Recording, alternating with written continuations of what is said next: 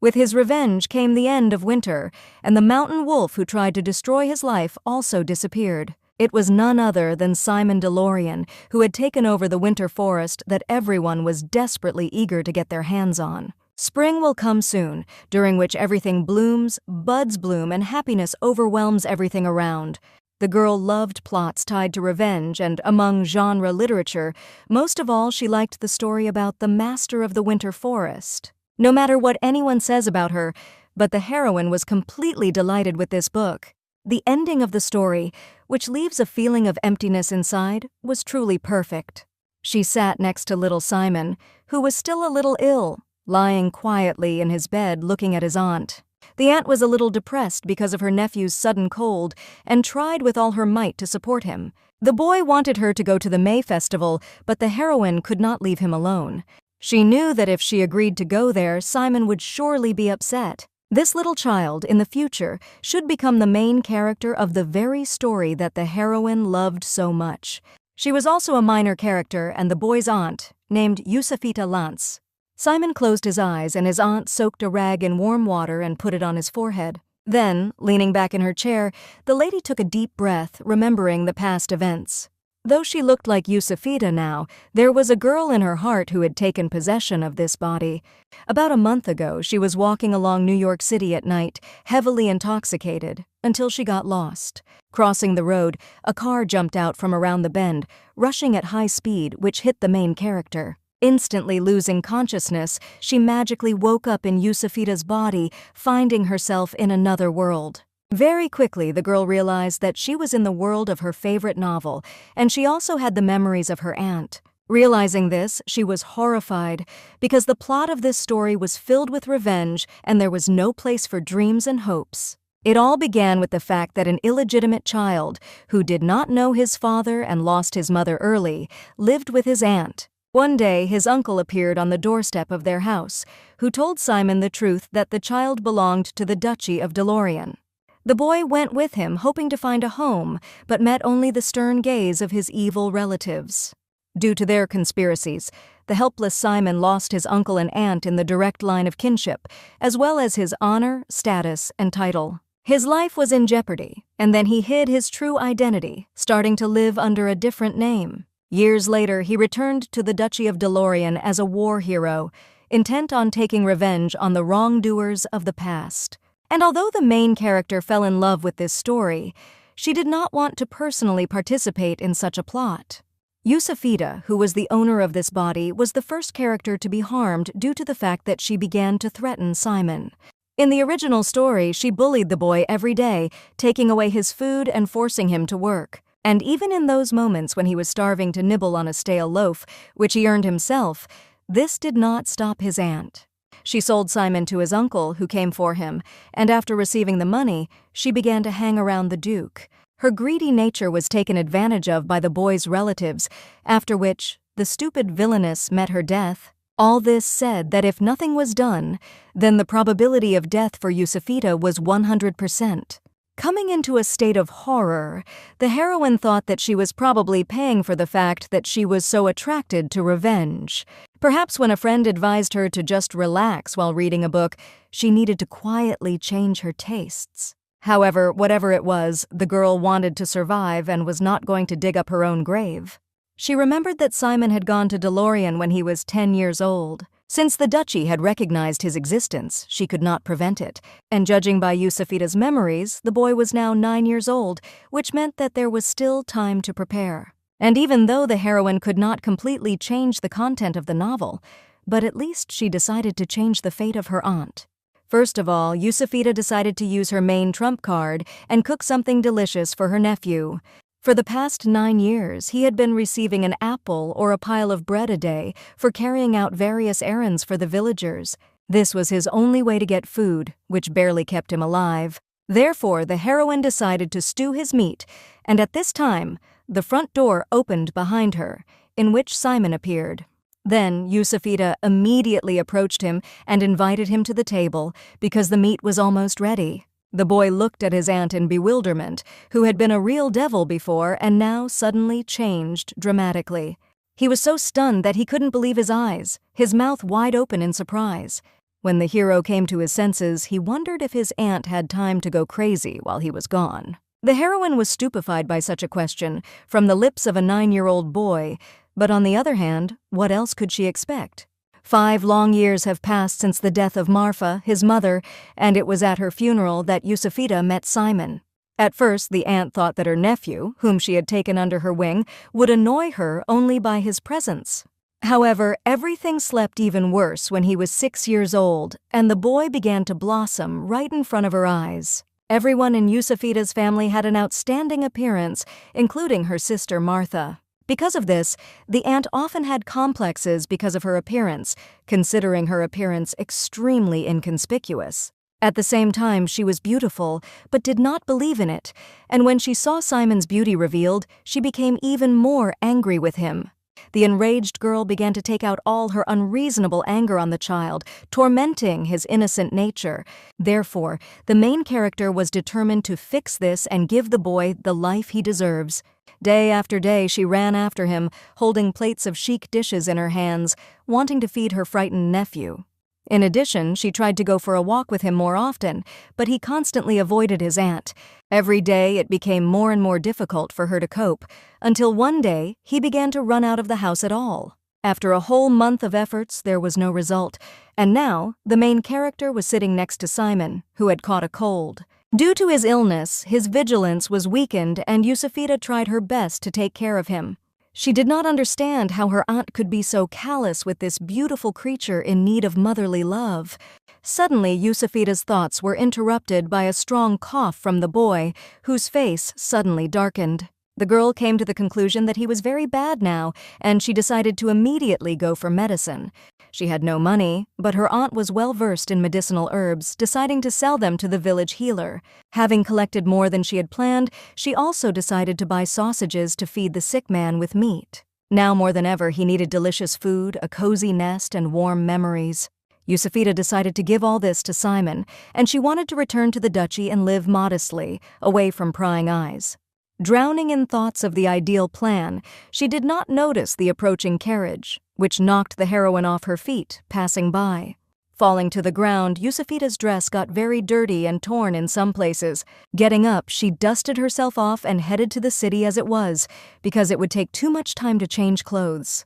She was indignant when she realized that even in this world, people on expensive transport were completely devoid of manners. Entering the city, the girl plunged into the bustle of pre-holiday preparations. Realizing that there was a high probability of stumbling upon Yusufita's acquaintances, the girl decided to finish and leave as soon as possible. After all, with her terrible acting skills, she will definitely not be able to play the character of an arrogant. Suddenly, a male voice called out to the girl from behind, making her shudder from surprise. A certain man, seeing Yusufita, decided to find out if she was still looking for a man today. This guy's name was Earl, and the heroine knew perfectly well that it was better not to have anything to do with him. Deciding to ignore him, Yusufita pretended not to notice his attempts to find out if she had her eye on the rich man who had arrived. Then the main character realized that it was probably about the shameless owner of the carriage that hid her in the forest. Earl was also perplexed to see the girl's tattered dress, but she just waved it off. Seeing that she did not react to his words, the guy gathered his strength and decided to clarify whether Yusufita had found a partner for the May holiday. Upon hearing in response that she would not go to the festival due to Simon's illness, Earl was taken aback, thinking that these were just excuses. After all this time she treated him like garbage, and the guy did not understand when she began to take care of her nephew. Yusufita was outraged because she had never used Simon as an excuse, and if she didn't want to, she would have said it bluntly. Shocked that only rudeness reaches this fabulous idiot, she began to leave, leaving the hesitant Earl alone. Suddenly she heard the quiet muttering of a guy behind her back, who did not understand who this bastard was pretending to be. In his opinion, this is why she is not yet married, and if the lady does not lower her bar, she will remain single. Approaching him tightly, Yusufita realized that this guy likes to poke his nose into other people's business. Judging by his attempts to woo her, he also has high standards, and maybe he should lower the bar? Earl shuddered at the surprise and stared at the heroine in silence, covered with a veil of terrible shame. Deciding to run away as soon as possible, he turned around and walked quickly in the opposite direction, gesturing furiously with his hands. In the book, when he met Yusufita, he could not even put two words together, so the heroine did not let him get away with such impudence. Furiously walking along the street, she accidentally crashed into a passerby, falling to the ground from surprise. Rubbing her bruised nose, she suddenly saw a stranger stretch out his hand, wanting to help her get back on her feet.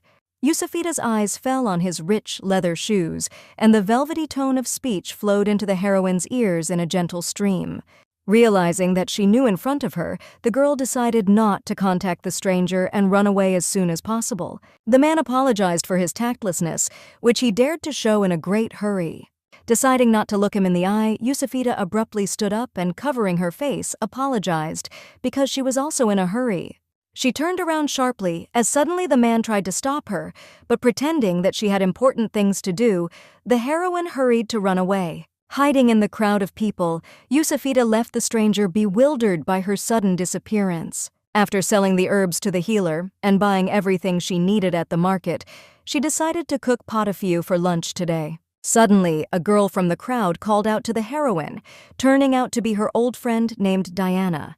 The girl was interested in what was in the hands of Yusufita, and then the heroine explained everything to her. Like the witch doctor, Diana was dismayed to learn that these were medicines for Simon, which Yusufit seemed to hate against. The main character found out that Diana recently wanted to flirt with an aristocrat, but he only asked where the Lanz family lived. This was Yusufita's surname, so the girl thought that the heroine managed to lure him to herself. It turned out to be a respectable man in a military uniform, and the main character did not understand at all what he needed in her house. The man's description was similar to Uncle Simon of the Duchy of DeLorean, but he was still a year away. Suddenly, Yusufita's face suddenly darkened. Her breath caught in her throat and the girl was horrified. Realizing the seriousness of the situation, she rushed to her home, leaving Diana in complete confusion. Rushing as fast as she could, she was shocked by this woman in whose body she was, and who did not even know the exact age of her nephew. As she finally approached the house, she saw Simon's uncle, Franklin DeLorean, already standing at the door. Yusufita froze in amazement, staring at the young nobleman, who at that moment turned to her. She didn't understand at all why the novel never mentioned that Franklin was so attractive. The man approached the girl, and then Yusufita realized that in addition to his unearthly beauty, he also had incredible height. His very stern look made the heroine tremble, but suddenly he bowed politely in greeting. Franklin was glad to have the opportunity to re-see Miss, whose first meeting had passed so fleetingly.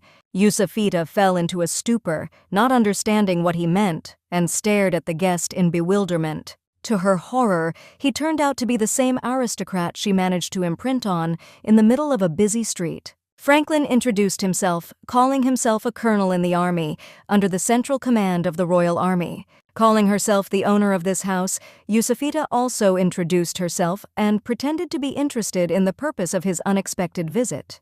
Then the man wondered if the young lady knew a certain Nicholas DeLorean. Having read this novel from beginning to end more than once, the main character really knew that it was Simon's father. However, according to the plot, Yusufita does not have this information, so she pretended that the guest probably had the wrong address. But Franklin knew for sure that if the Lance family lived in this house, then he was definitely not mistaken. Realizing that it would not be possible to just slap him, the main character invited the guest to come into the house. Franklin DeLorean was Simon's uncle on his father's side, who in the future should become the main support for his nephew. On the day of the start of the May festival in this village, he came to the Lanz house in order to pick up his nephew. Entering the house, he saw a boy suffering from fever, all alone. Yusufita, on the other hand, had fun all day at the festival, coming home only late at night. This infuriated Franklin, who realized that she was unable to take care of the child, and he wanted to take Simon even more. But the girl began to object because she believed that instead of enjoying her youth, she lived as a single mother. Being confident in her long suffering, she demanded monetary compensation from the aristocrat for the child. With a disdainful look of disgust at the lady, Franklin agreed to her condition. Throwing the bag of money on the floor in front of her, the hero ordered Yusufita to forget about Simon's existence. The incident left a deep spiritual wound in the boy's heart because his hopes about his aunt were not justified. Therefore, the main character, finding herself in the body of Yusufita, decided that this would not happen again. Sit him down at the table, the girl made him a decoction of herbs, a little overdone with the strength. She knew that during the conversation, she had to make it clear that she didn't want to shift the responsibility for Simon to other people. In addition, in no case should she divulge the information she knows about the affair, so you need to watch your words. First of all, she admitted that her last name was indeed Lans, but the heroine also pretended to hear Nicholas's name for the first time. However, Franklin knew that 5 years earlier, she had personally written a letter to his half-brother, informing him of his illegitimate son. Smiling, the girl noticed that it was quite late to respond to the letter, 5 years after it was sent. Sadly lowering his gaze, the hero did not deny his guilt because until now their family did not know anything about the child, since Nicholas hid him. The Duke died after falling from his horse and sorting through his belongings. Franklin found the same letter, finding out about the existence of the child. There was no information in the letter other than the name Lans, so it took so long to find Yusufita. The girl treated the guest with understanding, who himself was more of a victim of this situation and not at all its creator. Remembering the child, Franklin was glad to learn that he was now sleeping peacefully on the upper floor. Stuck to his fabulous beauty, the heroine remembered that in the novel, the boy was crazy about the hero who became his father and mentor. The guest also decided to find out who Yusufita herself is to Simon, which is why she was taken aback when she returned from reflection to reality. When Franklin learned that she was his aunt, he wondered where his mother was. As it turned out, 5 years ago she died due to an infectious disease, and having found out this, the hero bowed as a sign of respect. He was very ashamed of his older brother, who had acted very irresponsibly. However, the heroine believed that every family has its own black sheep, while realizing that in the Lans family, such was Yusufita herself. Nicholas was not married, and Simon was his only son, whom his grandparents were eager to see. Realizing that the girl was raising her nephew, the hero was ashamed to ask for this, but he would like to take Simon to DeLorean. This was the very decisive moment for which Yusufita was mentally preparing. First of all, it was necessary to remain calm, remembering that she was the boy's ignorant, caring aunt. Franklin should not have thought that she wanted to get rid of her nephew. Taking a deep breath, the heroine made a sad face, pretending to be shocked by such unexpected news. The hero understood her anxiety and wanted to make every effort to create a favorable environment for Simon in the duchy. Yusufita did not doubt his words at all, but it was difficult for her to give an answer now, because she had not even asked the boy yet. Now he was ill, but the girl had already taken the necessary medication and decided that Franklin could come tomorrow to see him. The hero was grateful for her concern for Simon and found her suggestion to be quite reasonable. When he returned to the carriage, he promised to visit them the next day, and Yusufita wished him a good journey. For a while, the heroine followed the carriage with her eyes, waiting for it to disappear from sight. Then, trembling all over, she collapsed to the ground, hoping that she had done everything right. Events developed much faster than expected, and Yusufita was one step closer to parting with her nephew. If Simon considers her a good aunt at the time of his departure for the Duchy of DeLorean, then she will be able to avoid his future revenge. In the evening of the same day, thanks to the purchased medicines, the boy quickly came to his senses and began to frantically eat the cooked food. Barely holding back her tears, Yusufita did not understand whether it was necessary to send this baby down such a thorny path. She did not tell him about Franklin's arrival yet, because tomorrow Simon would find out about everything himself. Today, the girl wanted to enjoy the short time they could spend together. But even so, the thoughts of parting tormented her soul, because they had just begun to get closer, and couldn't her nephew just stay here? At the same time, Yusufita understood that the DeLoreans would not give up on the boy and she would not be able to resist them. In addition, the heroine surrounded him with care only a month ago, and there was no excuse for how the canonical aunt treated him before that. Simon stared thoughtfully at his aunt, lost in thought, wondering why she wouldn't start eating. Hearing this question, the main character's face changed dramatically, and, smiling at her nephew, pretended that everything was fine. She began to mentally reproach herself for being too limp, because this could make the situation even worse. Deciding to play with him for the last time, the girl began to tug at the boy's cheeks, rejoicing at his excellent appetite. It was their last evening together, and the next morning, as expected, Franklin DeLorean arrived. Simon looked at the unexpected visitor in disbelief, and when he learned that it was his uncle, he froze in amazement. Yusufita did not understand why he suddenly fell silent, hoping that he would still greet his long-awaited relative. But the boy saw that their appearances were radically different, so he did not believe in his kinship with this man. The girl understood that his doubts were indeed justified, but on the other hand, she was also his relative, although they differed in appearance. After that, Simon shouted that it was completely different, and in his eyes, Yusufita read a worldwide resentment. Seeing such a reaction, the main character felt sick because the events developed in a completely incomprehensible way. Franklin hastened to explain that he and his father were also of different appearances, because one went after his father and the other like his mother. Although it was a strong argument, the boy still looked away incredulously. Then his uncle decided to show him the locket with his father's portrait. When I opened it, there was indeed a picture of Nicholas who looked like 2 peas in a pot of water like Simon. Fascinated by the handsome Duke, Yusufita found it not surprising that he had won the heart of her sister Martha. But even after this obvious proof, the nephew stubbornly stared at the floor, not wanting to accept such a reality. Then his aunt tried to reason with Simon because the DeLoreans were well off, and if he went there, he would be able to eat meat every day. The boy wondered what would happen to his aunt in this case, but Yusufita had to stay at home. The boy's care touched the heart of his aunt, who was glad that she was able to get closer to him, and they would part on such a wonderful note. Suddenly, Simon rushed at the girl, gripping her tightly in his arms and calling her Mom, which made everyone stunned. Franklin froze in place, his eyes wide open, and Yusufita almost fainted from shock. First of all, she could not understand why the boy called her mother. After all, she was his aunt. But Simon continued to shout the word mother and clung to the main character more and more. He was ready to continue to call her aunt, only on the condition that she did not leave him to the mercy of fate. Franklin was confused because he was sure that it was Martha who was Simon's mother. Yusufita completely agreed with him and did not understand at all why the young nephew was doing this to her. The Duke still didn't understand anything, but due to the new circumstances, he couldn't take only the boy.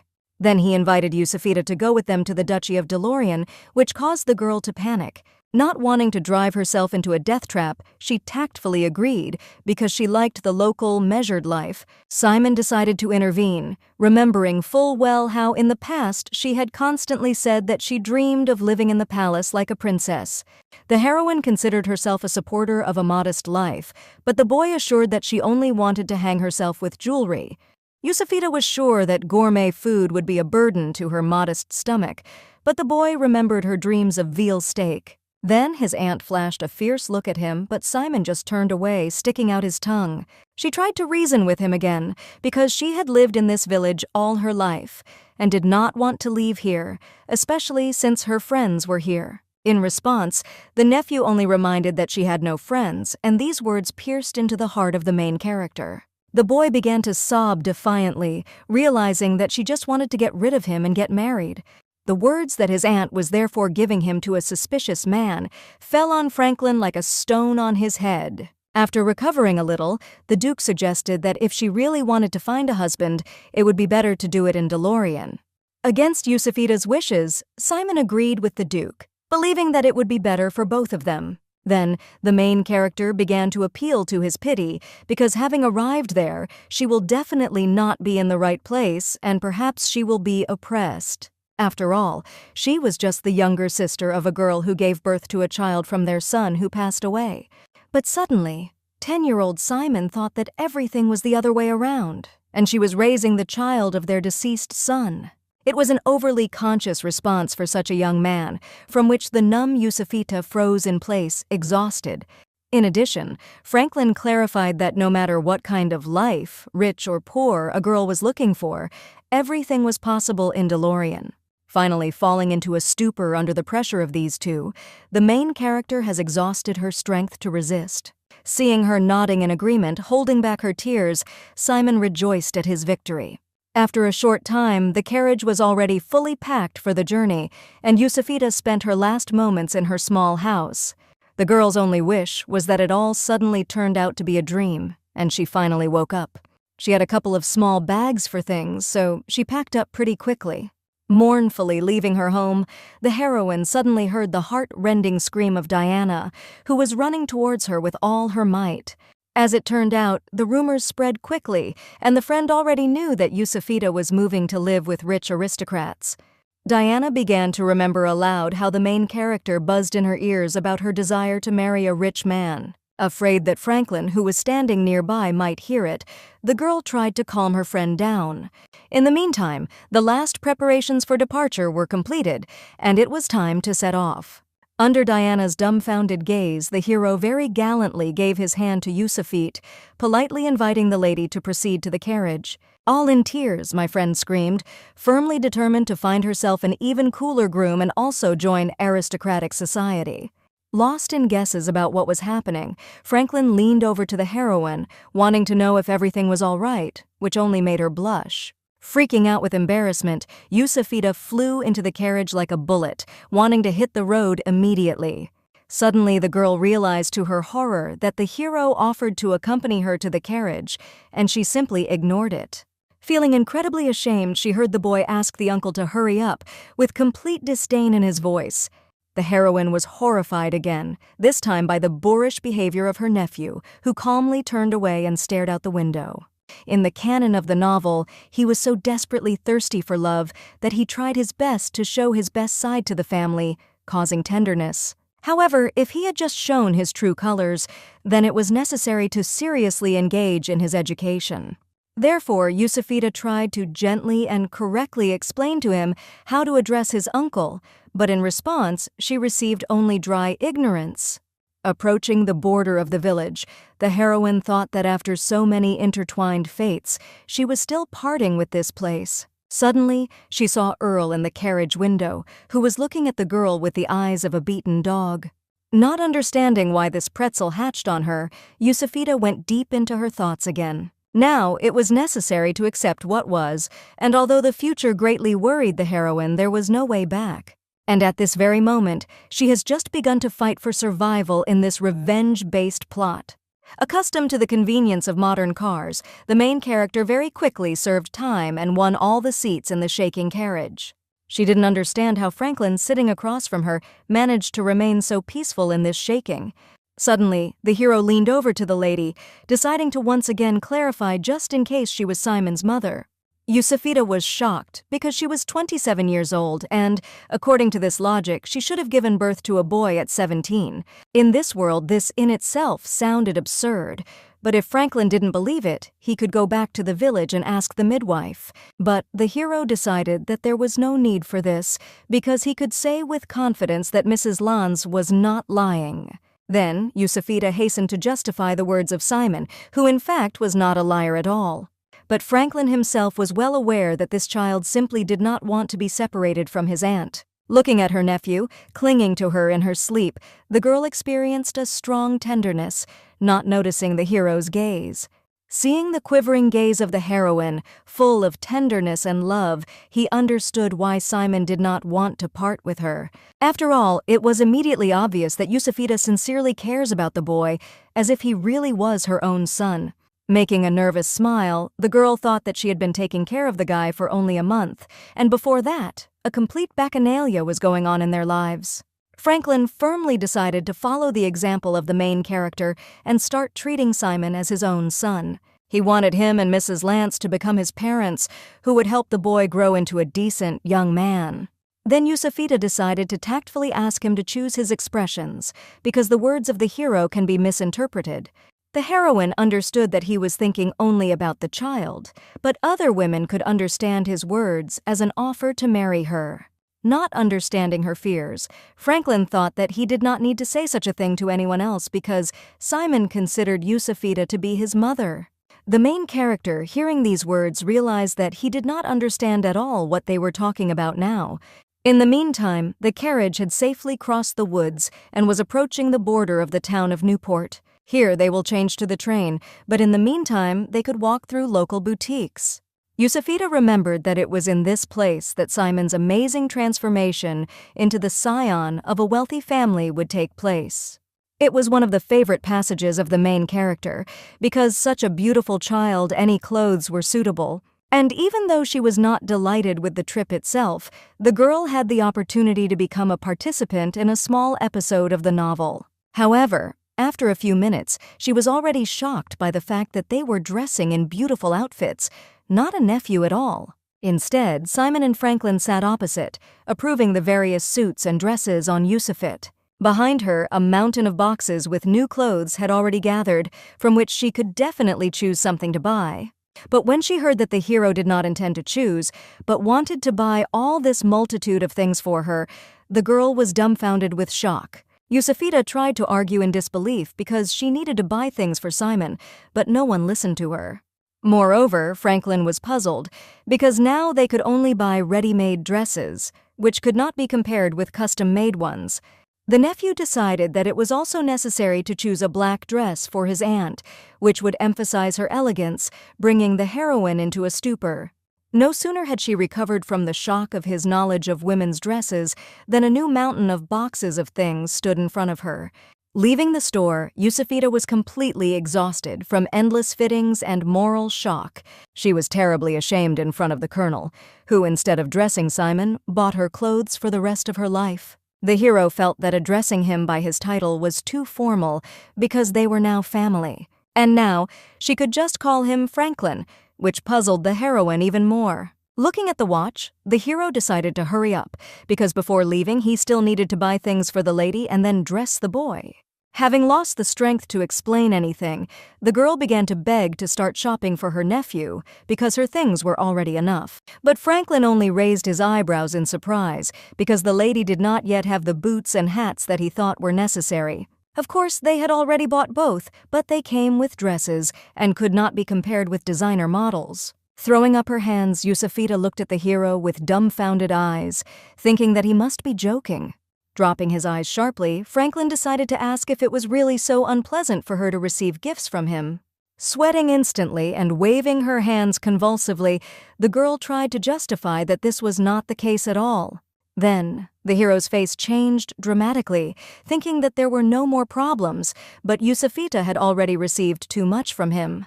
Having finally understood the deep essence of her experiences, Franklin did not want her to feel obligated, because for him it was a trifle. After that, without waiting for an answer, he turned around and walked, leaving the heroine in complete confusion. She suddenly realized that she had just witnessed the self-centered behavior of an aristocrat. Since the novel is narrated from Simon's point of view, the girl has so far perceived him as a mature and straightforward person. Simon was also looking at him with a different look than in the canon of history, as if he still didn't trust him. Only a few moments passed, as it seemed, and a giant mountain of boxes with things towered in front of Yusufita again. But most of all, she was amazed by Franklin, who read that this would be enough for the first time, but there would definitely be something to choose from in the capital. Finally, Simon's finest hour came and the heroine could not believe her happiness. In her fabulous dreams, she had already seen how she gave the boy a lot of chic costumes to try on. Seeing two suits aside, red and green, she immediately hurried to draw her nephew's attention to them. Yusufita was full of vitality and a desire to dress the boy in something stylish, but Simon remained unfazed. To the horror of the main character, he resolutely wanted to choose his own clothes. But what was even worse, he decided to try on a classic gray jacket, in which there was nothing touching and charming. His aunt decided to intervene, immediately presenting him with a dazzling jacket of bright red, decorated with gold inclusions and rhinestones. At the sight of this piece of design art, Simon was shocked, and Franklin coughed, holding back a chuckle. Making a straight face, he flipped through the newspaper, noticing the originality of this outfit. The boy wanted something more classic, and the boutique employee was shaking in unsuccessful attempts to hold back his laughter. Yusufita was taken aback, not understanding whether her taste in clothes was really so strange.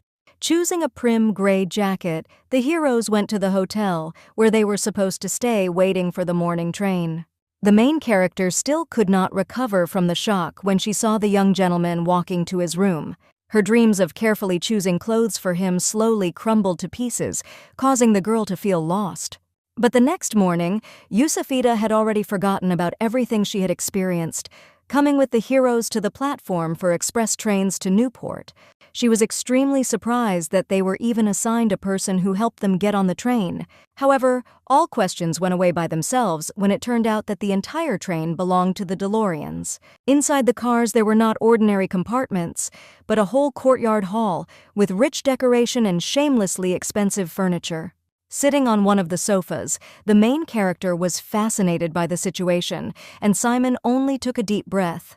He was more interested not in the interior, but in how this huge cart managed to move without a horse. In the canonical plot of the novel, delighted by the unprecedented miracle of technology, he begged his uncle to look around a little here. However, now, his behavior was very different, and the boy was sickeningly calm and humble. Yusufita thought that he must be holding back his emotions because he felt uncomfortable in Franklin's presence. Then she decided to provoke him a little by asking if Simon wanted to take a look at the train a little.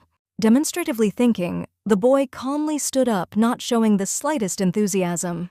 The uncle showed his nephew the direction to the control room and the driver's cab, specifying that since the train was moving, it would be busy. But Simon considered himself quite old and decided that he did not need such childish parting words. When he left, Yusufita hastened to explain to Franklin that the boy did not behave this way because he did not like his uncle.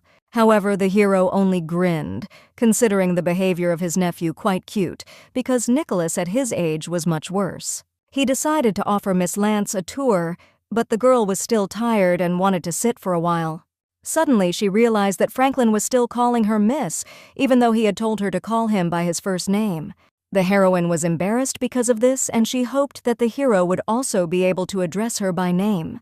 Franklin was surprised by such an unexpected turn. However, Yusufita, on the contrary, considered it quite natural. In general, she was shocked that he still did not call her by name, because there was no such request from her side. After thanking the heroine, the hero admitted that he was a little excited as they gradually became closer. From the suddenness of what was said, the girl was completely confused and looked at Franklin in bewilderment. First of all, such a phrase is usually accompanied by a smile, but the man's face remained serious.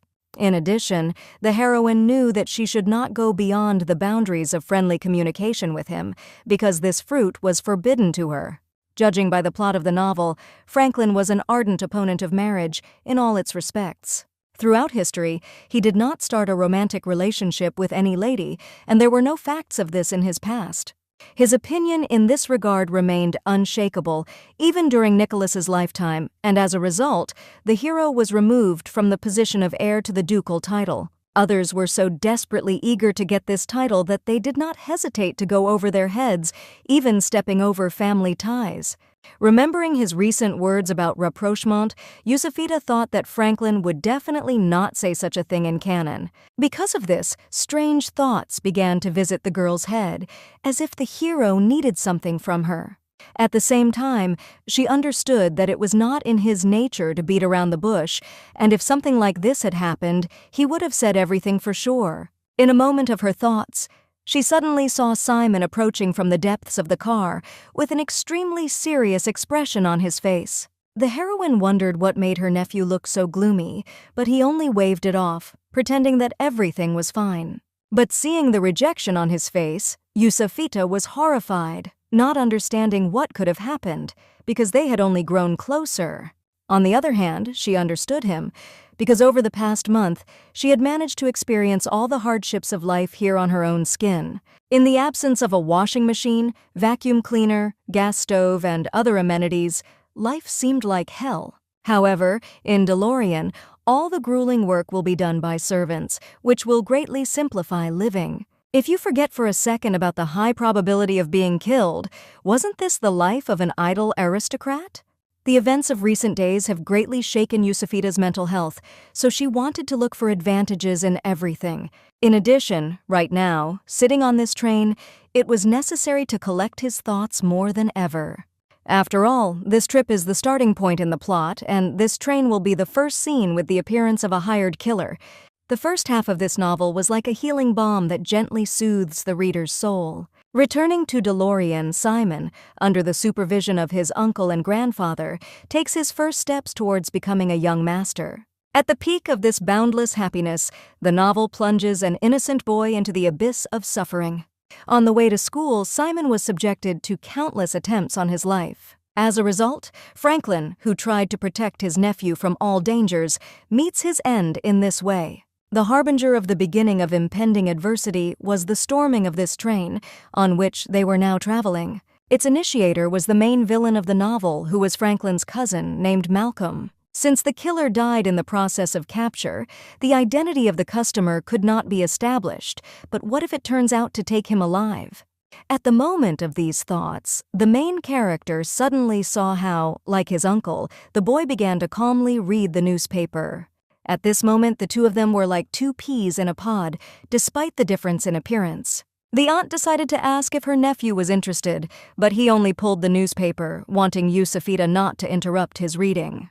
From his very important and adult appearance, the heroine came into the deepest tenderness, unable to hold back a smile. Suddenly she realized that Simon seemed to be able to read, and she stared at the boy in bewilderment. Yusufita did not understand when he learned this, because her nephew had never even told her about it. Suddenly embarrassed, Simon began to mumble something about being able to make out letters and just watching. According to his aunt's recollections, he could not even read properly because she did not educate him. There was a small episode in the novel in which the boy was taught to read in DeLorean. When Yusufita learned of his unexpected skill, she wanted him to read to her a little about the contents of the newspaper. Before that, he looked quite at ease, but now he was extremely focused. Gathering all his will into a fist, he suddenly began to read about the shattered dreams of his mistress and the truth about the death of Nicholas DeLorean. At first, the heroine decided that the boy was playing around, but Simon read in all seriousness. Then Yusufita asked to give her the newspaper, not understanding in which publication such gossip was published. Having run through several scandalous articles with her eyes, the girl was dismayed that the eyes and mind of her nephew were subjected to such reading. She didn't understand at all how such a yellow press ended up in this place at all. Franklin agreed that the paper's reputation was questionable, but still, many aristocrats loved it and could simply forget it here. But even so, he was there and could have put the newspaper out of sight because it was disastrous to Simon's moral development. Realizing that all the local nobility had grown up on such articles, Franklin nevertheless decided not to argue with the enraged aunt. Putting the newspaper aside, Yusufita found a lovely-looking book with children's fairy tales, happily handing it to her surprised nephew. Taking it in his hands, Simon looked disgustedly at the cover, on which a flying pink elephant rushed into the arms of his friend. Seeing that he was clearly not delighted with the gift, Yusufita thought that this was why children should not be exposed to scandalous media. To be sure, she threatened that she would later check how much the boy had mastered the content of the book, to which he reluctantly nodded. Seeing that Simon began to open the book, the girl tried to stealthily grab the newspaper lying next to her. In it, she read that the eldest son of the DeLorean family, Nicholas, bathed in luxury and female attention, having many admirers. However, he suddenly passed away and his younger brother Franklin became the next candidate for the Duke. But unfortunately, it was out of reach, because the royal family's contract for the right to build the railway was still valid. It was the privilege of building the railway, apparently, that caused the conflict. It hasn't been long since railways began to be built in this world. The royal family has issued highly restrictive rights to build it. As a result of a fierce battle, the DeLorean family took possession of a full license. This happened thanks to the current Duke of DeLorean and Simon's grandfather, named Valentine. He agreed to marry the princess because one of the conditions for obtaining a license was that the heir of the Duke must have royal blood. However, almost immediately after the birth of Nicholas, the princess unexpectedly died. After that, her former lady-in-waiting became Valentine's new wife, taking the place of the Duchess and giving birth to a son, Franklin. But there was not a drop of royal blood in him, and now the only heir in whom it flowed was Nicholas's illegitimate son, Simon. The question flashed in the newspaper every now and then, whether the Duke of Valentine would marry again, or his youngest son would become engaged to another princess. If Simon did not become the heir, then both of these options were very likely. In addition, the second unmarried princess was in close contact with Franklin DeLorean, who was serving military service in the capital. Although on the one hand it was hard to believe in the truthfulness of what was written, it was really fascinating. But before Yusufita had time to read to the end, suddenly the newspaper flew out of her hands, bringing the girl to a stupor. Holding in his hand what his aunt said was immoral reading, the boy did not understand why she read it so enthusiastically. But with a straight face, Yusufita reminded her that she was already an adult aunt, so everything was fine. Simon was not satisfied with the answer, and his nephew began to flee rapidly, taking the newspaper with him. His aunt did not chase him, asking him to return the reading on his own, because she had been investigating so diligently. Accidentally saying it out loud, she saw Franklin's puzzled look, who did not understand what kind of investigation he was talking about. Karia was punished for her indiscretion. The girl had to admit that she wanted to find out what kind of atmosphere reigned in DeLorean. But the hero knew that such yellow press knows only the tip of the iceberg and embellishes a little, so you should not believe it. Instead, Yusufita could have asked Franklin himself about everything she was interested in, from which the heroine was stunned. Realizing that he would really be honest with her, Yusufita decided to clarify how far his negotiations about the wedding with the princess had gone. Clearly not expecting such a harsh question, the hero frowned, giving his face a menacing look, which frightened the girl. The atmosphere heated up sharply, and lowering her head, the main character felt Franklin's gaze on her. He wondered if the girl had read this information in the newspaper, to which Yusufita hesitantly agreed. However, the hero could not believe this because, as he said earlier, it was an unreliable source of information. Then the heroine smiled that it said about the rights to build a railway, which led to the conclusion that she was married to a monarch. She knew that if he married a member of the royal family, that would be the best way to keep Malcolm at bay. The current Duke of DeLorean is already over 60. Besides, his wife is in good health, which means that marriage is not an option for him. But his son Franklin had no desire to become an heir, and he had no intention of marrying. If the hero refuses to be engaged, then in the DeLorean family, someone else will have to marry a member of the royal family. The man of the right age to marry and the closest in kinship was Malcolm Nurmstrong. He was constantly drowning in dreams of Nicholas dying and Franklin refusing to marry, because then the inheritance would go to him. But with the advent of a blood heir, who was Simon, all Malcolm's dreams and hopes were shattered. The villain was so obsessed that he could not cope with his vanity, and he was fixated on getting rid of little Simon. If the situation had initially turned out differently and Franklin had married the princess, then Malcolm would have made enemies among the monarchs. And he wasn't stupid enough to go against them, so Yusufita wanted to nip his ambitions in the bud.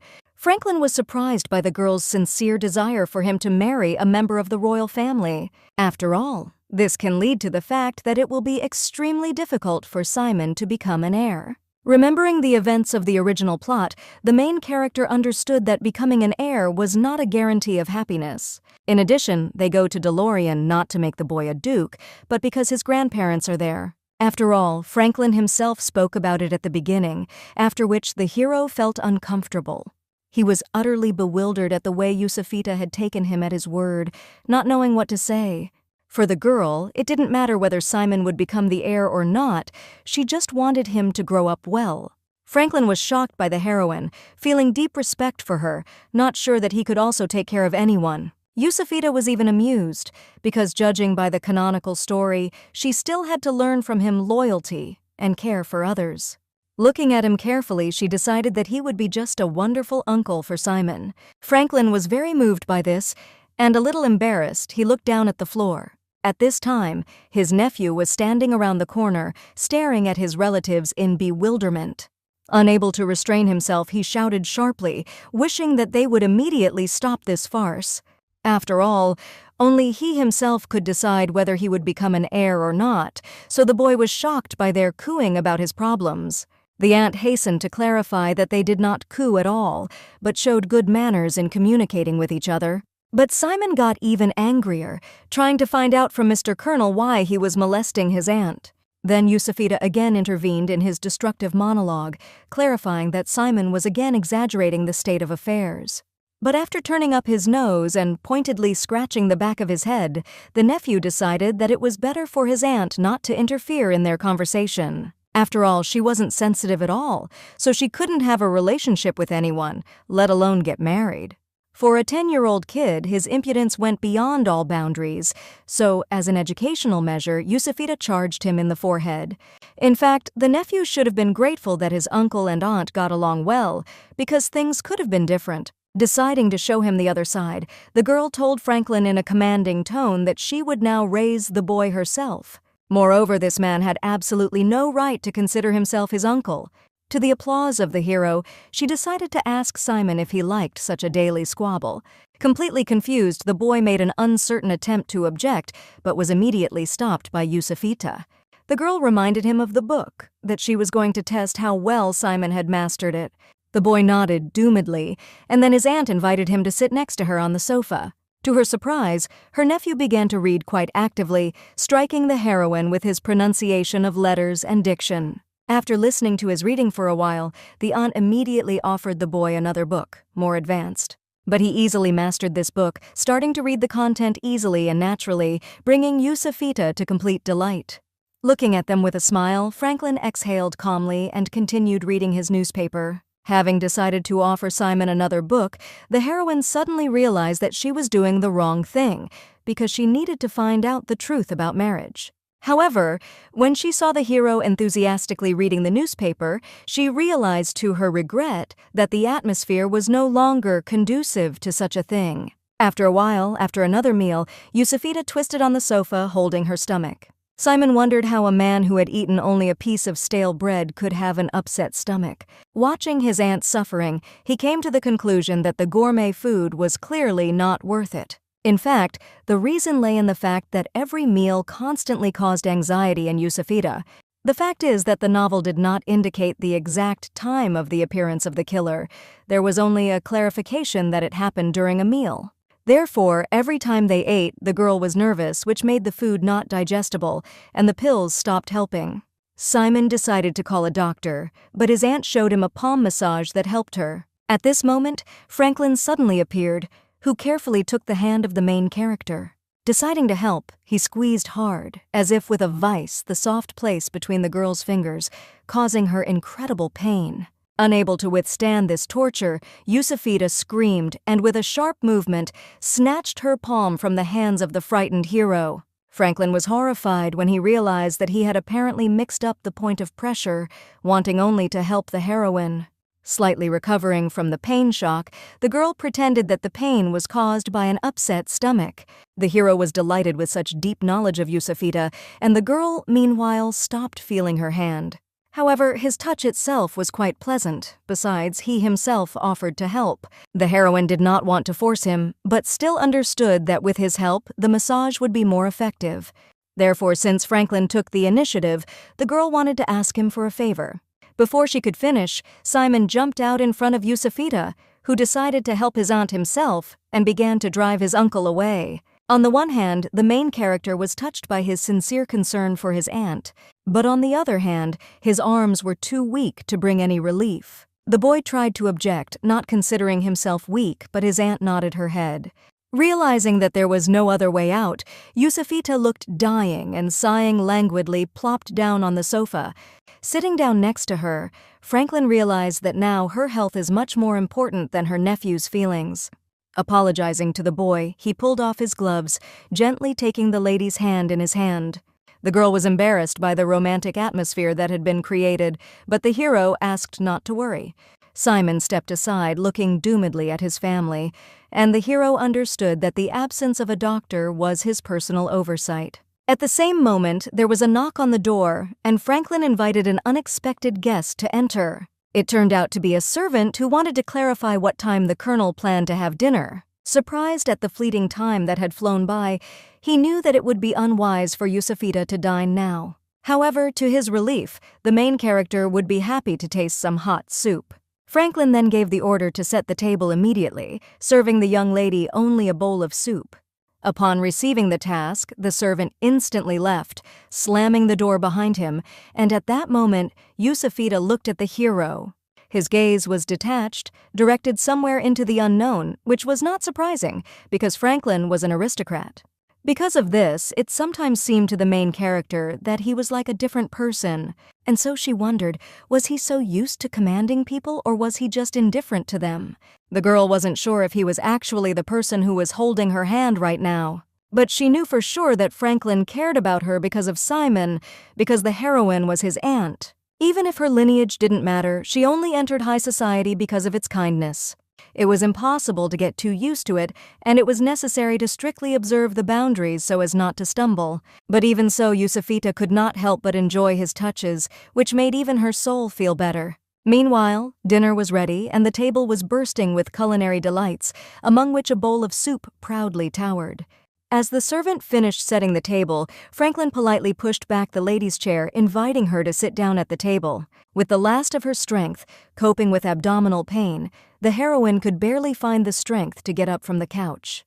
Due to the general condition of the body, Yusufita's appetite completely disappeared, but the girl still decided not to give up the soup. As soon as she was about to go to the table, the heroine suddenly felt a small hand grab her dress. Turning around, she saw a wary Simon who was staring ahead without blinking.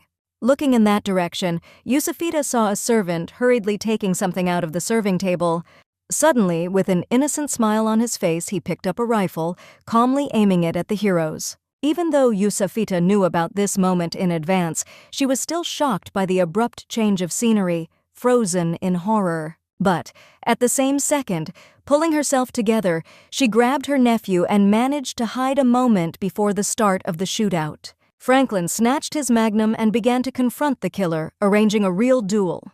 Hiding behind the sofa, the main character closed her eyes in fear, holding Simon tightly to her. Forcing herself to open her eyes, the girl tried to calm down, remembering that this moment ended quite well in the work. In any case, whatever happened, the fate of this killer was to die from Franklin's shot. However, he could not have been killed, otherwise it would not be possible to prove the connection between the killer and Malcolm.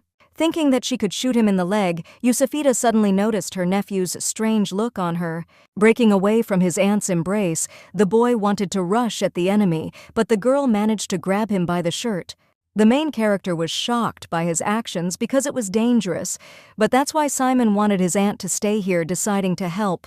Making a sharp jerk, the boy again broke free from her hands and rushed at his opponent. The killer was greatly puzzled to see Simon running at him, starting to turn his rifle in his direction. Aiming, he pulled the trigger, but suddenly there was a click, indicating that he had run out of ammunition. After a moment's stupor, the enemy barely managed to dodge Simon's furious attack, which was struck by a devastating blow with a table knife.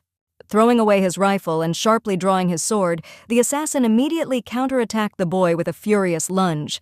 At this moment, holding the magnum at gunpoint, Franklin tried to find the right moment to neutralize the enemy and avoid hitting Simon. Yusufita watched in confusion, not understanding where her nephew suddenly got a knife. Enraged by this snot, the killer swung sharply, delivering a crushing blow, which Simon managed to block. But unable to cope with the strength of the attacker, the boy flew to the side, plopping down on the floor and dropping the knife from his hands. Mad with fear, the aunt desperately rushed to her nephew, wanting to protect him. Crouching down next to Simon and hugging him, she seemed to have completely forgotten about the assassin, who was already raising his sword over her head.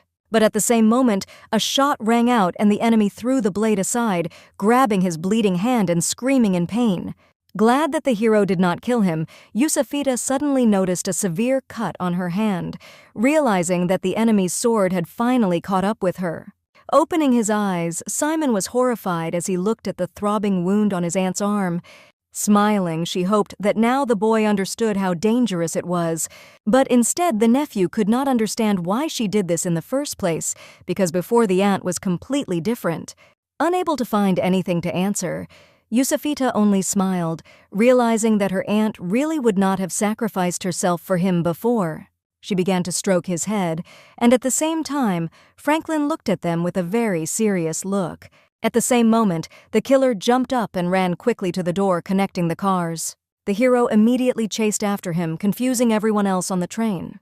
Hearing the shots, Yusufita immediately ran to the door, shouting to the hero that they needed the enemy alive. Franklin was perplexed by her appearance, wanting her to get back inside as quickly as possible.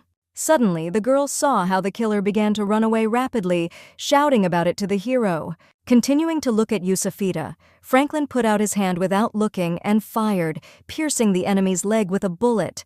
However, the killer was still able to get up and headed for the exit from the train, surprising the heroine with his stubbornness. Franklin aimed again and fired, but suddenly the magnum made a click, announcing an empty clip. The enemy continued to slowly walk towards the exit, and not wanting to miss it, Yusafita began to frantically search for something to stop him. Grabbing a pepper pot, the girl rushed to the killer, stupefying everyone around her.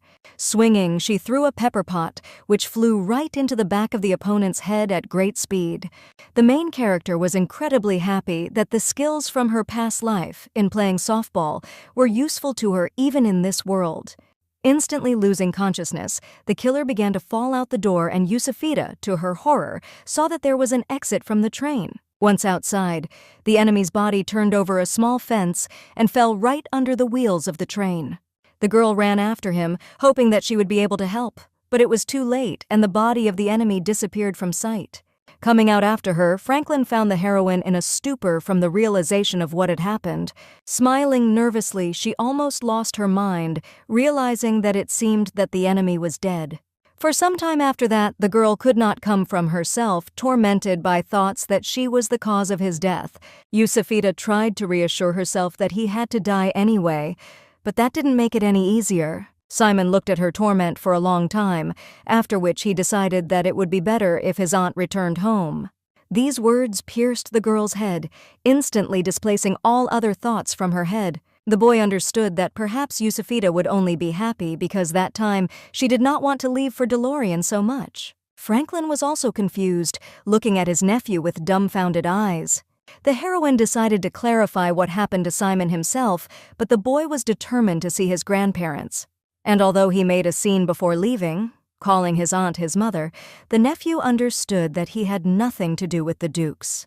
Yusafita was stunned because he himself wanted to go with him and dragged her with him, but as it turned out, Simon suddenly changed his mind.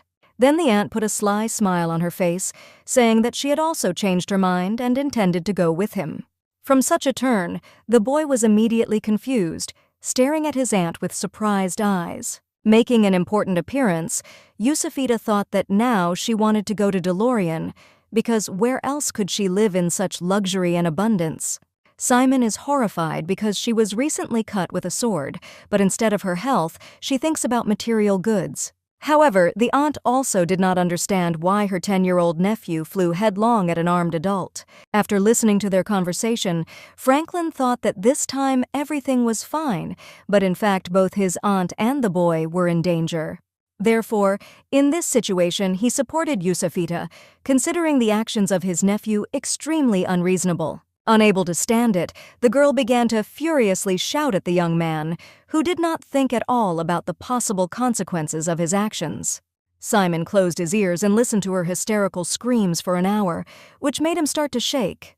Exploding under her onslaught, he began to shout back, thinking that he had taken her with him, not thinking about the possibility that something like this could happen. Turning away embarrassedly, he remembered that he had taken his aunt with him so that she would not need anything else. But it was not his plan that she would endanger her life, so the boy wanted her to return immediately. After that, Yusafita fell silent, looking down at the bandaged arm, realizing that she had really hurt herself because she had gone with him. In fact, there was an incredible fear inside her, and the longer she stayed with the heroes, the more at risk she put her life at risk. The intricacies of fate are very unpredictable, and no one knows what would have happened if their lives had not been connected from the beginning. After all, she could have just run away from Simon when she realized that she was in a novel, and this could help escape the shackles of the plot. However, in the end, the main character stayed because she felt sorry for leaving the child alone. In addition, left alone in the whole world, the girl would definitely feel unhappy. Yusafita knew that now, at this very moment, this was her last chance to change her mind. Franklin and Simon stared intently at the heroine, who was immersed in the abyss of her thoughts. Suddenly, she turned to her nephew, thinking that he was right, and Simon thought that his aunt would go back to the village. However, remembering how the boy himself called her mother, the girl decided to go with him and give her nephew motherly love. During this trip, the main character received a lot, ranging from luxurious dresses to remorse. The only shackles holding her back from returning home were the fates of Simon and Franklin. There were no guarantees that the girl would be able to influence the outcome of events, and in the end, everything could turn into the original ending. However, there were chances that the hero would survive, and the nephew would not be broken by the emotional wounds received on the thorny path. Thinking about the fact that during this time, these two fell in love with her very much, the girl suddenly said her thoughts aloud. Simon and Franklin looked at her in confusion, and his nephew decided to clarify what his aunt meant. However, as his mother, if she was by the boy's side, it would be easier for her to do something if there was another assassination attempt. Perhaps everything would have been different if she had remained as an aunt, whose powers are noticeably limited, but now it is as it is. Simon knew that doing so would put herself in even greater danger, to which his aunt, with a straight face, asked them to protect her. Shocked by the girl's words, a bewildered Simon turned to his uncle, wanting this mister to reason with Yusufita. Looking carefully at the heroine, Franklin, to the boy's horror, decided that this was quite a good idea. Then Simon was completely taken aback, staring at him with stunned eyes and frozen in amazement. After all, if the aunt becomes his mother, then she will be related to the hero's brother, and the child did not understand whether this is normal at all. Confused, Yusufita did not understand at all what he meant by this. But suddenly she wondered what Franklin thought about their relationship, because the girl was ashamed of the fact that she was inventing too much. However, the hero did not understand why he should be concerned that Yusufit would receive the status of his brother's woman. Comments on this were superfluous, and the girl immediately descended from heaven to earth, and Simon was extremely shocked by his carelessness. In addition, Franklin believed that, as Yusufita had said, if a dangerous situation arose, they should protect her. Rejoicing at the hero's decision, the girl pounced on her nephew, not understanding where he picked up such nonsense. Also, the main character wanted the boy to finally overcome himself and call her his mother. Simon's face showed an incredible fear that he would freeze in horror, staring at his aunt. Yusufita began to insist on her request, causing Simon to wave his hands, begging him to stop. However, the heroine was sure that he should get used to calling her so that in the future he would not make a mistake. But Simon was sure that even without training, he would be able to call her mom like last time. The girl was very happy for him, but at the same time she understood that since this was the case, then it would not be difficult for him to call her that even now. Yusufita was standing with her back to the window and suddenly noticed a strange glow on her nephew's body. Turning around, she saw outside the window winter landscapes of unprecedented beauty, along which the DeLorean Express was rushing. Snowflakes, the size of a palm, swirled in an indescribable dance, making the main character fascinated by them. She wanted her nephew to come to the window and take a look, but he just snorted coldly that he had seen enough. Yusufita recalled that in her native village there was little snow even in winter, and here it was snowy even in spring. And she knew for sure that little Simon was also seeing snow for the first time, to which he again coldly agreed. Then the girl began to think, because in the work the nephew was so excited by the winter views that even his ears turned red. Yusufita smiled broadly, realizing that he just wanted to seem grown up since his aunt was here. Unable to restrain her admiration for this cute creature, she began to frantically tug at the hair on the boy's head, which made him blush. Meanwhile, the train began to slow down, approaching its destination. Putting on an elegant and warm coat, Yusufita stepped out of the car, surrounded by snowflakes that looked like tiny stars. But suddenly feeling a strong wind, she sneezed loudly, her whole body shuddering. Despite the beauty of the winter landscape, the girl was not completely sure that she could survive in this frosty land. Her thoughts were interrupted by a call from Franklin, who was supervising the servants unloading their belongings. Seeing the colossal amount of luggage, most of which was taken up by her new things, she wondered what they would take to DeLorean. As it turned out, just before leaving, the hero sent a telegram, and upon arrival, they should be met. Following him, the main character was surprised that telegrams are still used in this world. As he walked out to the gate of the train station, Franklin was pleased to see that their escort had arrived just in time. A man in a brown coat happily greeted the guests and invited them to get into the carriage. He was extremely excited by their arrival, realizing that the Duke and Duchess could not wait to meet the heroes.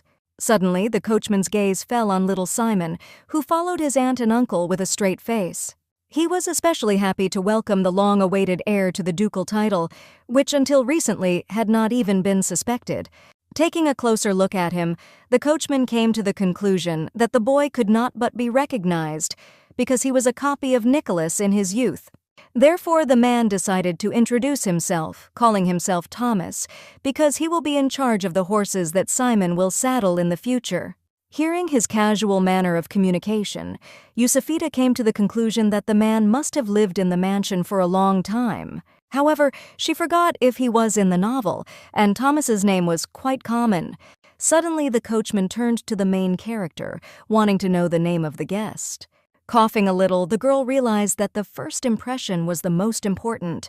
Making a friendly look, the main character introduced herself as Yusufita Lance, being very happy about this meeting. Arriving at the capital of the Duchy of Delorian and reaching the Duke's palace, the spectacle began from that moment. Realizing that they were on the battlefield, the girl hoped with all her heart that it would be possible to change the genre of the novel. The servants greeted the heroes, bowing to them and inviting them to go to the roof of the palace. As she surveyed the scenery around her, Yusufita thought that was how she had imagined the place. And looking at the unshakable image of Franklin, the girl realized that he fully justified the name of the DeLoreans. Although the hero did not show affection for his family, but as a noble aristocrat, he worthily bore his surname. Seeing the heroine's gaze on him, Franklin was surprised, thinking that he had something on his face. Rounding her eyes, the girl shook her head, deciding that she was just looking at his unearthly beauty. Franklin was taken aback by such a casual statement and nearly slipped. Not understanding why he looked so serious, Yusufita just wanted to joke. After that, the hero generally fell into a stupor, and the heroine realized that jokes do not work with this person. Moreover, it is quite possible that in his aristocratic family, not only Franklin was devoid of a sense of humor. In the palace, not far from the entrance, stood the hero's mother and the current duchess, looking at those who entered with a stern look. Her name was Muriel, and in all her appearance she exuded incredible coldness, as if she were the personification of winter. Bowing to her as a sign of greeting, the main character could hardly stop the trembling in her body. Muriel was a lady-in-waiting to the princess, who became Nicholas's stepmother, and was also Franklin's mother. By coincidence, after the death of Her Highness, a person was needed who would raise Nicholas as his own son. Muriel was the most devoted maid of honor of the princess, so she was chosen, and it was a marriage for political gain. At least everyone thought so, however. Duke Valentine loved the girl very much and cared for her. His love was so strong that others began to doubt whether Her Highness's death was not deliberate. Remembering that this moment was never revealed, Yusufita and the heroes approached Muriel. The Duchess had been informed in advance of their arrival, so dinner was ready, and she invited everyone to the table. Keeping in mind that to them she was only a daughter-in-law who had suddenly appeared, the lady knew that this would be more of a meeting than a meal. After all, in her opinion, an ordinary commoner who did not have a secular education clearly did not correspond to their level. In addition, Muriel showed more concern for her stepson, who was a copy of the princess, than for her own son Franklin. To take care of 2-year-old Nicholas, she even handed over her infant son to a nanny. And if they suspect that Yusufita is using Simon to raise her social status, she will have nothing to say to her. Realizing that there was a thorny path ahead, the main character dreamed of going out on a gravel road. A few minutes later, she was sitting at a banquet table, piled up with exquisite dishes, surrounded by the DeLoreans. Duke Valentine himself sat in the center of the table, enjoying his meal with a straight face.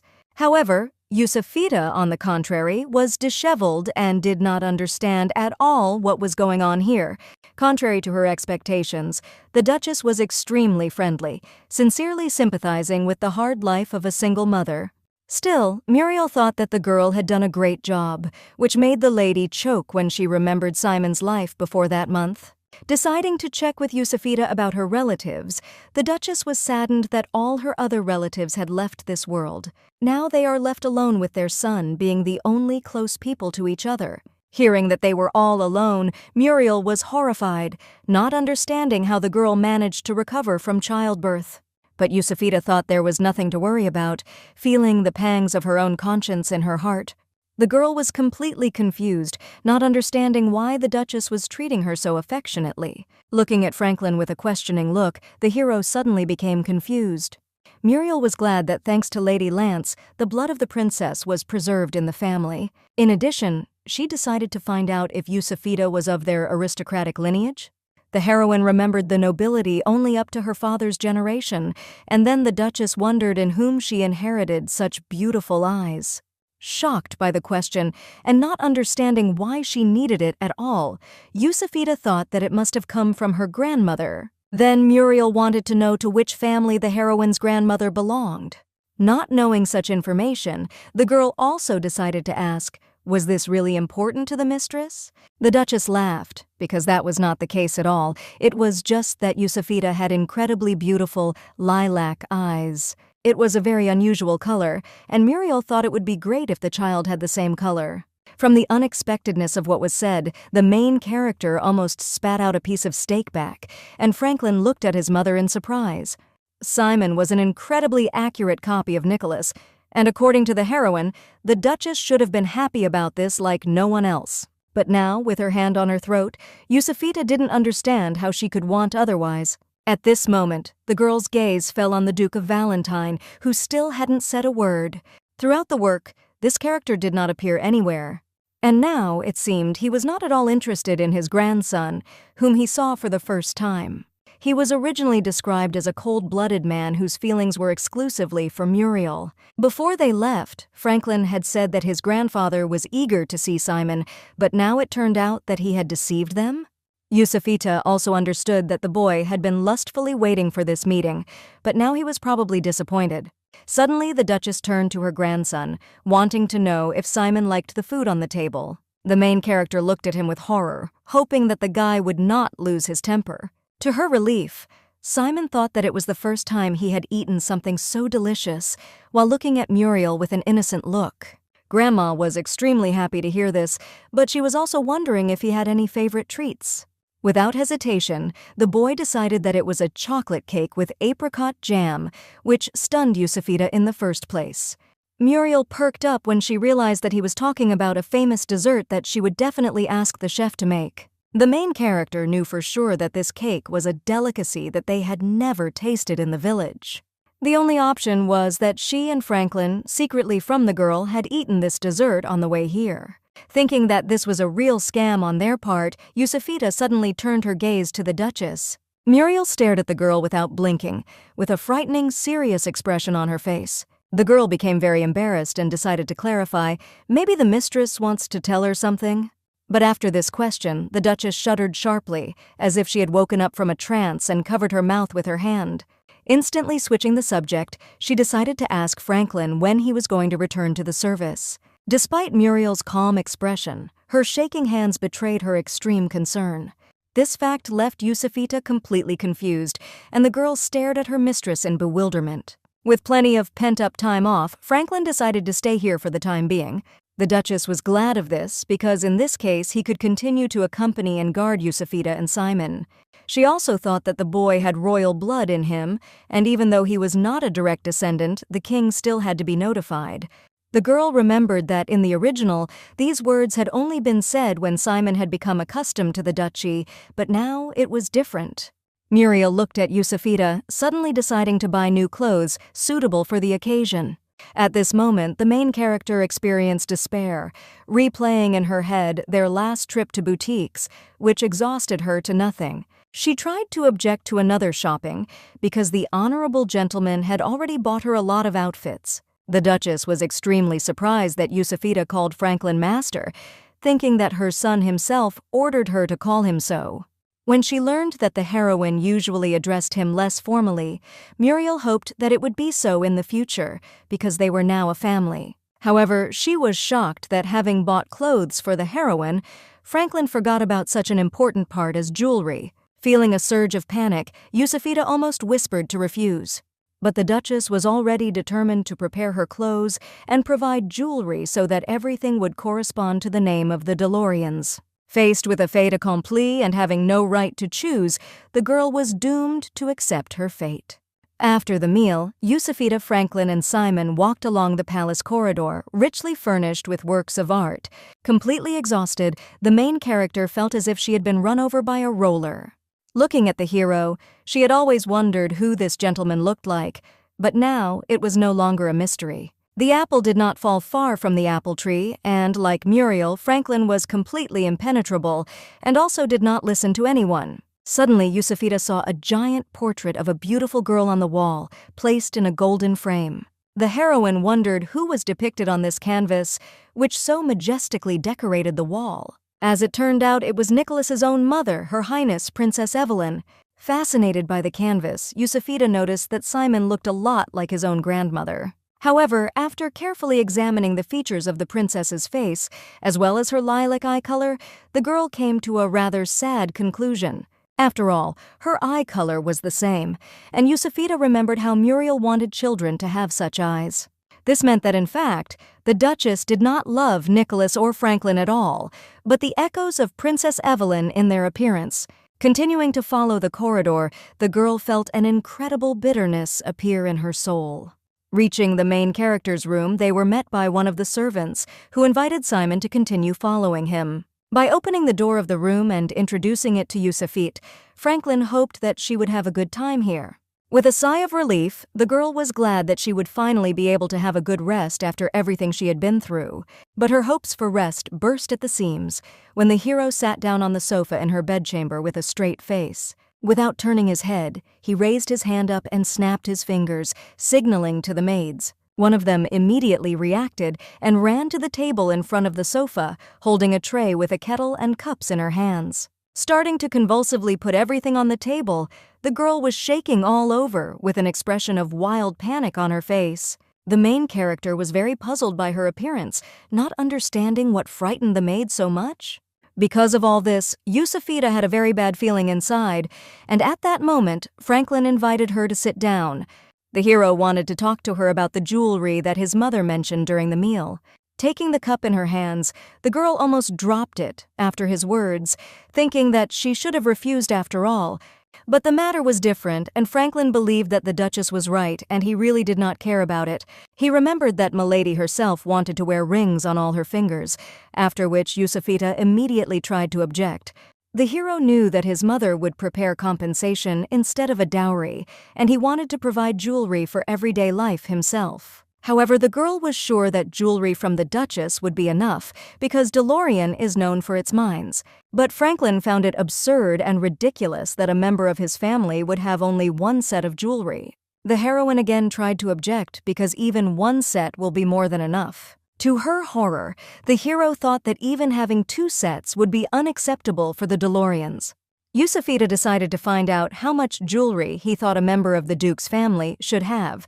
Hearing about 100 sets, the girl was horrified, and the hero thought that there was nothing wrong with a large number of jewelry. After all, in this case, they can be used to sell for a rainy day, which is why the heroine was discouraged, because it was a gift.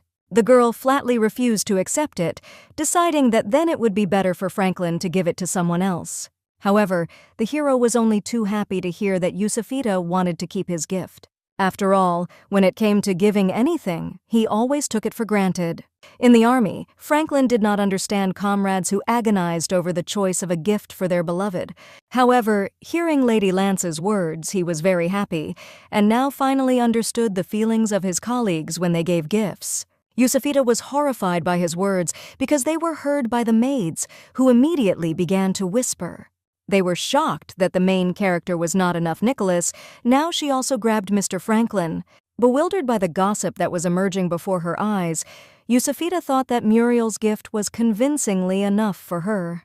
Then the hero in despair offered her to accept 2 sets, promising not to increase the number anymore.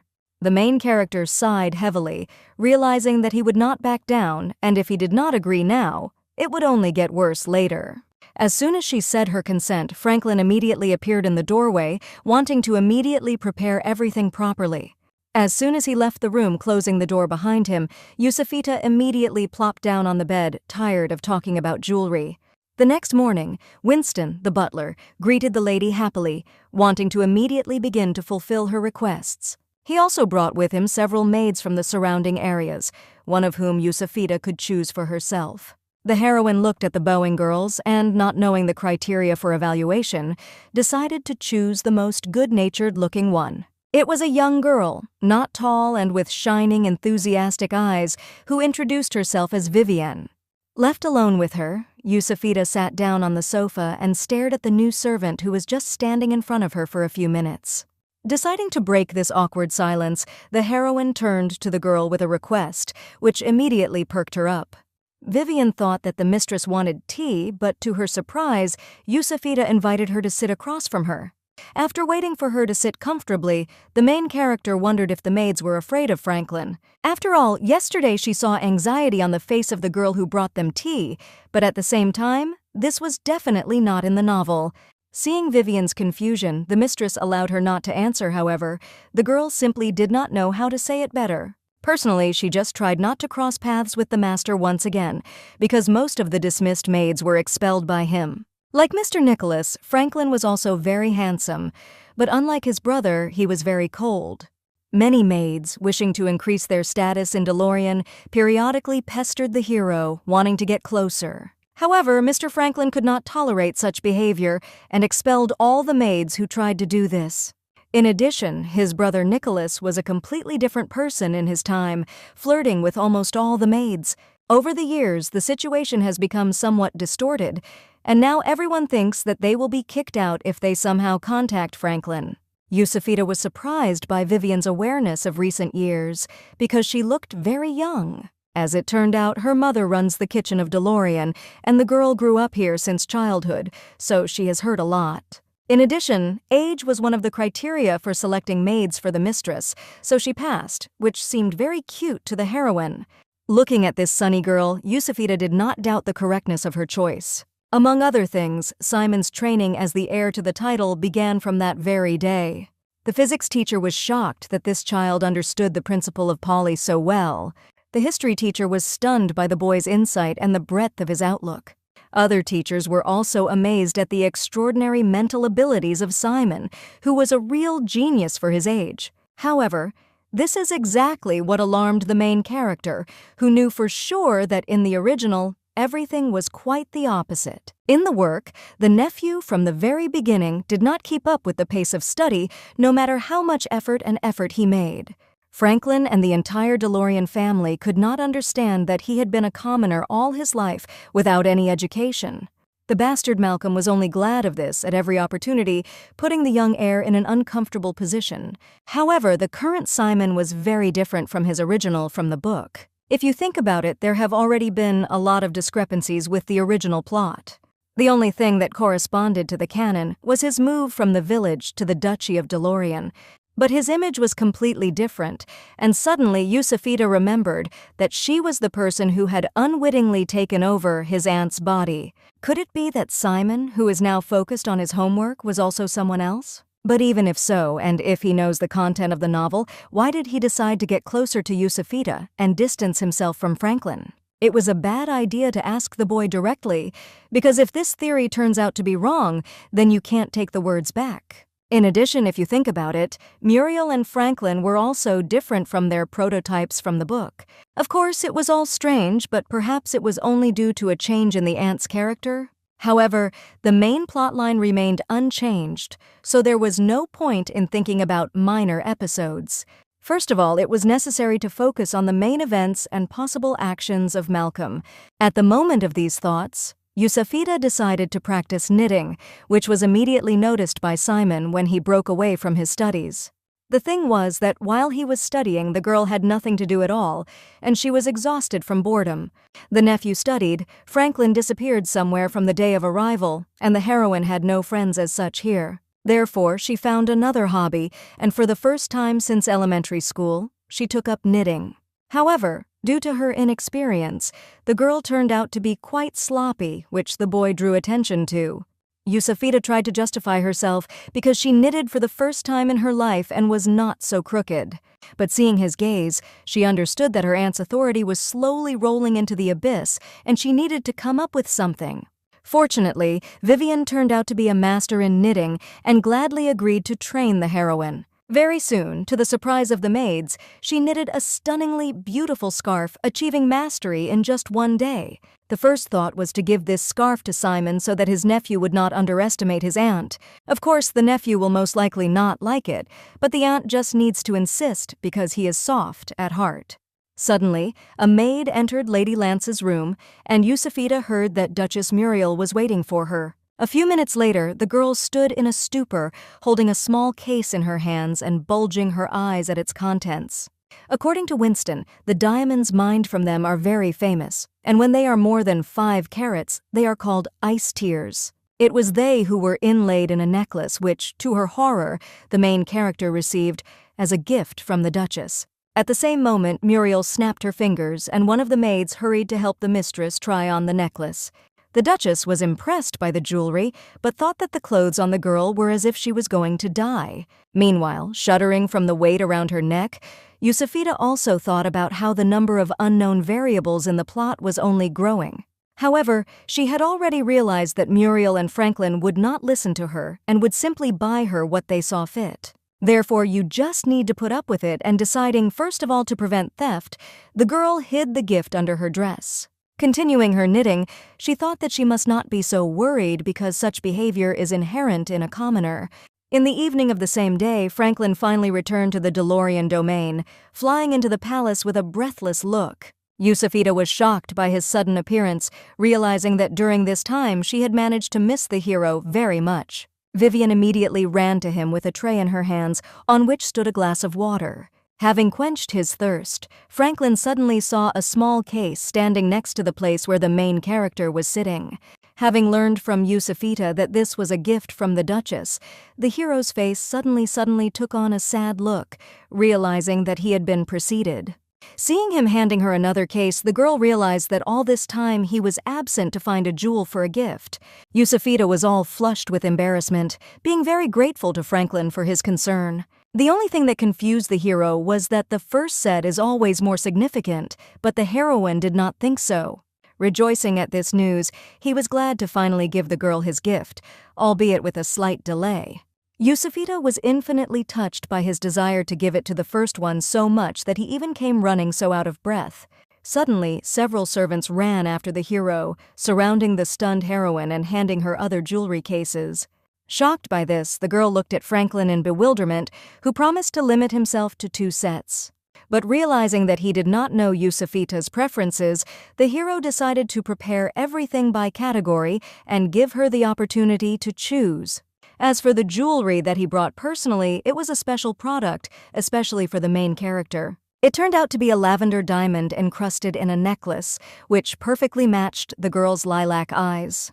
Everything else is up to her, but this is the gift Franklin wanted her to try on right now. Moreover, by pulling on the gloves, the hero intended to help Yusafita put on the necklace. Feeling the touch of strong male hands on her neck, the heroine also felt the warm breath of Franklin on her back. The atmosphere was romantic, and the girl was embarrassed. However, the hero tried to fasten the jewelry for an incredibly long time. Then the main character decided to offer her help, but Franklin firmly decided to put it on the girl's neck on his own. After a few long minutes, he finally succeeded, and the hero began to apologize for the delay, because he was simply not used to this. However, Yusafita was grateful to him from the bottom of her heart and decided to ask Vivian if she liked the way the necklace looked. With a drooping look and a downcast look, the girl thought that the mistress was very suitable, but her face said otherwise. But for the main character, the most important thing was what she liked herself, and she was very grateful to Franklin for his heart and for the gift. Also, the hero decided that the heroine should try on the bracelet right now, and again volunteered to put it on himself. The girl began to lift the sleeve of her dress, and Franklin suddenly saw a large scar on her arm, left by the killer on the train. Unlike him, Yusafita did not see anything wrong with this, remembering that in her past life she received a lot of abrasions in sports. But even so, putting a gold bracelet on her hand, the hero felt guilty for not being able to protect the main character. Therefore, in order to prevent this from happening again, he decided to henceforth be personally responsible for the health and life of Lady Lance. At this moment, for some reason, it seemed to Yusufita that he was just fooling her, and she firmly decided not to be fooled. But the worst thing was that all this was happening in front of Vivian, who decided that this was a confession to the wife of her older brother. Then the heroine quickly pretended to admire the responsibility of Franklin, who so selflessly decided to help her with treatment. But the time was already late, and Yusufita began to push the puzzled hero to the exit, wanting him to rest as soon as possible. Franklin tried to resist, assuring that he was not tired at all, but the main character was unshakable.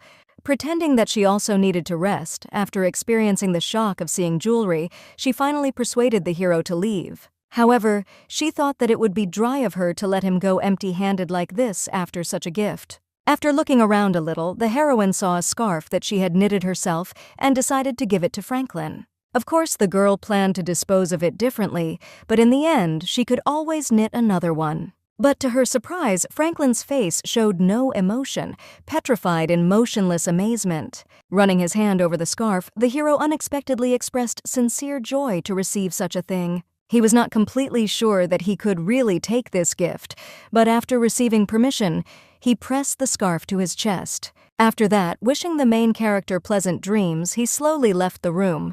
For a while, Yusufita and Vivian silently followed him with their eyes, after which the maid wondered what to do with all the gifts. Looking around, the main character saw dozens of cases with various decorations around her, coming into a stupor. First of all, it was decided to close all the boxes and put them in a safe place. The next day, Simon looked at the jewelry he had given his aunt with interest, surprised that she had to choose just one. To the horror of the heroine, the boy was sure that she did not need to worry and just needed to take everything. After all, in any case, they can be left for a rainy day. Besides, the uncle is not such a stingy person. The girl was shocked that such things were said by a 10-year-old child, who apparently began to think like an aristocrat. But even if he became an elite, it was impossible to consider gifts from other people in this way. After all, if, for example, Yusufita sold a gift from his nephew, he would definitely be upset, to which Simon nodded in fright. The heroine thought that perhaps in his eyes she behaved too conservatively and infantile, but at the same time she still wanted to convey to the boy that no matter how rich the hero was, he had no reason to spend so much money on her. In addition, he probably cares so much about the heroine because she is his aunt, and accepting gifts may be unnecessary. Remembering Malcolm's story, Yusufita understood that greed always leads to destruction. Besides, if she got used to such expenses now, then later, when she left the DeLoreans, she would not be able to live as before. Meanwhile, one of the teachers knocked on their door, wanting to take Simon to class. As he left, the boy realized that his aunt was now also a member of the DeLoreans, so he had to become at least a little more demanding. After all, she no longer lived as before, and she had to get used to it and start living in a new way. Hoping that his new mother would think about these words, Simon left, leaving Yusufita confused. At this time, Vivian was already in a hurry to get into her mistress's room with a tea tray in her hands. Running down the hallway, she met Simon on his way to class, who frightened the girl with his cold gaze. Meanwhile, Yusufita sat on the sofa, remembering the boy's creepy look and his words that she should not even try to give a damn. Suddenly approaching her from behind, the maid guessed that the reason for the mistress's frown was Mr. Simon. Yusufita was a little frightened by her abrupt appearance, pretending that she was just thinking about something. Vivian decided to share with Lady Lance her observation that the boy was almost an exact copy of Sir Nicholas. However, at the same time, his temper resembled more of Sir Franklin, being unsociable and cold as ice. Moreover, her mistress was the only one to whom they both treated with care and warmth. Yusufita could understand if she said that about Franklin, but Simon, although reserved, was also very kind. Vivian decided to remain silent, but it was clear from her face that the main character is rather poor at understanding people. After a little hesitation, the maid also wanted to ask what kind of relationship her mistress had with Mr. Franklin. Horrified, Yusufita waved it off, because there was no relationship, and she had only come here as Nicholas's wife. However, it was the first time that Vivian had seen a gentleman who was usually not interested in anyone treating someone so affectionately. Knowing that even the cold Duke of Valentine behaved especially with Muriel, the maid thought that they had such a relationship. From a sharp shock, the heroine hit her elbow and, judging by her reaction, Vivian concluded that Sir Franklin had an unrequited love. Yusufita again began to make excuses that he only cares about Simon, so it falls to his mother, but nothing more. Therefore, the main character hoped that the maid would not think too much, as well as bring the rest of the gossips to reason. Vivian understood this, and moreover, she thought that such rumors would only harm the mistress, so she promised to explain everything to others. In fact, even in this situation, Yusufita was not confused, because as a man, Franklin was her ideal. Perhaps if she had known about this turn of events in advance, she would not have come here as Simon's mother. Previously, the heroine did not think about it seriously, but contrary to her expectations, the situation was developing in the worst way. Later, while walking along the palace corridors, she suddenly heard gossip about her. As she stood still, she suddenly saw a group of maids to the side, whispering animatedly about the Duchess's gift to Lady Lance. Besides, they didn't understand how the lady could accept the several dozen jewels given by Sir Franklin. Listening to all this, the main character really wanted to know who was engaged in spreading gossip here. The maids continued to whisper, believing Yusufita to be a fallen lady who had a child from Mr. Nicholas himself. Approximately such rumors the heroine expected, thinking that this maid definitely had nothing to do. As she was about to leave, she suddenly heard one of the girls think that the mistress must have just seduced Nicholas. But he had a harsh character and a cute face was not enough, so they believed that the girl had a talent for seducing men. The maids were sure that the Duchess probably did not know anything, which was why she treated this girl so well. After all, it was obvious that she had come here to sow trouble, and the child was only an excuse. After that, after looking at the clock, the girls hurried to work, leaving the main character in complete confusion. A little later, when she met Franklin over a cup of tea, she decided that it would be better for them to separate from each other for a while. She couldn't tell everything to the maids at that time, because then there would only be more gossip, so she had to put an end to the reason. And the reason for the rumors was directly the hero, who was completely discouraged by Yusufita's statement. The heroine was grateful to Franklin for being able to come to DeLorean and settle down here comfortably. However, his excessive kindness to her seemed a little strange to others, because this is not usually how the wives of deceased brothers are treated. Then the hero decided to clarify who exactly she meant and found out that it was about maids. Staring at the girl in surprise, he did not understand what their opinion meant to Yusufita. But to his amazement, the heroine was firmly convinced that the people who lived with them in the estate could not be ignored. Franklin decided to settle this issue on his own, to which the girl immediately waved her hands, because this could only add to the rumors. The hero was completely convinced that if someone disturbs the peace, then there is no need to worry about it, and the culprit must be punished about it. In addition, he wanted to know why Lady Lance, the opinion of ordinary maids, mattered so much. Yusufita tried to explain that it is perfectly normal to be anxious if someone dislikes you. However, Franklin maintained the opposite, that the opinions of others should not shake him at all. On the one hand, the girl understood him, because despite the fact that Nicholas and Franklin were brothers, her mother did not love them equally. It seemed that the hero was not bothered by this, but he just thought from the very beginning that Muriel's love must be earned, or he was a person for whom other people were just beings who had no meaning to him. Franklin, of course, loved Simon from the bottom of his heart and cared for him, but still, the foundation of these emotions was responsibility.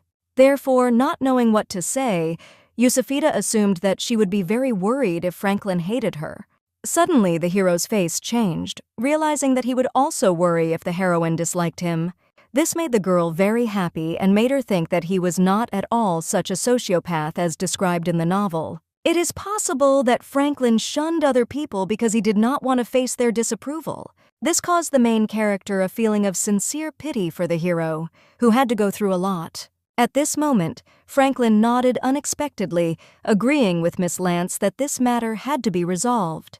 Thinking that he would now agree to a short separation, Yusufita was horrified when the hero offered to dismiss all the maids. With these words, he deprived Milady of the last hope that her patience would finally bear fruit. However, after the words of the heroine, Franklin became seriously worried, deciding to change all the staff. In the army, officers were dismissive of the new leadership, and the hero evaluated everything from the point of view of military subordination. This frightened Yusufita, because if you simply fire all the workers, then they will have nothing to live on. Franklin knew that if they just turned a blind eye to their behavior now, they would continue to discuss Lady Lance's every move. But even so, the heroine still did not want to take away their work, because getting a job in the duchy was an extremely difficult task. Be that as it may, the hero was not going to control his actions because of some maids who did not know what they thought of themselves. Therefore, in order not to fire them, he wanted to leave everything as it was before, namely a good relationship with Yusufita. In other words, pretending to be magnanimous, Franklin flatly refused to make any concessions. Doomedly bowing her head, the main character agreed with him, realizing that she simply had no other choice. After a while, finally left alone, the girl watched the clouds, dreaming of leading the same carefree life as they were. Suddenly she saw two maids on the side who, noticing the mistress, began to push each other in the sides. Thinking that they were probably whispering about her again, Yusufita decided to just pretend that she hadn't noticed them. But unexpectedly, the girls approached the heroine with an expression of sincere trepidation on their faces. Thanking her for her kindness, they left Lady Lance in complete shock and utter confusion. The girls heard from the butler that the Duchess already knew about the gossip that the maids were spreading. Furious, Muriel ordered the scoundrels to be dismissed immediately without giving them any letters of recommendation. If they were to fly out of DeLorean, then no rich family would accept them again. Besides, the Duchess does not change her decisions. However, the maids had heard that Mrs. Lance had spoken to her and interceded on their behalf, dissuading Muriel from dismissing the girls. Therefore, they wanted to express a huge gratitude, while Yusufita did not understand what was going on at all. Seeing her puzzled face, the maids thought that the heroine was upset, but the girl pretended that everything was fine. And although her conscience pulled a little for this, she understood that she had not done anything of the sort. Later, returning to her room, Yusufita wondered who could order the butler to mention her. At first, she thought it was Muriel herself, but suddenly it dawned on her that it was none other than Franklin. At the same time, not knowing his true intentions, the heroine was more confused than happy. As she entered her chambers, she thought that in any case she was glad that the gossip problem had been resolved. In the room, a surprise awaited her in the form of Vivienne, who was shocked by her mistress. For like the others, she already knew that Sir Franklin's attitude towards her was due to the fact that he wanted to repay her for saving her. Since during the assassination attempt on the train, Yusufita not only repelled the attack herself, but also personally eliminated the attacker. The heroine remembered perfectly well that the killer's pistol ran out of ammunition and she only struck the last blow in a state of shock. Therefore, not wanting to spread false rumors, she hastened to reveal to Vivienne the whole truth about the events that had happened. Even when she found out how it really was, the maid was in awe of her mistress, amazed at her courage. However, at the moment, it will not be so easy to fix something, because this story has already spread among all employees.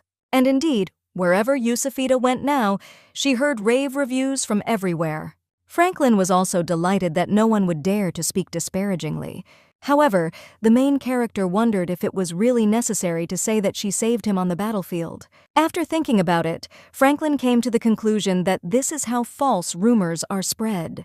He agreed that such a provocation would not lead to anything good, although the girl considered it more like propaganda. But in any case, Yusufita felt much better, and she understood that the hero only wanted to help her. In addition, he did not care about anyone so much except for the heroine, and a little later he also stunned her with a new gift. This time, the reaction of the maids was radically different, and they were glad, believing that Mr. Franklin owes his life to Lady Lance.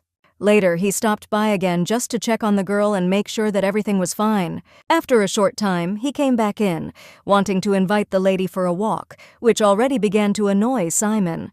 After dispelling the suspicions of the maids, the hero began to visit often, and before Yusufita thought that it was because of concern for her nephew. But now, sitting across from him at the table, she felt more and more that Franklin was coming for her. Therefore, unable to stand all these thoughts, the main character decided to ask directly, why does the hero care about her so much? Seeing the incomprehension in his eyes, the girl clarified that sometimes Franklin says something that makes her feel embarrassed. The hero really did not understand why this seemed strange, because taking care of the lady was his duty as an aristocrat and gentleman. Hearing these words, the main character suddenly drooped, realizing that he only treats maids this way because they are not aristocrats.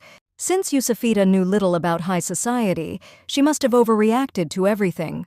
After all, it turns out that he behaves with other aristocrats in the same way as with her, courteous and showing remarkable attention. Smiling, Franklin hoped that Lady Lance would soon stop paying attention to it and get used to him.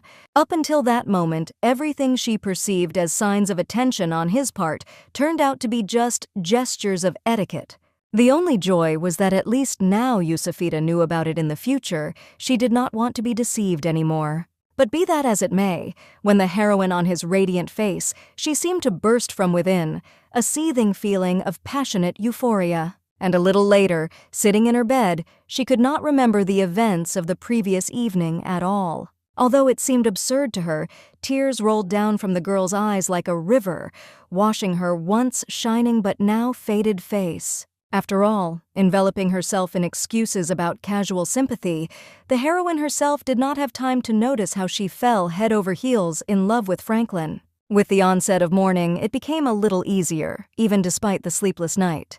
Thankfully, Yusufita wasn't too shocked or impulsive, thinking she wasn't surprised by her own feelings anymore.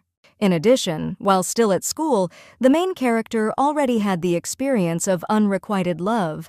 In addition, the girl could not allow her feelings to overwhelm her because the wind of change was already blowing in DeLorean. Valentine believed that since Simon and Yusufita had mastered etiquette and got used to their family, it was time to reveal the identity of the new heir. The heroine knew that we were talking about a meeting of relatives, where not only would the boy be provided, but there would also be the first meeting with Malcolm. However, according to the original script of the novel, this event was supposed to take place no earlier than 3 months later. Probably events developed faster because Simon grasped everything on the fly and began to look like a real aristocrat. Still, Franklin thought it was too early, but the Duke was tired of his relatives asking about the heir's vacant place. The hero did not know that his father was worried about the idle chatter of his relatives, but Valentine was sure that rot could not be allowed to make its way to the top. Therefore, first of all, the Duke wanted to get as much information as possible about his relatives before they arrived. Dining with everyone at the same table, the main character began to shake from the growing oppressive atmosphere in the air. Muriel was concerned that Yusufit was still not in the family tree, which these scumbags could take advantage of. Since Franklin did not have much to do, the Duchess decided to entrust him with the consideration of this issue. Yusufita knew that she needed to prepare for this event so as not to tarnish the good name of the DeLoreans. This is even good, because an in-depth study of etiquette will help her finally get the obsessive thoughts about Franklin out of her head. After the meal, the hero took the girl to the study, where she had to properly study the tree of the Duke's family. It turned out to be surprisingly small, and the main character thought that this was due to the high mortality rate in a harsh climate. Valentine had a younger brother, Count Oswald Nurmstrong, whose son was Malcolm, who was the same age as Yusufita. Due to the fact that among blood relatives, Malcolm was the closest in the line, they harbored vain hope. Franklin was sure that they had also sent the assassin because with the appearance of Simon, their dreams were covered with a thick layer of dust. Yusufita knew from the content of the novel that Malcolm was more like a greedy and petty man than a charismatic villain. The problem was that until now, all the people the girl met on the way were a little different from their book characters, and there was no guarantee that Nurmstrong Jr. would be exactly the same as in the novel. So, just in case, Yusufita decided to ask Franklin what kind of person Malcolm was by nature. Disgustedly wrinkled his face and frowned. The hero thought that this man was not worth even a fraction of the attention of the young Mrs. Lance. Looking at his gloomy face, the girl was very puzzled by such a strange reaction to a completely harmless question. In general, the heroine believed that this information could help her, but Franklin was categorically against them contacting. Moreover, he hoped that the main character would not even think of starting any conversation with him. It is quite possible that before, Yusufita would not interfere in the affairs of her relatives, but now she could not stand aside. Continuing the story, the hero mentioned that initially Delorian was a separate principality. 2,000 years ago, when all the kingdoms were fighting for supremacy, the kingdom of Romgart united the continent. From then on, Delorian was also under his direct supervision. After an hour of lectures on history, the heroine looked at her watch and realized that Simon was somehow late in class. As it turned out from Franklin's words, he and the Duke were going to visit the room of the head of the family today. The girl was deeply amazed when she heard of such a place for the first time. Behind the closed doors of this room, a very valuable thing was hidden, the existence of which only the head of the Delorian family knows. Given that her location was only revealed to her heirs, Franklin did not know where she was. However, he only knew about the very fact of its existence and what exactly was in it. It was a cup of wishes, which the head of the family can use only once in his entire life. The main character was again puzzled, realizing that this was also not mentioned anywhere in the original plot of the novel. Looking at the heroine with a mysterious look, Franklin believed that it was just a relic of ancient magic. This was the third shock for Yusufita, who had no idea that magic existed in this world.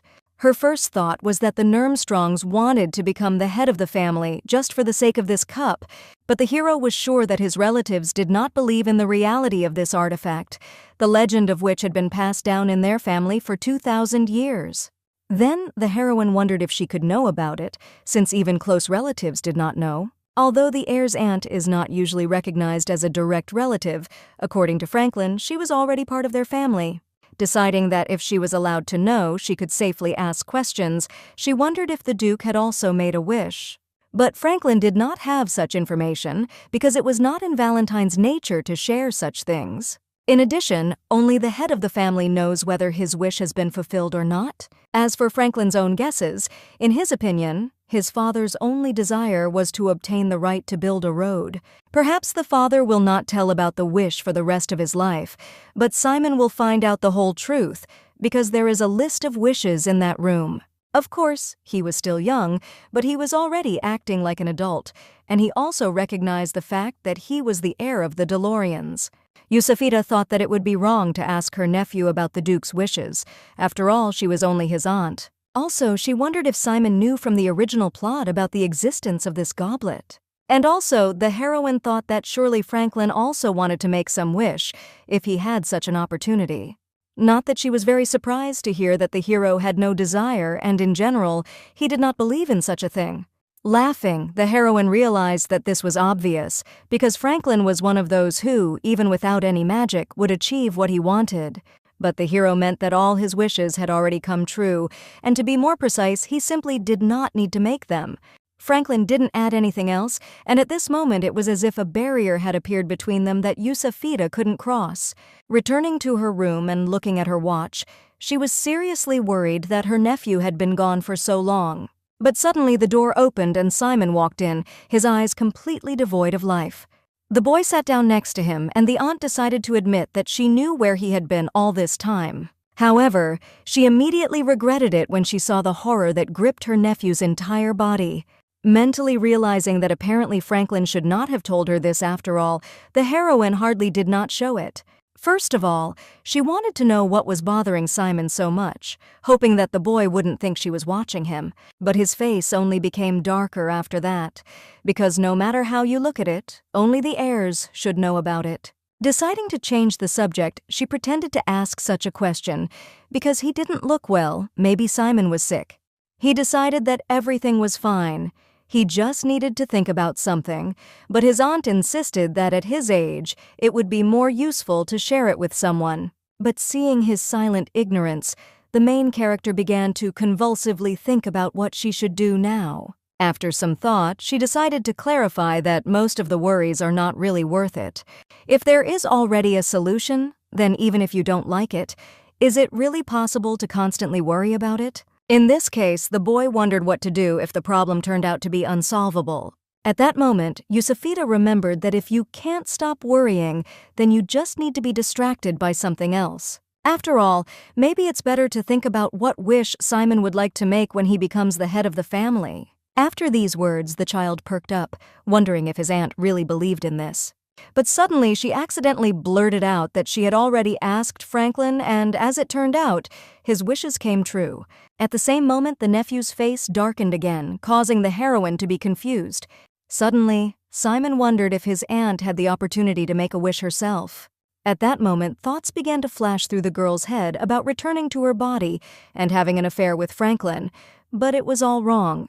Taking a deep breath, she came to the only emu of her wish for Simon to safely become the head of the family. However, this wording was also not entirely correct, because her true desire was to make her nephew happy. The boy fell into a stupor, looking dumbfounded at his aunt and not understanding what he had to do with it, if it was about her. Suddenly, he jumped up, intending to hurry to the lesson, which was about to begin.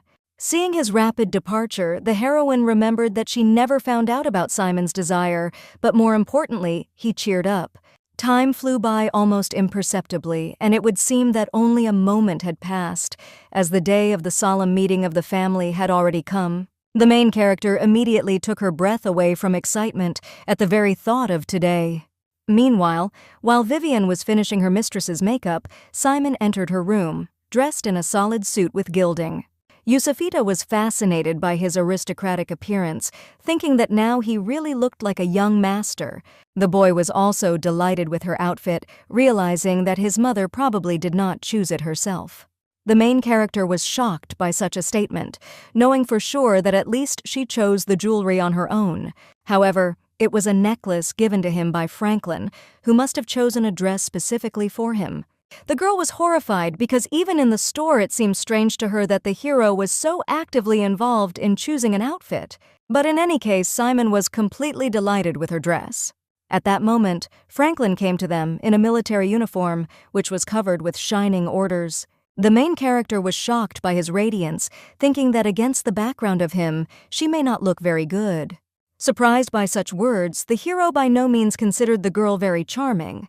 It was time to move out, and gently taking Yusufita's hand, Franklin led her down the corridor, Simon walking beside her. The main character was very embarrassed by the fact that they were holding hands, thinking about how others might react to this.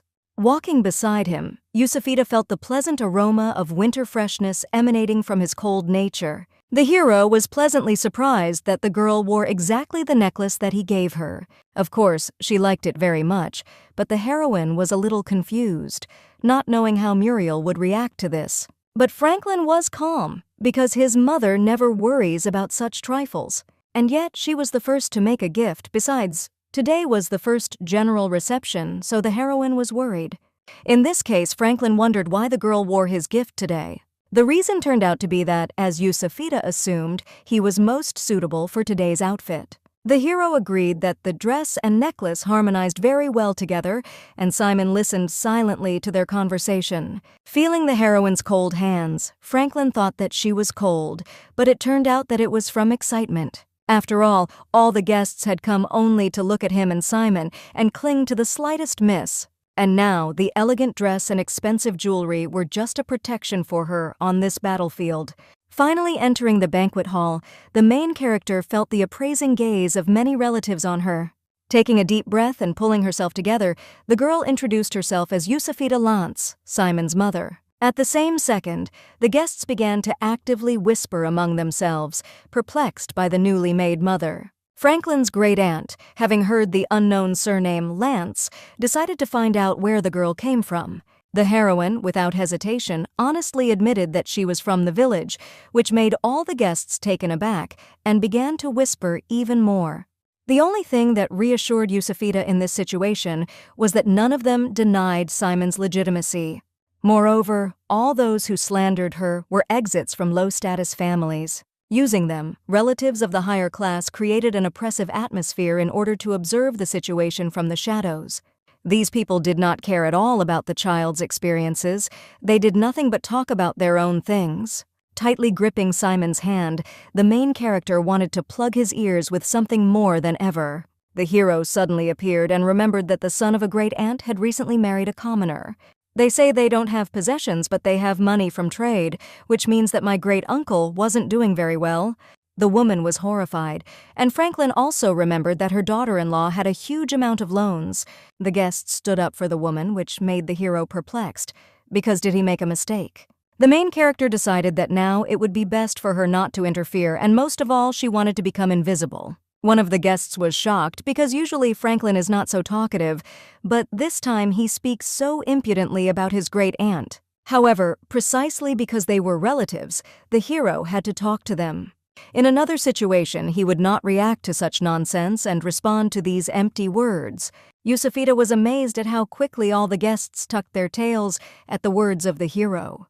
But now she was sure that the DeLoreans were sovereign, dominating the Northern Principality. Therefore, Franklin demanded an immediate stop to this gossip, and if someone did not like something, no one was kept here. Suddenly, someone appeared, clapping his hands, realizing that the bad words addressed to the woman were just a provocation. Yusufita understood that in such a situation, only one relative could intervene. And it really turned out to be him, the heir to the Nurmstrong family and the main enemy in the novel, named Malcolm. He believed that Franklin should not be so rude to his great-aunt, because it was simply heartless. Knowing that the hero had always behaved with dignity, Malcolm did not understand why blood was rushing into his head right now. But Franklin did not understand whether this man really thought that he would simply ignore the remarks about the DeLoreans. At the same moment, the Duke and Duchess appeared, who were glad that everyone was finally assembled. Understanding the journey that all the guests had traveled, they wanted to gladly introduce them to the heir of the DeLoreans. Calling Simon to him, Valentine introduced him as the one who would continue his lineage. Bowing, the boy introduced himself, telling where he came from and that he was glad to see everyone present. But suddenly, looking at them coldly, Simon thought that he was not going to thank any of them at all. After all, he had previously believed that those present had gathered to meet him, but he was mistaken. The heroine was shocked to hear that this is why they allowed themselves to defame the name of the boy's mother. He was going to be DeLorean soon, but that didn't mean Simon would stop being Lance. And shouldn't the guests think about it before opening their arrogant mouths? Malcolm only laughed in response, realizing that the kid had only recently become a member of their family, but was already behaving like this. One of the guests supported him, not understanding why this boy was acting so arrogant, as if he had already become someone important. However, Valentine's thunderous exclamation that these words were an empty phrase silenced him. After all, Simon was already the heir, and the status of the future ruler of DeLorean allowed him to say more than that. He also turned to Malcolm and added that the child had Nicholas's blood in his veins, which meant that he had been a DeLorean since birth. The Duke hoped that the young lord would not think that Simon would repeat his fate just because he did not succeed. Smiling back, Malcolm nodded in agreement, clenching his fists in furious rage. Besides, the lord wanted to know when Duke Valentine planned to put the boy in the family tree. After all, if Nicholas's blood flows in him, then before giving him the title of Duke, shouldn't the boy be introduced to the royal family? The Duke only smirked one way or another, intending to inscribe Simon's name in the tree immediately after this ceremony. Malcolm then apologized to Mrs. Lance, believing her son's words to be reasonable. The girl did not understand what he was trying to achieve, because everyone realizes that it is Simon who will become the heir, which was not favorable for him. Therefore, it was strange that he was so insistent on inscribing the boy's name in the tree, which was not mentioned in detail in the novel. The reception continued in an oppressive atmosphere, and some girls thought that the heroine's appearance was quite good. This was strange given her village background, which in turn annoyed Yusufita terribly. Another girl thought that many people must have looked askance at the lady who was raising a child alone. Suddenly, Franklin leaned over to the main character, wanting to deal with these annoying flies. Horrified by these words, the girl automatically hit him with her hand, confusing the hero. Suddenly, she noticed that the Duchess felt ill, and Muriel began to leave the hall holding her husband's hand. It was just an amazing moment to finally get out of here, which Yusufita was incredibly happy about. After clarifying that she needed to put Simon to bed, the heroine mentally asked him for forgiveness for using the boy as an excuse. However, one of the guests insisted on handing Simon over to the maids, because the girl had no reason to leave. But Yusufita pretended that she wanted to put her son to bed on her own. Then other guests began to offer to hand over the child to the nanny, because he did not need to be pampered so much. The girls thought that Mrs. Lanz was probably just new to the family of aristocrats, so she did not know about traditions. But suddenly, one of them remembered that Nicholas grew up under the personal supervision of the Duchess. At this moment, the girls began to vilify Muriel, causing Yusufita to be confused. After all, even if the Duchess herself was not in front of them now, then at least Franklin was standing opposite. Finally angry, Yusufita abruptly put the glass on the table, being sincerely grateful to the guests for their advice. But she still adhered to Muriel's methods of upbringing, and if they disagreed, they could ask the Duchess personally. Seeing their frightened faces, the main character realized that all their courage ended with discussions behind their backs. Since they had nothing more to say, Yusufita decided to leave, starting to leave the hall in the company of Simon and Franklin. After the hero accompanied her to the room, Yusufita thanked him from the bottom of her heart for the past day. Suddenly, Franklin wondered why the heroine did not act when others spoke unflatteringly about her. He thought about it for a long time, but he could not understand, because she was worried even because of the words of the maids. After thinking for a while, Yusufita smiled, because he was one of those who did not care at all about the actions of others, and a man like Franklin cared about the girl's feelings every now and then, which was also surprising. The hero fell into a stupor, as these words took him by surprise and greatly puzzled him. Mumbling something to himself, his face suddenly lit up with an unexpected epiphany. Bulging his eyes, he came to the conclusion that in fact, the one who was worried was none other than himself.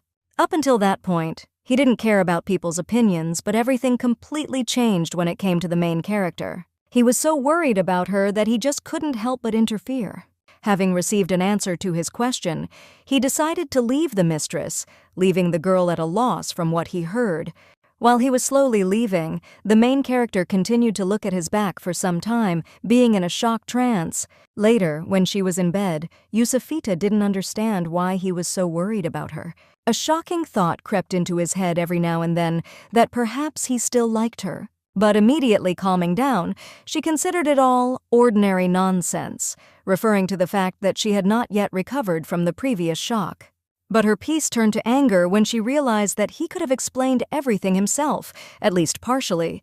When the heroine thinks of Franklin, it seems to her that it is quite burdensome to rise above people. His words gave Yusufita goosebumps, so she could not even imagine that the hero was capable of love.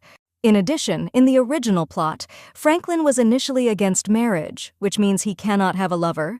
It turns out that if she can maintain her sympathy for the hero, she will be able to at least just be next to him. As a result, after digging into its shortcomings, the main character was able to find some solace for herself.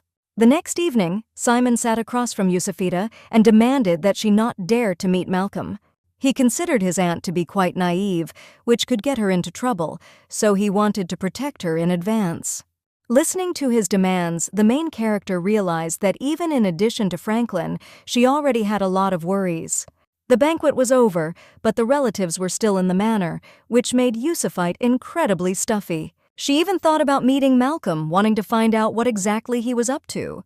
This could help her protect Simon even better from these thoughts, and she was interrupted by a sudden call from behind.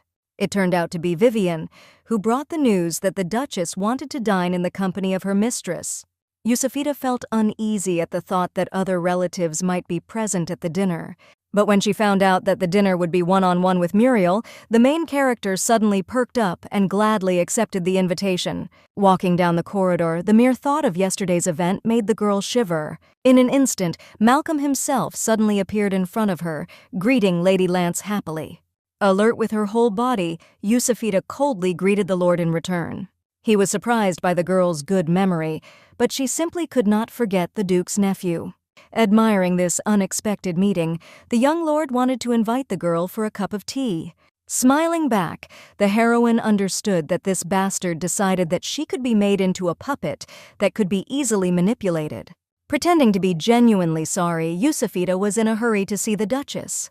When Malcolm learned about the dinner with Muriel, he was amazed to realize that the Duchess greatly appreciated the young mistress.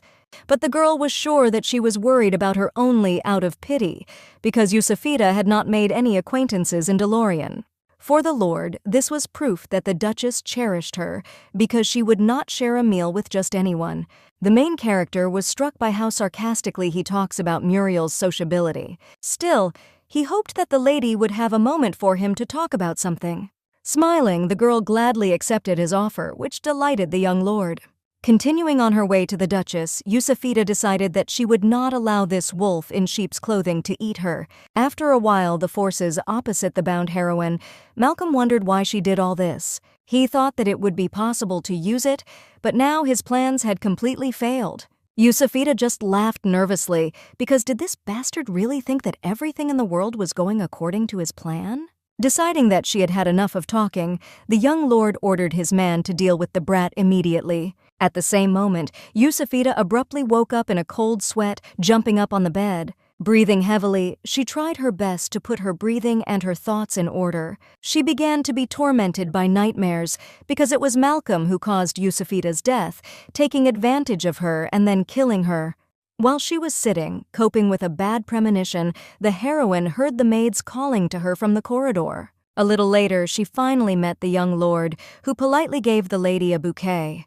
He was firmly convinced that even these beautiful flowers fade before the girl's unearthly beauty. Feeling the touch of his hands on hers, Yusufita could hardly suppress the urge to pull her hand away. Malcolm knew that it might be difficult for her to adjust to her new surroundings, for the DeLoreans were not friendly. The heroine pretended not to understand him, because everyone treats her well, but the Lord found it surprising. He also couldn't help but notice that it was the first time he'd seen such a caring Franklin. But Yusufita was sure that this was because the hero had a strong sense of responsibility. At one time, Nicholas became the same after learning of Simon's existence and deciding to protect him until the very end. Malcolm believed that Lady Lance maintained a warm relationship with Nicholas, which surprised her greatly. It's just that the Lord thought that she felt shattered after his death, but it didn't seem to be the case. Fully armed, Yusufita used a special gaze that instantly had an effect on the Lord. Malcolm immediately apologized for his words, thinking that he had said them thoughtlessly. The girl trained such a facial expression just in order to talk to tactless people who meddle in other people's business. The young lord understood that perhaps it was difficult for her to raise Simon alone, so she could always turn to him. Smiling back, Yusufita knew that if anything happened in DeLorean, she would have to tell him right away. Deciding to hit Malcolm on the sore spot, the girl thought that he really did not look like a man from the DeLoreans. For a moment, the Lord was stunned and agreed with her, for the people here were cold northerners. Deciding to elevate himself at the expense of others, Malcolm began to think about Franklin's possible shortcomings. Then, the heroine decided to change the subject, thinking that for sure the Lord has no end of fans. Although Malcolm was ashamed to admit it, he had absolutely no relationship with anyone. However, having decided to smooth over the moment, the Lord thought that the reason for this was that he simply did not meet a worthy person yet. In addition, Malcolm was surprised that the lady was so close to Franklin. Then she remembered that the priest of habit mentioned Franklin without a title in conversation, which was unacceptable. But the girl quickly found something to answer, because being a commoner, she sometimes made such mistakes. Malcolm then decided to ask directly what kind of relationship she had with the hero, which greatly puzzled Yusufita. Not understanding his question, the heroine was also sure that her relatives were extremely dissatisfied with her appearance. Everyone said that the girl was just lucky to live in luxury because she met such a man. Seeing how she began to cry defiantly, Malcolm immediately rushed to apologize. Kneeling down, he knew that perhaps his words would seem extremely unexpected to his mistress. But the Lord also understood that the heroine might have already guessed his selfless feelings for her. In fact, he fell in love with Yusufita at first sight and wanted their communication to become closer. Hearing this, all the maids, along with Vivian, froze in place from the shock they received. Horrified, the main character could not understand what kind of nonsense this bastard suddenly began to spout. But Malcolm was already thinking about the wedding, realizing that the lady must be completely confused. The girl decided, as if inadvertently, to clarify what is in the order of things in his family, to immediately make such proposals to a woman. The Lord saw no obstacle in starting to court a girl who came to his heart. Looking at his carefree smile, the girl was completely sure that this man was definitely crazy. She hoped for his understanding that she had come here as Nicholas's lover and Simon's mother. However, since Nicholas was a cousin of the Lord, he did not consider this to be a moral problem. In addition, Malcolm considered his huge plus to be the fact that he was not Franklin. The heroine was shocked, not understanding what this bastard was thinking about, who had not yet married to obtain the rights to build a road. If you think about it, the term of the contract for the construction of the railway was 5 years. 35 years have passed since the Duke married the princess, which means that the contract will still be valid for 15 years. 15 years later, Malcolm will be in his late 40s, so he will still be a threat. Surely he hopes to make Simon disappear not now, but in 15 years. However, the young lord didn't understand why the lady was so worried about the boy. In case they were in a close relationship, Malcolm was ready to accept Simon as his own son. Suddenly, Yusufita regained her sight, feeling her entire body slowly shivering. Now the heroine knew why he suddenly decided to get closer to her and even proposed. It also explained why he was so insistent on putting Simon in the family tree. Before he began to powder her brains, he decided to make sure that the boy would definitely belong to the DeLoreans. In his eyes, she was the mother of the heir, through whom he wanted to get closer to him, and in 15 years, take everything. First of all, the girl wanted to apologize to Lord Nurmstrong, but Malcolm wanted her to call him by his name. But the main character was categorically against this and wanted the Lord to listen to her. She did not think that there was a need for their rapprochement because he was invited to a friendly tea party and nothing more. Surprised, Malcolm was confused because did she really not need support? Since Yusufita had Franklin, she saw no reason for the young lord to worry. Hearing his cousin's name, Malcolm was taken aback because, in fact, Franklin was not so kind. Although the hero created the illusion of his harmlessness, in fact, he was impassive and cold. The main character was not sure how justified the young lord's words about Franklin were, but she knew for sure that in the original story, the hero risked his life for Simon, who was not even her son. Not wanting to stop, Malcolm grabbed the girl's hands in horror, begging her to think. He believed that they could get closer gradually, so he didn't want the girl to deprive him of his illusory hope. Yusufita began to break free, and the maids, who had been standing aside, rushed to help the mistress. Suddenly, the front door swung open, and a furious Franklin rushed into the room. Seeing the frightened face of the heroine and the scum who grabbed her hand, he went berserk. Snatching the poker, he considered Malcolm's behavior extremely indecent for a man. With a sharp swing, he instantly made the bastard let go of the girl's hand, leaving a large bruise on his wrist. While the lord was indignant at such a rude interruption of the tea party, the hero hid Yusufita behind his back. When Malcolm began to reproach him for his lack of manners, Franklin only chuckled because it was certainly not for him to talk about them. The hero has repeatedly warned his cousin not to dare to approach Yusufit, and also that he would not dare to use it in his foul plans, but apparently the lord was deaf in his ear. Looking at the frightening image of Franklin, the heroine understood why the lord was so afraid to mess with him and vilified him in every possible way. Malcolm, on the other hand, considered the hero's behavior strange and unlike him because he is usually calm and reserved. Franklin, of course, guessed that the lord was committing lawlessness by pretending to be a good man, but he did not expect that he would stoop to such a thing. The hero was sure that Malcolm was acting on his uncle's orders, but the lord immediately began to deny everything, being just in love with his mistress. But it didn't matter, because Franklin had warned this guy not to approach Lady Lance. Now the young lord could express all his displeasure in a duel, and the hero was ready to accept the challenge at any moment. Hearing about the duel, Malcolm's face changed dramatically, turning red with horror. As he got up from the floor, he realized that Franklin was looking at Yusufita as a duke looks at a duchess. And although he accused the lord of lies and hypocrisy, wasn't the hero's soul black? Looking sadly at Mrs. Lance, Malcolm decided to leave, unable to resist the circumstances. Finally getting the opportunity to say goodbye to this bastard, the heroine did not even see him from behind Franklin's back. Malcolm hoped that the girl would remember his proposal, which was still valid and she could always come to him. After these words, the lord left the room, abruptly slamming the door behind him and leaving the heroes alone. After just a few seconds, the entire environment was replaced by a tea party scene and the girl was already sitting opposite the hero. Thinking that he did not feel uncomfortable at all, Yusufita did not notice how Vivienne quietly approached her. Suddenly, the maid fell into her lap, shedding tears and hoping that her mistress would be able to forgive her. Prior to this, Franklin had ordered her to report to him if Yusufita saw Malcolm. However, she thought that it would not be entirely right to report on the lady's every move, so she remained silent. But Vivienne could not imagine that this could happen, so she hoped for the heroine's forgiveness.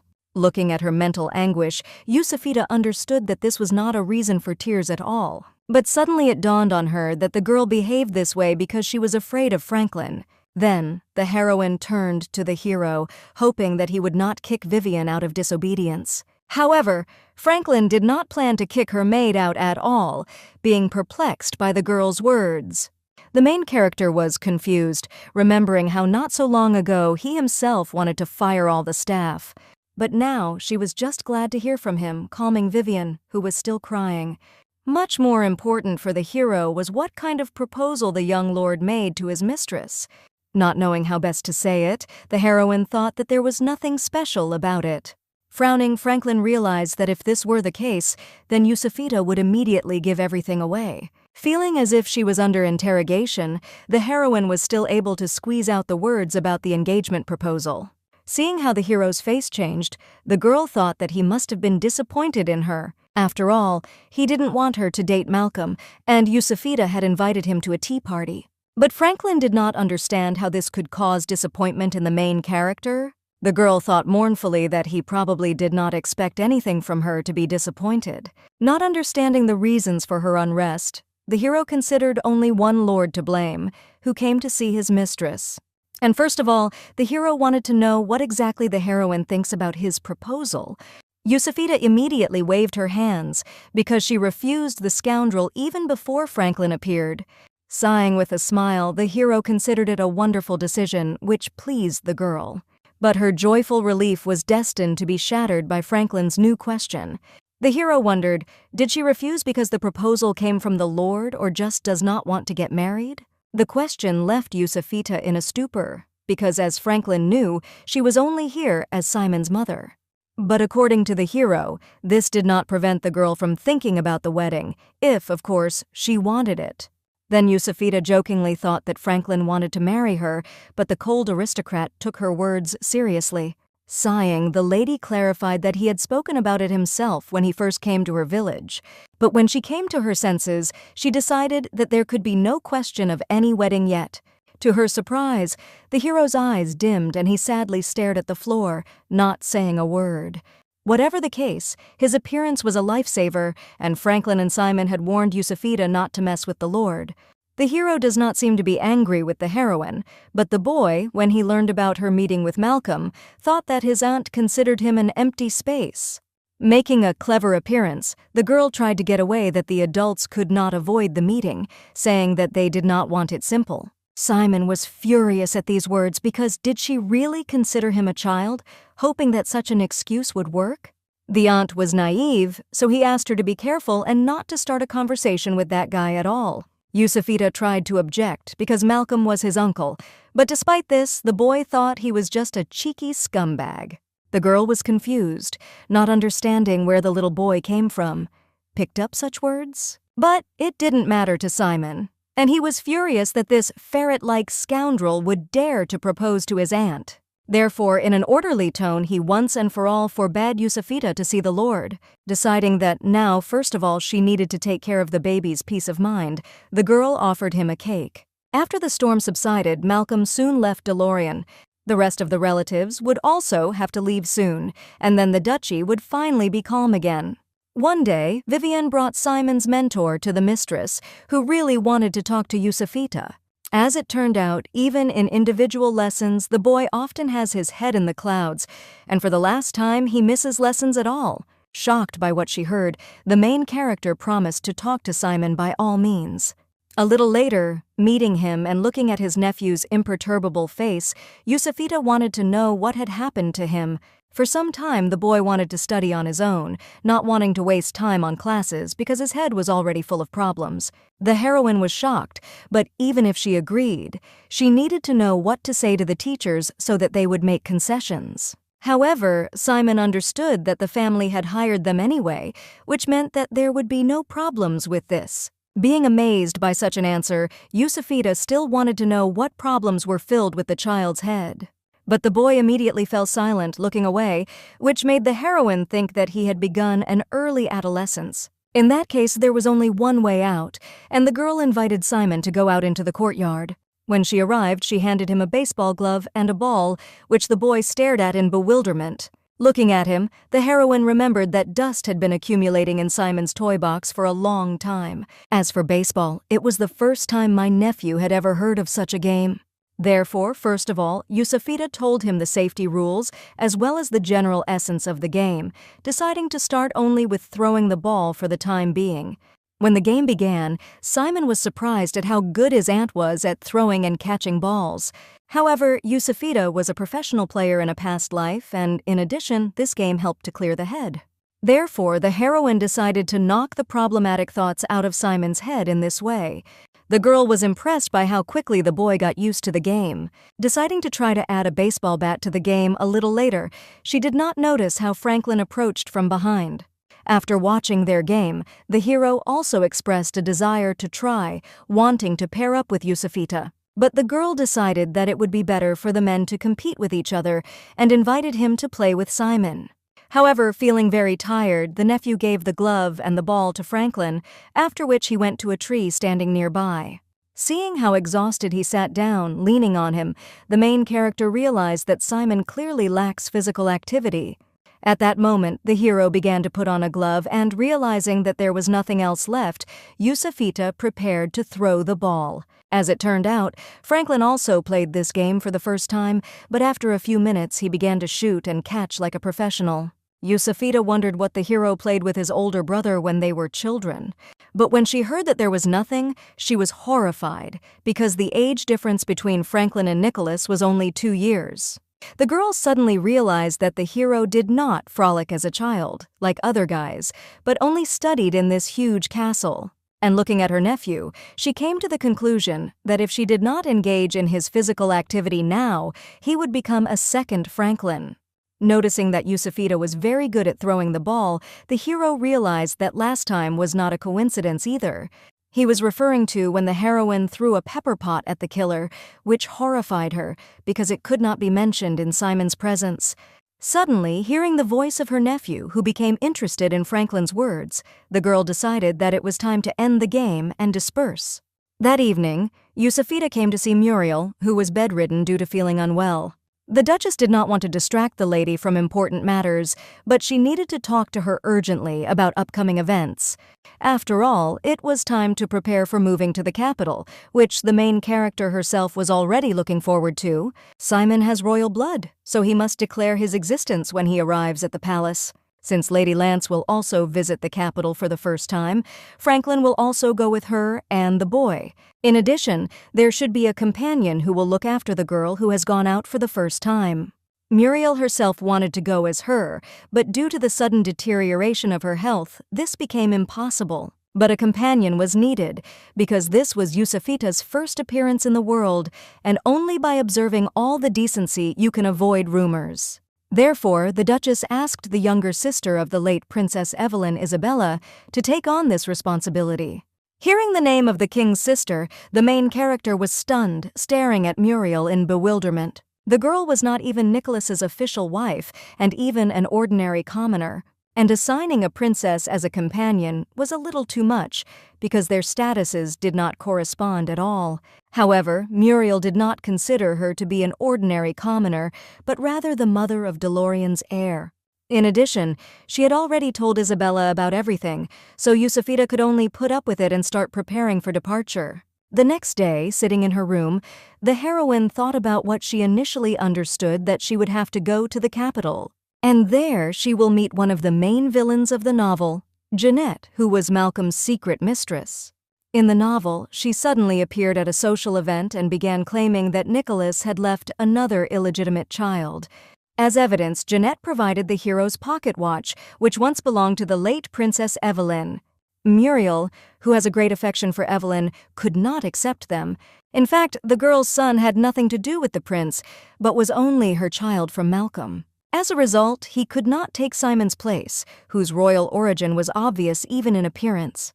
Up to a certain point, everything was fine, until Jeanette secretly passed on information about Dorian to the Lord, which led to a tragedy. But now Yusufita was here, as Simon's mother, and she wasn't going to let that snake crawl into the manor. The purpose of this trip will be to understand how to deal with Jeanette, and this is a crucial moment for everything that will happen in the future. Yusufita's thoughts were interrupted by Vivian entering the room, who was happy to announce that she would go with her to the capital. Before that, the maid had never traveled on trains, so the heroine advised her to take some game on the road. Looking at the genuine joy on Vivian's face, Yusufita thought that there was no point in worrying about what was coming. After all, it had been 6 months since she had stepped into this cold land, making her way through the snow. And now, as she offered the maid to take the cards, she knew that her short life in Dorian was coming to an end. 2 months later, it was finally time to leave Dorian and go to the capital. Yusufita hoped that Simon had not forgotten anything from his belongings, but the boy thought that this was the care of the servants. When everyone was already gathered and standing near the carriages, the Duchess left the estate to personally say goodbye to the heroes. The main character ran up to her, wanting to thank her for everything, but could not find the right words. Taking the girl's hands, Muriel only wanted her to take care of herself and wish her a safe journey. At that moment, Franklin shouted loudly, urging Yusufita to proceed to the carriage. As she walked, leading Simon, dozens of servants around her, showering them with pleasantries and wishing them a safe journey. The heroine understood that since she had been in Yusufita's body, it was in Dorian that she had spent most of her time. And looking at the estate from the window of the departing carriage, she had the feeling that she was leaving her home. Simon, who was sitting next to her, noticed tears flowing from the heroine's eyes, but the girl immediately began to deny it. Arriving at the Dorian railway station, the heroes hurried to their train, which was already preparing to depart. As Franklin settled down in the luxurious carriage, he thought that if the king's reply had come later, it would have been a disaster. After all, the harsh winter in Dorian came early, and if things had gone differently, they would have been stuck here until next year. In addition, thanks to Yusufita and Simon, the hero had a rare opportunity to meet the former king. It was about Evelyn's father and the current king, as well as the great-grandfather of Simon himself. Despite his extreme old age, his opinion was still considered authoritative, and he could interfere in the internal affairs of the kingdom. Franklin considered the former king eccentric and meticulous, and his attention was extremely difficult to earn. In addition, he has a rather picky attitude towards those people whom he likes and whom the old man cherishes. Often the servants had to remove from his office all the breakable objects with which the former king actively threw at people. In winter, it prefers to stay in its possessions in the south, but it is impossible to predict the time, so there is a possibility of meeting it. Deciding to find out everything at once, Yusufita wondered what the people whom the former king cherished were like. As it turned out, among his favorites was Princess Evelyn, who reminded the old man of his sister, who died at an early age. Then the girl thought that the old king would surely like Simon, but she did not take into account that the old man hated Nicholas. He treated Princess Isabella and the current king with indifference, although they were also his children. The heroine also wanted to know about Isabella, who would become her companion, and it turned out that she did not like Franklin. However, she had a great relationship with Evelyn, so she was also kind to Nicholas and would surely love Yusufita. Hearing that even in the royal family there are favorites, the girl thought that this was similar to the situation in Dorian. Since Isabella had a good relationship with her sister, Muriel, and her own son, Franklin, she apparently disliked her. Remembering the Duchess's words that she should take care of herself, the main character realized that this was a warning. The road to the capital took a whole week, and very soon, Yusufita began to languish from boredom. Despite his young age, the nephew looked as if he was alone, carrying the sorrow of the whole world on his shoulders. Then, since he was not busy with anything, his aunt decided to offer him a little play. Simon did not understand what exactly the heroine wanted to play, and was surprised when she took out a deck of cards from her dress. To the girl's surprise, the boy began to hang out cards as if he were a professional player.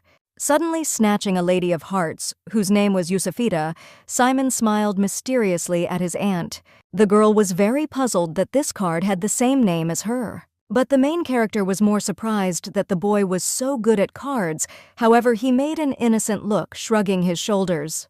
Realizing that Simon had probably picked up this from the village bullies, Yusufita suddenly met Franklin's eyes. She immediately decided to invite him to join the game, but to her surprise, the hero did not consider himself a very good player. The girl nevertheless convinced him to play with them, and the heroes decided to start with a game called The Old Maid. In the process of playing, Yusufita realized that unlike Simon, who always won, Franklin was not at all friendly with cards. At first, it seemed that he was just giving in, but no matter how simple the game was, the hero acted extremely recklessly. Thinking that he was simply not used to simple games, the heroine offered to play poker, but even so, nothing changed. Most likely, Franklin perceived cards not as entertainment, but as a way to maintain communication, which other people used. Because of this thought, the girl wondered if the hero was having fun playing with them now. Tired of the boring game, Simon unexpectedly offered to diversify the process a little by placing bets, but the heroine was against the excitement. However, the boy believed that in gambling, people are left to chance, while gentlemen rely on reason to make bets. This can revive interest in the game, as well as motivate the unlucky Mr. Franklin a little. As a bet, Simon suggested that the loser answer any question, and if he did not want to, he should pay with money. Since the aunt had no money, she could only answer questions in case she lost. The main character agreed, provided that the questions were correct and not tricky. As expected, in the first game, Simon won, and Franklin was left on the loser. Then the nephew decided to ask his uncle what type of women was most preferable for him. Putting his hand thoughtfully on his chin, Franklin fell into a stupor because he had never thought about such things. Such an answer did not count, so Simon demanded that the hero pay him a fine. The next game was also over, and now the finger wanted to hear from the uncle if there was any woman he liked now. Yusufita was shocked by this question, and the hero was not sure whether he should answer it now. To this, Simon only nodded contentedly, and to the heroine's surprise, Franklin silently handed him the money. Judging by this reaction, Yusufita realized that the hero may really like someone, which is why the girl went into a state of shock. As she thought about who Franklin might be interested in, she didn't realize that she had accidentally lost the game. Horrified by what had happened, she looked at her nephew's satisfied face with fear. If she didn't like anyone, then this question could easily be missed, but the girl's feelings for Franklin have not cooled down yet. At this moment, the hero was also staring at Yusufita, waiting with interest for her answer to the question. Shaking with fear, the main character realized that although she did not like to lie, now there was no other choice. She braced herself for the worst, but Simon wanted to know if it mattered if he would be DeLorean's heir. The heroine did not understand why he asked such a question, because the boy never showed that he did not want to be a duke. But Simon remembered how his aunt used to constantly talk about how she wanted to live in luxury, eat deliciously, and dress beautifully. Yusufita was shocked that her nephew had apparently wanted to ask this question for a long time, and it was not surprising, because in an instant he fell on the fact that he was the heir and even an adult could get lost here. But Simon was a smart child, and even if he had been alone, he would have been able to adapt to the new conditions quite well, coping with everything on his own. The main character was busy with her own affairs all this time, so she could not pay proper attention to the child. Constantly making excuses, she never realized that all this time Simon was very worried. If you remember, Yusufita had never told him that it didn't matter to her if the boy became the heir. Therefore now, having received such a chance, the heroine decided to tell her nephew about everything. After all, she went to DeLorean not to put pressure on him, but to protect him. And even if Simon didn't become a duke, they would just join hands and leave, finding another way to live a happy life. However, even if he became a duke, Yusufita still considered leaving DeLorean. As soon as she uttered this phrase, both characters bulged their eyes at her, not believing their ears. Simon was immediately perplexed, not understanding whether his aunt could really leave. Franklin also froze in amazement, looking thoughtfully at the floor and pondering the unexpected news. Yusufita was surprised by their reaction, but the most important thing was that the boy understood what she meant. Now, since all the issues were resolved, the girl suggested that we end the game. But suddenly Franklin expressed a strong desire to continue the game, greatly confusing the main character. As it turned out, the game itself did not impress him, but playing with Yusafita, the hero, became really interested. Then the girl began to suspect if he wanted to ask her a question, and Franklin agreed with this. The poker game continued, but the result remained unchanged. Realizing that he had exhausted all his questions to the hero, Simon simply decided to take money from him. But Franklin was unstoppable, deciding to keep going no matter what and try a different strategy. Yusafita was shocked by his zeal, but she could only watch what was happening. Each time he lost, the hero continued to take revenge, not hesitating for a second. Looking at him, the main character wondered why Franklin was so persistent. However, the game continued over and over again, which made Yusafita already get scared. After a while, Franklin spent all the small coins, which meant that gold would now be used. To the horror of the heroine, a pleased Simon thanked his uncle from the bottom of his heart for the pocket money. The girl remembered that there was one touching episode in the novel when the boy looked at Franklin like a little chick. But now Yusafita shuddered every time she heard Simon coldly call him Mr. Therefore, she was so waiting for the day when he would finally call the hero uncle, but she did not think that it would sound so dismissive. Therefore, in order not to cause even more damage to the child's psyche, the girl decided to immediately stop the game. Besides, if Franklin wanted to ask something, he could just do it, which made his nephew furious. Hearing that he had been winning all this time for a reason, Yusafita wondered what he meant, but the boy immediately fell silent. Franklin was grateful for her concern, but he didn't want to ask his question using such a dishonest method. But the girl was well aware that the passion for gambling does not lead to good, remembering Simon's grandfather and Marfa's father. One day he lost a large sum of money, after which he got very drunk and wandered home. Walking across the bridge, he stumbled and collapsed down, thus leaving his daughters with the family estate. Therefore, she hurried to end the game now and later, put Simon to bed, watching him sleep sweetly. At that moment, Franklin called out to her from behind, surprised that the girl was still awake. For a while they sat silently at the window, periodically looking at each other. The main character wanted to apologize to him for her nephew's ill-mannered behavior and his manner of speech.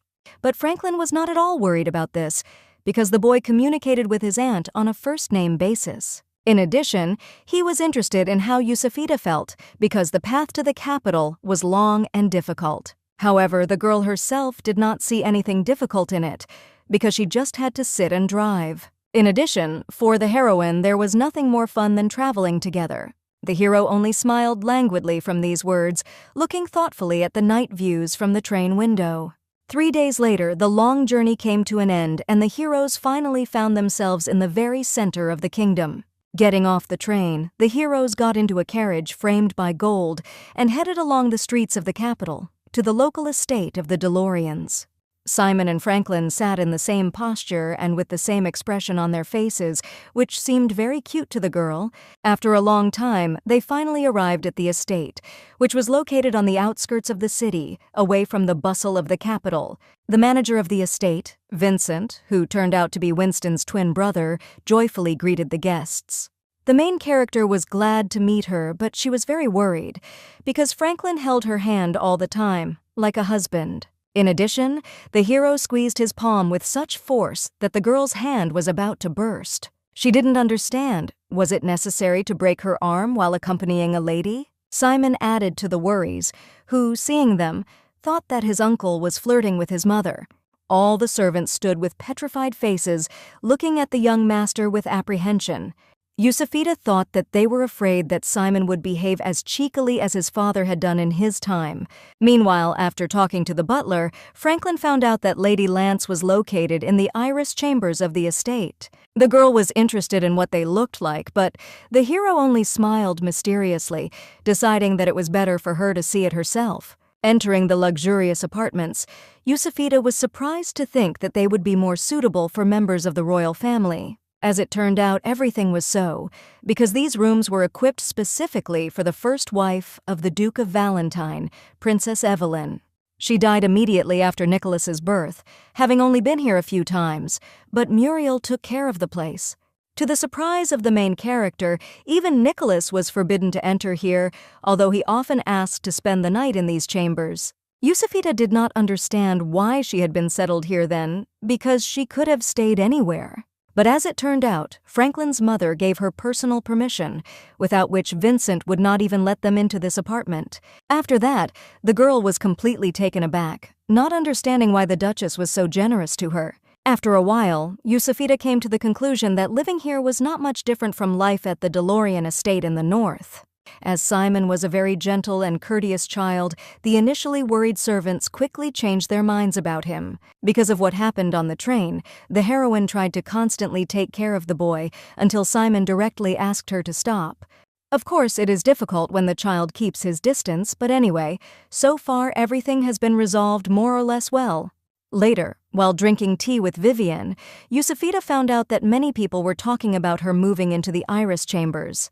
The heroine was surprised, being sure that everyone treated her kindly. However, the locals were quite cold to visitors, and even the maid felt it herself. But even so, there were a few people with whom Vivian managed to establish friendly relations. And now, with the help of these people, the maid began to slowly collect information, especially for the mistress. In addition, a good attitude from others is due to the fact that they find it very beneficial. After all, almost everyone is sure that the next mistress of DeLorean will be none other than Lady Yusufita Lance. The main character was very perplexed by such unexpected news. However, the fact that she stayed in the iris chambers indicated that the Duchess herself recognized the girl. Then Yusufite wondered how widely these apartments were known in high society. Since Nicholas had many girls, they all talked about this room at social events, dreaming of spending the night here.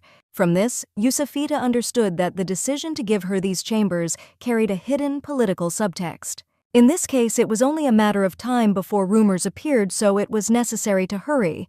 And first of all, the main character asked Vivian to urgently invite Vincent to her. Arriving at the ladies' chambers, the manager of the manor bowed in greeting and prepared to listen to the instructions. Looking at him carefully, Yusufita wanted to know if the butler had the original reports he was sending to DeLorean. After all, he sends copies of reports on the activities of this estate there every month, which means that the source files should have remained here.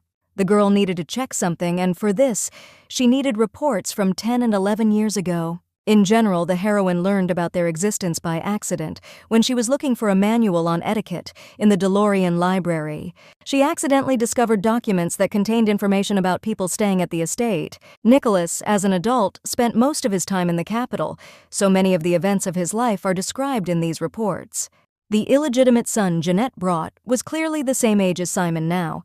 If this is true, then her connection to Nicholas was false, and this can be proven thanks to these papers. However, reports were needed for the last 10 to 11 years, and the documents found in DeLorean covered only 5 years. She could not ask Muriel to do this directly because it would mean that Yusufita was rummaging through Nicholas's past. Therefore, the only option was to come to the capital's estate and see the reports with his own eyes. Vincent wondered what exactly the lady wanted to know, because the amount of information even for 2 years was very significant.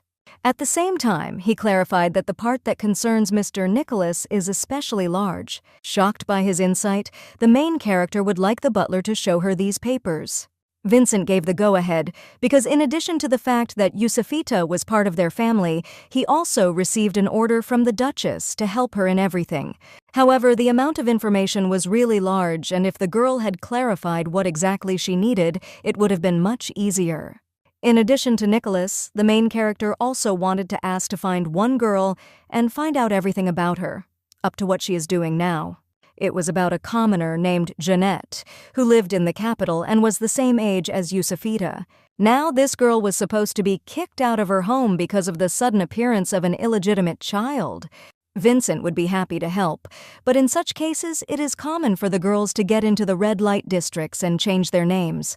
But the heroine knew for sure that Jeanette did not need this, because the father of the child provided her with decent financial support.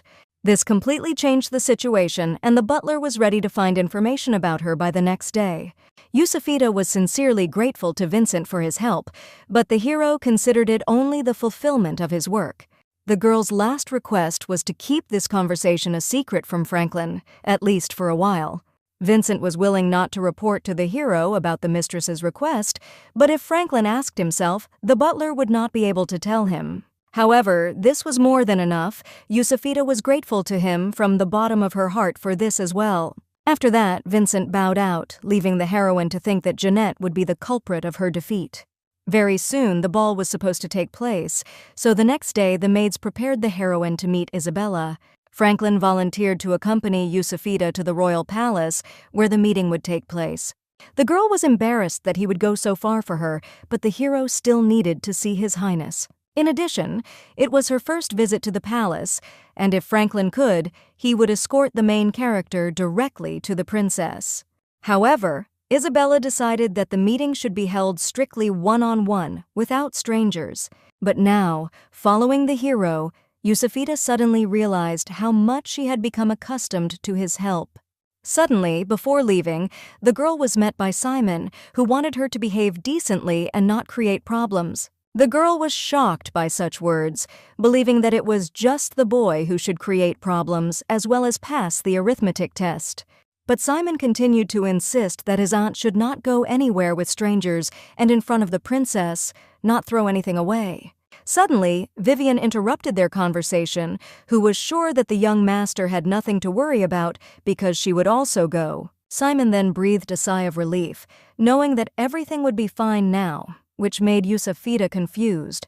Later, sitting in the carriage, the girl languished in quiet horror that in the eyes of her nephew, her authority was inferior to the authority of the young servant.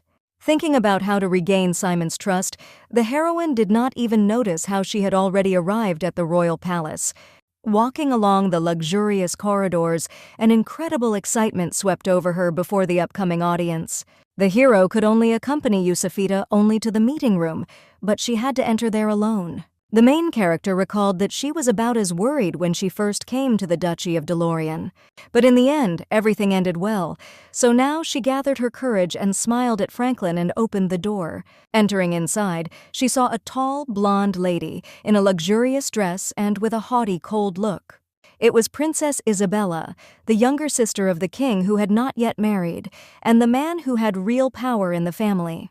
The princess did not respond to the heroine's greeting, calmly continuing to drink tea. Ordering the girl to sit down, she did not wait for the order to be carried out and immediately expressed her dissatisfaction with this meeting. If Yusufita had been at least Nicholas's concubine, then perhaps everything would have been different, but the princess could not accept an ordinary commoner. After all, if she became a companion of such a girl, then it would jeopardize the honor of her royal persona, which was unacceptable. However, Muriel was so insistent that she even presented a gift, which amazed Isabella. It was a precious necklace, the sight of which almost made Yusufita sprout on the spot. But the fact that the princess called the Duchess by her first name rather than her title could mean that she did not recognize her right to Delorean. However, looking at the necklace now, Yusufita was shocked by what Muriel was willing to do for her. Isabella was going to return the necklace and ask for someone else to be a companion, maybe even from the Delorean family. The thought that the Duchess's efforts were in vain broke the heroine's heart. Pulling herself together, the girl decided to fight to the end and, thanking the princess, wanted to find another companion. But unexpectedly, Isabella decided to change her mind and still accompany the young girl, bringing her to a stupor. Yusufita wondered what caused such a sudden change of decision. But Isabella only looked down mysteriously because she already understood why Muriel decided to make her heroine's companion. Then Yusufita realized that, like the Duchess, the princess also saw in her echoes of Evelyn. The princess believed that Muriel could be completely trusted, and after these words, she looked at the girl carefully. Yusufita was surprised because she still believed that Isabella hated the Duchess who had taken Evelyn's place. Suddenly, the princess grinned angrily, wanting to convey to the girl that other Deloreans could not be trusted except Muriel. Almost forgetting about it, the girl now remembered that she had heard such words from Malcolm's lips before. At the same moment, Isabella signaled to the maids with her hand, ordering them all to leave the room immediately. Seeing Vivian's confusion, Yusufita calmed her down and asked her to leave as well. Left alone with the princess, they silently looked at each other for some time, which made the heroine uncomfortable. Suddenly, Isabella lowered her eyes and remembered how the day before her wedding, Evelyn had told her something. According to her, the marriage to the Duke was temporary, concluded for convenience, and she was going to return as soon as she gave birth to a child. However, it would not be easy to return, because the sense of responsibility should have been in the blood of the members of the royal family. Prior to this, Yusafita had only heard that, thanks to her marriage to the princess, the DeLoreans had received the right to the railway. Now, however, Isabella strongly argued that this right was only a pretext. After all, what the DeLoreans really got thanks to this marriage is Muriel. As it turned out, the reason was that the Duke of Valentine had been in love with her for a long time, which shocked Yusafita. The Duke needed the wedding with Evelyn only to marry Muriel. When Evelyn left an heir and divorced the Duke, Muriel would not leave the child alone, in someone else's family. If the Duke had not done so, then most likely the girl would not have left her mistress and would not have married Valentine. In addition, with the agreement on the right to build a railway, the Duke killed 2 birds with 1 stone. Then Yusafita realized that in this way he took Nicholas hostage. However, she couldn't understand why Evelyn had agreed to marry Valentine in the first place. This was the main problem, because Isabella's sister was already dead, and the Duke would never tell the truth. And as long as everything remains unknown, it is impossible to bring charges against others. In addition, there was another reason why Isabella asked the heroine to be careful with the DeLoreans. It was the cause of Nicholas's death, but Yusafita knew perfectly well that he had just drunk and fallen off his horse. From these words, the princess burst out with ominous laughter, which made the main character feel uncomfortable. Isabella wondered if she knew that Nicholas simply hated riding. He was a proud boy, so he didn't tell anyone about it, and even Muriel didn't know about it. He constantly lied to everyone around him that he loved to ride a horse, strenuously hiding the truth. Not immediately understanding her words, the girl suddenly realized that it was not an accident, but a murder. The princess shouted in a rage that the Duke had never loved Nicholas, so he took such a step. In addition, he had a beloved son, Muriel, Franklin, whom Valentine would probably want to make his heir. Now, Yusafita was seized with real horror at the realization that the Duke had raised his hand against his own son. That is why Isabella was surprised when she learned that Valentine recognized Simon, Nicholas's illegitimate son, as the heir. This suggested that the Duke might try to eliminate him as well, which frightened the girl even more. Therefore, the princess wanted Yusafita to be as attentive and careful as possible. Shaking with horror, through her mind clouded with fear, the girl promised to remember her words. Isabella had no concrete proof of what she had said, so she only wanted Yusafita to distrust the DeLoreans. Vivienne was standing outside the door, anxiously waiting for her mistress, when suddenly the door opened and the heroine came out, drooping. Seeing the lady in this state, the maid was very frightened, thinking that she should have stayed.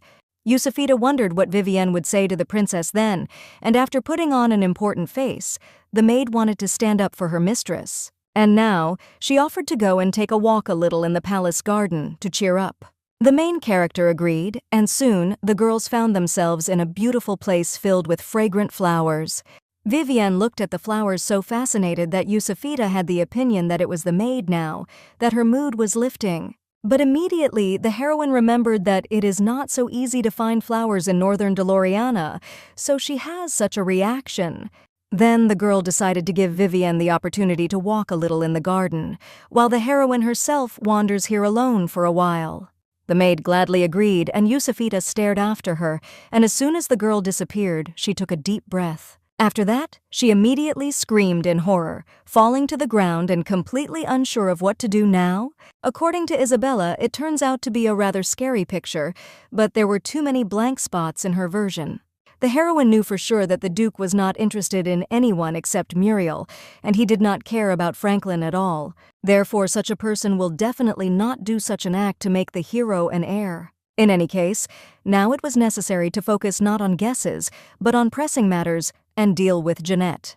Suddenly, Yusafita saw an old man dressed as an aristocrat who had fallen to his knees in the garden, clutching his chest with his hand. All thoughts immediately flew out of the girl's head, and she rushed to help her grandfather.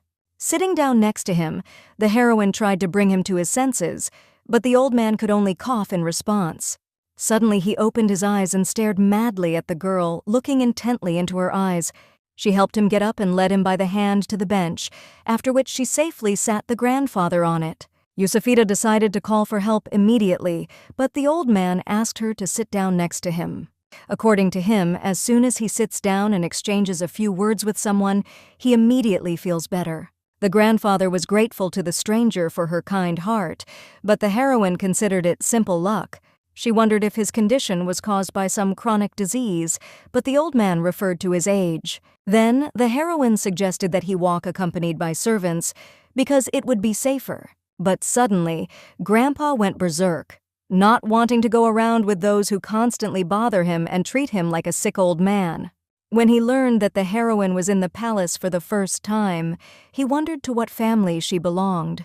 The girl was only embarrassed in response because her family was not noble, and probably the old man had not even heard of it. The old man was seized by a furious rage again because did he really look like someone who would treat her worse because of the nobility of her family? Realizing that there was no other choice anyway, the main character introduced herself, giving her family name. Also, the curious grandfather found out that she was not married and was from a small village. Realizing that being from a non-noble family, she had made such a journey to the capital, the old man realized that Yusufita was covered by some family. Hearing that she was indeed under the protection of the DeLoreans, her grandfather's face changed dramatically. At this moment, the main character realized that he probably had an extremely bad relationship with them. The old man wanted to ask something else, but suddenly the air was pierced by the heart-rending scream of Vivian, calling for her mistress. Then the grandfather decided to let the interlocutor go, thinking that he had probably already tired her of talking. Apologizing and starting to leave, the heroine hoped that he would not stay here for a long time because it was quite chilly outside.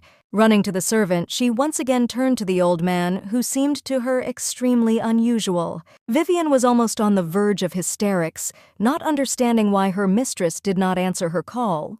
Then the heroine admitted that she helped an elderly gentleman who suddenly fell to the ground. However, even Yusufita herself did not know who he was, and the maid was afraid that the old man could harm her mistress. First of all, the main character hoped that Vivian would not say anything to Simon. Later, approaching the palace, the girls saw Franklin, who was talking animatedly about something with two guys in uniform. Thinking that they must be discussing something very important, Yusufita decided not to get involved and wait for the end of the conversation. But suddenly the hero turned around abruptly and in an instant found himself next to the main character, wanting to know how the conversation with the princess went. Suddenly, one of his interlocutors also approached the girl, greeting the young lady. Taking her hand tenderly, he introduced himself as Major Norman, wishing to kiss the hand of the lovely mademoiselle. At the same moment, with a sharp movement of his hand, Franklin knocked his comrade to the ground. He was furious at Norman's unceremonious behavior, wanting to know if Lady Lance was upset. Seeing the girl's uncomprehending look, he clarified that he remembered how she did not like it when they grabbed her hand at the first meeting. At that moment, the girl remembered how when they first met, she had twice ignored his attempts to shake his hand. Then the girl frantically tried to explain that this was not at all true when it came to a simple greeting. But when she saw the hero's face, similar to the face of a sad puppy, she immediately regretted what she had said. Looking at the heroine, his other comrade was extremely surprised that such incredible rumors turned out to be true. Of course, there were those who claimed that Franklin really arrived with a girl, but many doubted this. That is why he and Major Norman decided to come here and check everything thoroughly. The young man turned out to be a lieutenant colonel named Zachary, who did not believe that for the first time in 14 years, the hero had brought a girl. Norman and Zachary turned out to be Franklin's friends, and the major even studied with him at the military academy. The main character was very surprised by the fact that the hero never went out with a lady. After all, she thought he was very courteous and probably very popular among women, but his friends only laughed. Although it was hard for Norman to admit it, Franklin was indeed not deprived of beauty, but this was not enough. The colonel behaved the same way with everyone and behaved with the ladies in the same way as with soldiers like them. According to friends, not only did he not spend time with the girls, but he could not even say hello to them for show. The main character, having come to a stupor, immediately remembered the hero's words that as a gentleman he is obliged to look after her. At that moment, Yusufita's heart was broken and she decided that she shouldn't expect too much. Then his words sounded as if he treats everyone equally, and the heroine does not stand out to him in any way. However, now the girl heard a soft pounding in her chest again and felt how hot she was. Holding back the rush of feelings, Yusafita pretended that she did not even suspect that Franklin could be like this. But friends assured me that from the very beginning there was no such thing that the hero exclusively related to any lady. Seeing the imperturbable look of Franklin, who listened to them in silence, Norman decided that the hero did not want to stoop to answering them. All this time, the heroine convinced herself that it was not worth building useless expectations, but now she didn't understand if Franklin really treated her in a special way. Friends even bet on whether he would bring the girl this time, and Norman, who did not think so, unfortunately lost. But he also wondered that if the colonel had such a girl, didn't that mean that His Majesty had completely missed? After all, if the major remembered everything correctly, then there was even talk of promoting Franklin to minister. Yusafita did not understand anything from what she heard, and when the conversation turned to the princess, Franklin grabbed her by the arm, starting to lead her away. Everyone was shocked by this unexpected turn, and Vivian ran after her mistress as fast as she could.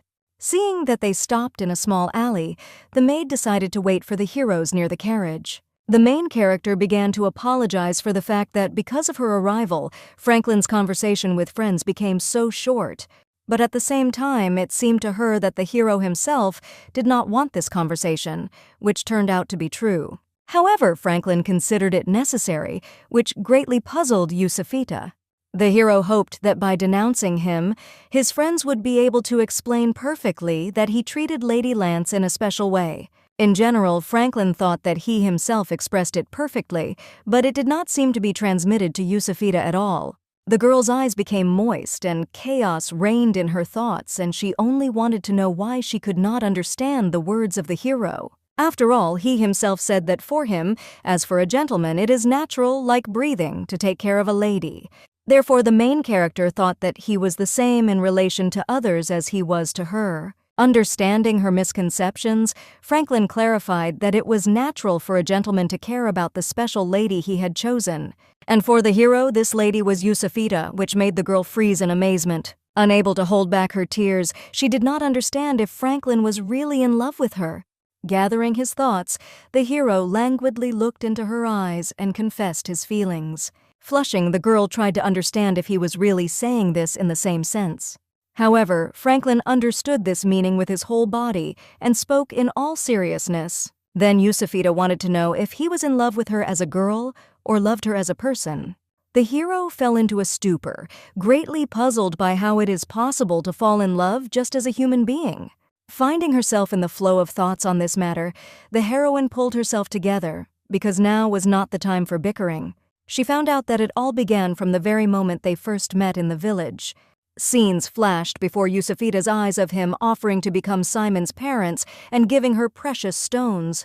Her guess turned out to be correct, because Franklin would not treat everyone around him like that. In an instant, the girl's shock was replaced by incredible joy, because it turns out that all her feelings were not a ghostly hope.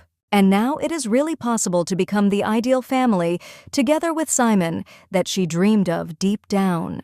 But her thoughts were suddenly dispelled by the fact that she seemed to be the wife of Franklin's deceased older brother. At the same moment, she saw an insurmountable wall of kinship rapidly growing between them. And if they start dating now, they will instantly find themselves in the middle of a grandiose scandal. Unlike Yusafita, Franklin saw absolutely no reason to worry, and then the girl tried to chew everything on him. But the hero still could not understand whether their family ties could become a problem for his sympathy for the heroine. The heroine wanted to shout that it would be strange in the eyes of other people, but stopped in mid-sentence. At that moment, she remembered that for Franklin, it didn't matter what other people said. From this, it followed that he was in love with her, and the hero did not care whether they were considered relatives or not. Then the girl remembered that he was also an ardent opponent of marriage. To her surprise, this turned out not to be the case at all, and in fact, he would like to marry the heroine, but only when she is ready. In addition, Franklin wondered why Yusafita decided that he was against the marriage. And although it was incredibly strange, however, if he said it himself, then it was so. During the conversation, the girl began to gradually see instructions on how to achieve mutual understanding with the hero. If you make a direct request, he spits out a direct answer, but otherwise his answer goes far off topic. All this time, Yusufita tried not to ask direct questions out of politeness, and that is why there were so many misunderstandings. But if she wanted a serious relationship now, then this was the last chance, because there was no official debut of the heroine yet. However, if Yusufita simply claims to be Simon's aunt, she will definitely go to jail for deception. Meanwhile, Franklin was persistently waiting to hear an answer to his confession. Shocked by his persistence, the heroine understood deep down that at least now she was ready to walk down the aisle. But for the future, their relationship with the hero could be a huge change, and it's impossible to predict where the story will go. Then, gathering her courage, she decided to give an answer the moment they returned to the Duchy of DeLorean. Franklin breathed a sigh of relief, because he wasn't going to admit it that way in the first place, so it turned out even better. And he had the opportunity to do everything properly because it's not the business of confessing like this, standing on the street. Yusufita did not understand why he would make a confession a second time, but Franklin thought that it would be more comfortable for him. Suddenly, the girl remembered how Norman had talked about a promotion to minister and something else about the princess. She wanted to check with the hero, but he only turned away, deciding that the emperor was just thinking something useless. But this time, the heroine decided to insist, because she was also interested in learning more about Franklin. The hero was very surprised by such a statement because she had never asked him so directly before. Yusufita was able to learn some information about him from the content about the novel, but it seemed impolite to ask about more. But Franklin took it as if she had no interest in him, for which the girl could only blame herself. Then, the hero offered to ask each other a question, in turn, and answer honestly. They decided to start with Yusufita, and as a continuation of the past words, she wanted to know what Franklin had talked about with His Majesty. The hero did not see anything special in this, because the conversation was only about a promotion, which he happily refused. The girl did not understand what was wrong with the promotion, but Franklin believed that he had done nothing to deserve it. However, there was still a price for an increase. The hero needed to marry the second princess of the kingdom. Yusufita had already read about this earlier, when they were on the train for the first time, and the heroine was leafing through the yellow press. The second princess, who was not yet married, had a close relationship with Franklin, who worked as an officer in the capital. It turns out that His Majesty wants to see the hero as his son-in-law, which puzzled Franklin very much. All this talk seemed to be a preparation for his becoming the heir, but it seemed that it was all about the truth about the railway. Franklin was of the same opinion, so he calmed down when Simon became the heir. However, the girl believed that none of the other young men seemed to be a suitable candidate for the role of duke. She also thought that the king cared very much about the second princess, but the hero knew that he loved all children equally. This was facilitated by incidents related to the past king, who had favorites. For this reason, now there is a serious struggle for the throne between the prince and the first princess. The current king does not take sides, which, in Yusufita's opinion, was too categorical. The hero believed that he did not understand the king's feelings well, but he was sure that it was because of the struggle that he cared so much about the wedding of the second princess. The girl knew that living in a family where Nicholas was the favorite, Franklin really could not understand someone who loved all children. But be that as it may, now it is the hero's turn to ask his questions. The heroine looked at him fascinated, remembering that he had been asking her something for a long time. However, his question about what type of men she prefers left the girl confused. In other words, did Franklin want to know what it took to marry Yusufit? Bulging her eyes at him, the heroine did not understand. Was it worth making so much fuss about such a question? The hero was sure that perhaps, according to some criteria, he fits her type, but still wanted to make sure. Yusufita was sure that he was the most ideal man she had ever met in her life. But Franklin believed that the ideal was unattainable for man, although it may seem that this is so. The girl did not understand why Mr. Franklin wanted to become perfect, knowing that the ideal was unattainable. However, the hero simply did not want Lady Lance to feel lacking in anything. These words were too strong, causing Yusufita to literally let off steam. In fact, the heroine would be happy if Franklin became a little more friendly to other people. At the same time, his character was a wall that protected the hero from crowds of fans, so the girl did not want to destroy it. But the hero continued to insist that she name the criteria, and then Yusufita decided that she would not tolerate debauchery and excitement. Although, despite all this, she was sure that Franklin was simply not capable of such a thing. But still, the girl wanted to clarify. Did the hero really tell Zachary in advance that he would arrive with the girl? It turned out to be so, and the comrades decided to divide the winnings in the bet in half. However, if Yusufita did not like this, he was ready to forget about winning and about such bets in general. But the girl did not mean this at all and only wanted Franklin to include her in the share. Life in high society was a luxury, filled with dresses, shoes, stones, and haute cuisine. But since Yusufita was not the mistress of the house, she could not get cash. Besides, since this money was earned thanks to her, it must have been her money too. Seeing the light from such news, Franklin supported the lady, who for some reason was terribly ashamed. Moreover, the hero intended to give her all his winnings, which led the girl into an even greater stupor. Later, returning to the palace, the heroes were met by Simon, who arrived in time for the carriage. His aunt greeted him happily in return, putting her arm around Franklin's shoulder. Looking at them, the boy couldn't understand why there was such a strange atmosphere between them. But Yusufita pretended not to understand what he was talking about, whispering to the hero to play along with her. Looking at them suspiciously, Simon hoped that nothing of the kind had happened in the royal palace. In response, the heroine also wondered what happened to the boy in their absence, but Simon only shrugged his shoulders. The only thing my nephew decided to do was to let him know that Vincent, the butler, seemed to be cooking something. Again, making an uncomprehending look, the heroine was impressed by the speed of the manager's work. However, she did not understand why the boy suspected something, because everything had to be in the strictest secret. In addition, Franklin was also here, so in no case it was impossible to let it slip. Then Yusufita pretended that since she was going out for the first time, she asked Vincent to collect the necessary materials for her.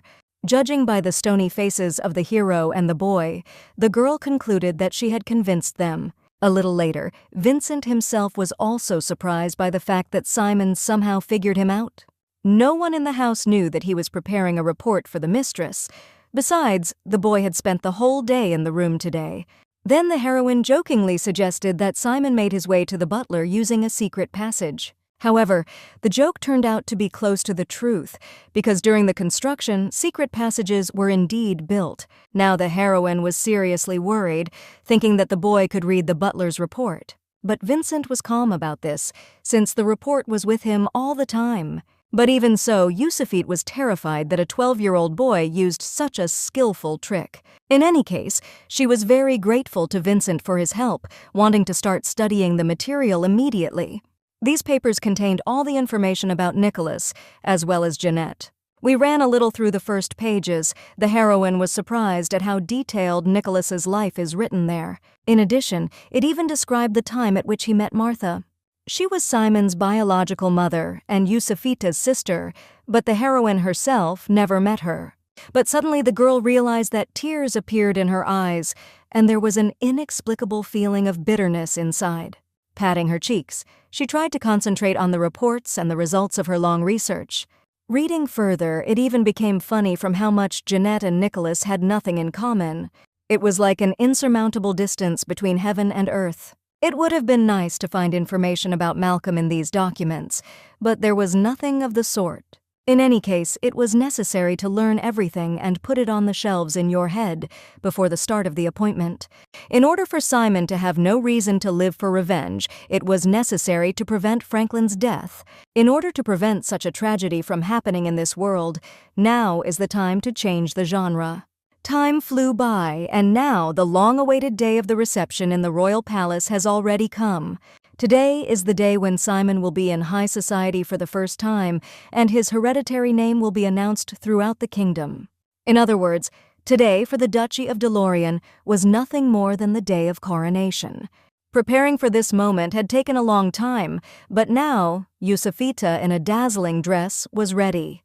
Vivian worked especially on her dress, believing that the mistress should certainly become the main character at today's ball. After all, it was Yusufita that Simon's reputation depended on, so the girl had to be the most irresistible. In that case, the necklace of ice tears that Duchess Muriel had given her had to hang around her neck. Going down the stairs, the heroine shuddered under the weight of the product, hoping that its shine would hide her face. Franklin and Simon were already waiting for her downstairs, dressed in chic outfits for the ball. The boy approached and held out his hand to his aunt, making it clear that he would be the one to accompany her, since the hero had lost his bet to him. Vincent, Vivian, and the other maids stood nearby, joyfully wishing the heroes a safe journey. Arriving at the palace, Yusufita decided to go to the chambers of Isabella, who was supposed to accompany her. But when they entered the hall, it turned out that the princess was not yet ready and only a girl could enter her. Franklin and Simon waited in the guest room, hiding their displeasure with this fact. Entering the princess, the heroine saw Isabella surrounded by servants who were preparing her to go to the reception. The girl was glad to see her mistress again, and hoped that the princess was doing well at this time. Isabella noticed that Yusufita had lost weight, and the heroine herself saw a familiar silhouette near the princess. It turned out to be the second Princess Evangeline, who, according to the press, had a very close relationship with Franklin. After bowing, Yusufita introduced herself, and the second princess only remarked in response, "I had heard a lot about her." Isabella needed to prepare a little more, so the girls could proceed to the guest room for the time being. Leaving her chambers, Evangeline rushed forward, demonstratively clicking her heels and leaving the heroine behind. Since the princess did not speak to her, Yusufita could not start the conversation first. However, the girl had a strong feeling that she had clearly come with a second princess who did not like her. Franklin and Simon were very happy to see them, not expecting to see Evangeline either. The princess immediately ran to meet them, as if she had forgotten about Yusufita's presence. Above all, she wanted Franklin to speak to her simply, omitting unnecessary formalities. She also hastened to introduce herself to Simon, who was a great aunt. Bowing, the boy greeted Her Highness, also glad to meet her. Evangeline noted his unchildish manners, but she wanted him to address her more simply. She decided to treat him as her own nephew, and he could consider her his own aunt. In addition, Simon was the same age as the younger princess, whom Evangeline promised to introduce him to. Yusufita stood quietly in a stupor and listened to the princess marvel at the rumors that Franklin had accompanied someone. With every second, the main character became more and more convinced that Evangeline pretended that she was not there at all. In addition, she always turned around so that her back to Yusufita was standing. At this moment, the princess thought that it was for the straightforwardness of the hero that the king considered him a good suitor. The main character understood that Evangeline deliberately started this conversation in front of her eyes. Surely in this way the princess just decided to put her in her place. Although Franklin said that they did not have a special relationship, there was no guarantee that Evangeline thought the same way.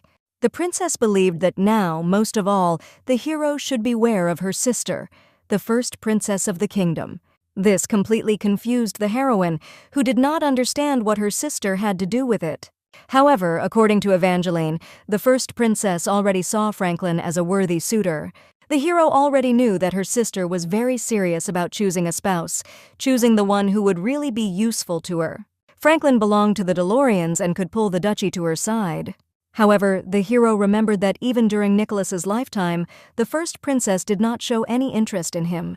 But Evangeline's sister always said that Nicholas would die early, which meant that it was Franklin who was supposed to be the heir. When she saw how the hero put Simon forward as his heir, she realized that the hero was not interested in becoming a duke. Yusufita could hardly contain herself, being shocked at how it was possible to say such a thing in front of a child. Franklin thought that perhaps the princess thought he was capable of killing his brother for the sake of the duke's inheritance. But Evangeline only sighed, because such was the essence of a sister who did not understand people without ambitions. The hero did not consider it his business how the first princess treated him, but decided to take note of the information anyway. Evangeline believed that she knew better than anyone that Franklin could handle anything. Suddenly, Isabella appeared, who began to hurry everyone to move out, because her brother would surely get ahead of them. The first princess immediately hurried to her, knowing that her father was busy with preparations right now, so he would come later. Following the princesses, Yusufita realized that Evangeline was trying to remove her from the hero, not because she liked him, but judging by what he heard, it was possible to conclude that the princess simply did not like the heroine herself. Suddenly, Simon grabbed the girl's hand, intending to say something in her ear. He hoped that his aunt would not pay attention to this girl because his uncle definitely had no relationship with her. At that moment, even the deepest notes of cuteness in their minds, the Yusufites were touched by the caring impulse of their nephew. After a few seconds of embarrassment, Simon wanted to say something else, but he cut himself short. The main character looked at him in bewilderment, but at that moment, the doors of the reception hall opened and they went inside. Whispers of surprised people began to be heard everywhere, who until the last did not believe that the princess herself would accompany her.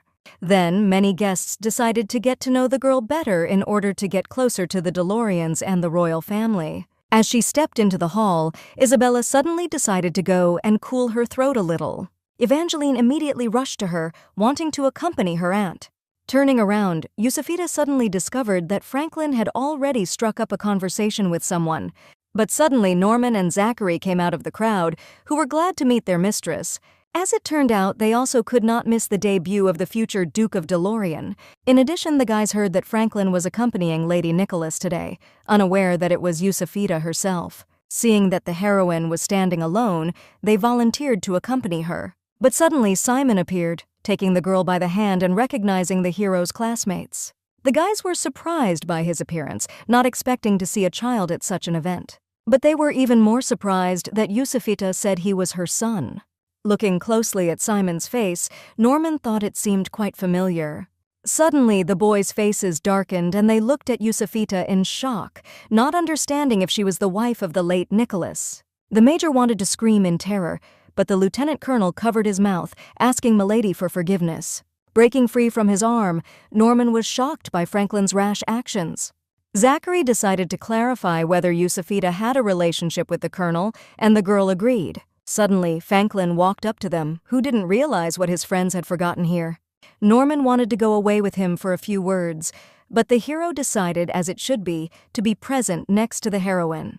The major then decided to ask if he had any feelings for Lady Lance. From just one look at his comrade, the major realized that his suspicions were correct. For Yusufita, it was a sign that they were indeed true friends. And she also realized that if she got close to Franklin, then in this world it would be akin to madness. And although Norman knew that the hero did not pay attention to the morals and opinions of other people, it was too much.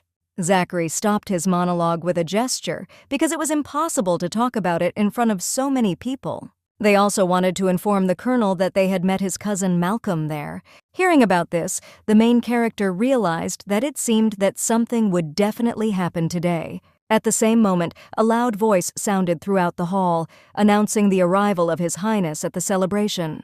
The doors opened and the current King Hilarion came out to the guests, accompanied by his servants. After greeting the gathering, the king invited Simon to follow him. Yusufita was worried, remembering that in the original plot, the boy stumbled and stumbled from excitement. So now she prayed that he would keep his composure and make no mistakes. But to her surprise, Simon walked confidently to the king, greeting His Majesty. Hilarion, looking at him, immediately realized that the boy was almost an exact copy of Nicholas, and even though he felt sorry for his first great-nephew, he was still glad to meet Simon. Putting his hand on his shoulder, the king declared that he recognized the boy as the son of Nicholas and the heir of DeLorean. Bowing, Simon was very grateful to His Majesty Hilarion for his mercy. Now he officially became a member of the royal family and all guests could enjoy the reception. The king decided to proceed to his sister, admiring her outfit and the fact that she had become the heroine's companion. Yusufita immediately greeted His Highness with a bow and curtsy. Hilarion was delighted with the young girl who managed to raise the boy alone. Of course, he also had a younger princess, the same age as Simon, but she was too serious. But this was not surprising, because among the baby's friends there were only adults. Therefore, the king would be very happy if Simon visited the palace more often and became a companion for the princess. Turning to the side, Hilarion was happy to see Franklin and Evangeline standing together. The second princess thought that such words could put the hero in an awkward position, but the king only chuckled. He was sure that his composure would not allow Franklin to be embarrassed, for which Hilarion respected him. The main character was shocked by Evangeline's behavior, and the hero recalled that he had clearly expressed his opinion to the king. Cassandra, the first princess, suddenly appeared, was shocked that her father was still trying to shine a hero with her sister. Cassandra considered Evangeline to be quite an adult and quite capable of dealing with her relationship on her own. However, Hilarion understood that the girl was not interested in marriage and was extremely not independent. However, the elder sister was also not going to get married, but her father did not pay such attention to her. However, the king knew for sure that he and Evangelinos were completely different. Unable to stand it, the second princess intervened in the conversation, thinking that she would like to live like an aunt next to her father. Her father understood her desire, but age took its toll, and Hilarion was worried about what would happen after his death. The king will find peace only when he sees that Evangeline has a man to rely on. As for Cassandra, it is generally problematic to find a groom with her character, and she can cope on her own. Then, Evangeline suddenly decided that Franklin would be more suitable as a fiancé for her older sister. Of course, Cassandra could not deny the charm of the colonel, but the hero was not to her taste. She needed someone meek and quiet, so the charismatic Franklin, a priori, was in flight. Yusufita watched everything in complete bewilderment because everything went against the way Evangeline had originally spoken. Suddenly, Cassandra turned to her, believing that the main character could remarry Franklin. After all, she had already met an arrogant scoundrel once, so the colonel was a pretty good option. Then the king was horrified because how could the hero, being Nicholas's brother, marry his wife? However, by this logic, Franklin was also a cousin of the princesses, but Hilarion still wanted to set him up with one of them. Hilarion could not find anything to answer this and only lowered his face. Cassandra again turned to the heroine that the words of old believers like her father should sometimes just be ignored. The king immediately began to apologize to Yusufita, hoping that she would not take the princess's words to heart. As for Evangeline, the elder sister hoped that she would try not to tarnish the honor of the family. Suddenly, the main character had a strange feeling that the first princess had conspired with Franklin. Just now, Yusufita had entered high society and her status was not high, so she could not allow scandals. And now it was premature to think about marriage, just got out from under Nicholas's wing. Tired of long conversations, the king decided to leave the guests, which greatly surprised the princesses. Evangeline hurried to escort her father, when suddenly, women's screams were heard from the middle of the hall. The very event for which the main character was preparing so diligently began. Hilarion immediately went there, wanting to understand everything. Seeing the girl sitting on the floor in tears, the king demanded an explanation of what was happening. After introducing herself, Jeanette strained through tears that in her youth she made a mistake by giving birth to an illegitimate child. Hilarion was very surprised, not understanding who his father was, that the girl was so offended. To everyone's shock, she named the child, Nicholas DeLorean, as the child's father. First of all, the king wanted to see evidence of the truth of her statement. She then pointed her finger at Simon, shouting that her child's age was the same as that boy's. The cruelty is only in the fact that their fate is different, because Jeanette, as a mother, did not have the courage to confess. In addition, the girl was ready to provide Evelyn's pocket watch as evidence. Taking them in his hands, Hilarion shed a tear, admitting that they really belonged to the deceased princess. Suddenly, the main character called out to the king, expressing a desire to intervene in the conversation. Smiling calmly, Yusufita wanted to ask the young girl something. Simon was shocked, staring dumbfounded at his aunt and trying to stop her. However, there was no reason to worry, because the heroine intended to do everything in the best possible way. Above all, Yusufia regretted that the meeting with Jeanette had happened like this. The girl was also unpleasant, but there was nothing to be done, because it was impossible to hide the existing past all the time. Smirking at these words, the heroine decided to clarify whether her child is really the same age as Simon. As it turned out, he was born in the spring, while Simon was born in the winter, which meant that the age difference was small. Jeanette did not deny the possibility of this, but should only the child who was born first be accepted? But the heroine did not mean this at all, unless, of course, the girl's son was really from Nicholas. As Jeanette showed her pocket watch again, she wondered what more evidence could there be. However, Yusufita did not understand whether there was any reason to believe that Nicholas had really handed them over to the girl. Sighing ironically, the girl understood the heroine's desire to deny everything, but Yusufita was sure that she was right. After all, Nicholas never gave his girlfriends such gifts, at most flowers or jewelry. But he suddenly decided to give Jeanette a watch, which means that she was such a significant person for him. Then the main character wondered what exactly Nicholas said when he gave them. Seeing the anxiety on the girl's face, the heroine laughingly clarified that she was just curious. Jeanette nervously muttered something indistinct about how he said she could always come here for help.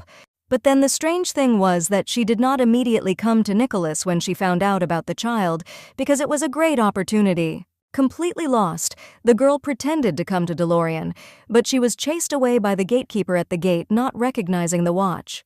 When asked when it was, Jeanette did not find anything to answer at all, which puzzled everyone around. Thinking that it was early autumn, she immediately received a question from Yusufita.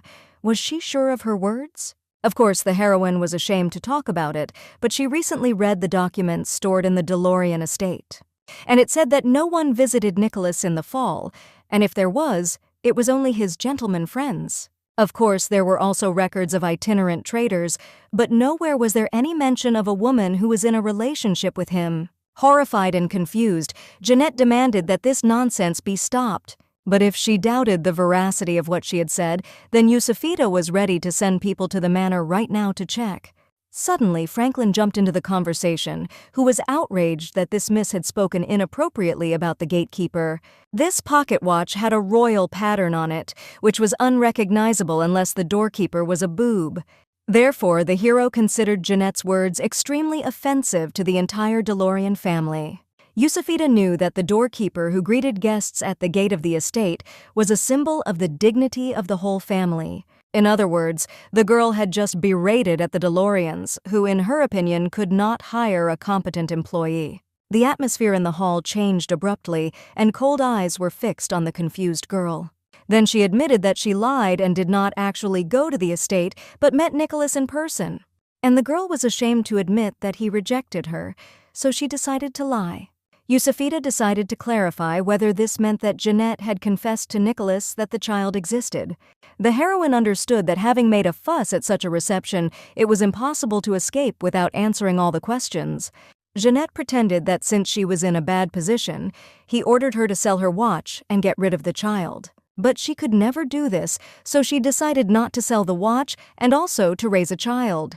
Because of this, she had to live in the shadows, keeping it a secret from Nicholas that the child was left with her. Yusufita realized that when she learned about the existence of another similar child, she decided to restore justice. This was true, and Jeanette was completely sure that her child had no less right to the title than Simon. However, unable to restrain herself any longer, the main character decided to tell her the harsh truth. First of all, Yusufita was sure that her words about meeting Nicholas had nothing to do with reality. To be honest, it was strange that he had handed over his watch, but let's assume that he just liked Jeanette. However, if such a beloved woman came to Nicholas, and even with a child, would he kick her out like that? If he really cooled off to her so much, he would surely take the watch he gave him, even if he had to pay for it. Of course, Nicholas had always been a self-absorbed narcissist who didn't really value Evelyn or respect her. But the princess and her thing proved what blood flowed in his veins. Surely a man with such a character would consider even the thought that a commoner would have a watch terrible. Therefore, Nicholas would never ask to sell them, which means that the girl's words were lies. Terrified, Jeanette began to scream that it was Yusufita who was lying because she was just jealous of her.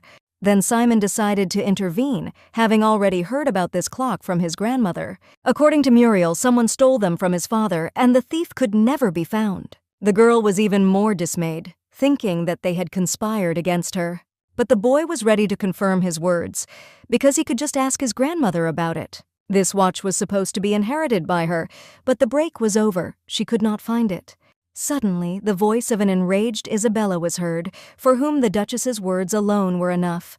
The main character remembered that, in the novel, the Duchess did not know about the location of the watch, so she adopted Jeanette into the family. And this meant that her 12-year-old nephew decided to brazenly lie in front of everyone. At the same second, accusations and threats rained down on the girl from all sides, which made her freeze in shock. Seeing her trembling, Yusufita thought that all she had to do was press lightly for Jeanette to tell the truth, and if she could discover now that it was Malcolm who had given her the watch, then it would all be the same. At this joyful thought, the heroine suddenly heard the cry of a man who believed that Yusufita was no better than a liar. He was a close friend of Nicholas, who, with the king's permission, was also ready to convict the main character of lying. It was Count Corey who was completely confused, not understanding why the seigneur considered her a fraud. The man knew that the rumors about Lady Lance had even reached the capital, although the girl herself was a village commoner. Her native village was in the possession of the Count, and everyone he met asked about Yusufit. Having sent his man there, he managed to find out the shocking truth that, in fact, the girl did not give birth to anyone. Then the guests came in bewilderment, thinking that the boy was not Nicholas's son at all. But this was not what the Count meant, because, in fact, Simon's mother was Marfa Lance, Yusufita's older sister, and the main character just pretends to be her sister and deceives everyone present. In addition, everyone in the village was well aware of the violence and bullying to which the aunt subjected her nephew. Not knowing what to do now, Yusufita saw Malcolm standing aside, smiling calmly as he looked at her. Realizing that it was his doing, the main character looked furiously at the scoundrel. Suddenly, Simon stepped forward, deciding to ask Count Corey who had said such a thing in the village. After all, speaking with such a confident look, could the Count really take responsibility for his words? The man was taken aback by the unexpected statement of the young heir. However, he could really confirm what was said. With the permission of His Highness, Corey wanted to introduce everyone to a witness who was from the same village. The entrance doors of the hall opened, and Earl entered, accompanied by the Count's men, causing Yusufita to freeze in amazement. According to Count Corey, this man had been communicating with the heroine for a long time, which puzzled the girl even more. Holding back a gust of anger, the girl wanted the Count to express himself more precisely because they had just spent their childhood together in the village. Pointing his hand at Earl, Corey wanted to hear from him what kind of relationship there was between Yusufita and Simon in the village. Judging by the frightened expression on his face, it was immediately obvious that Earl had been dragged here by force. Seeing the boy's silence, the Count wondered if he had forced him to lie in front of everyone.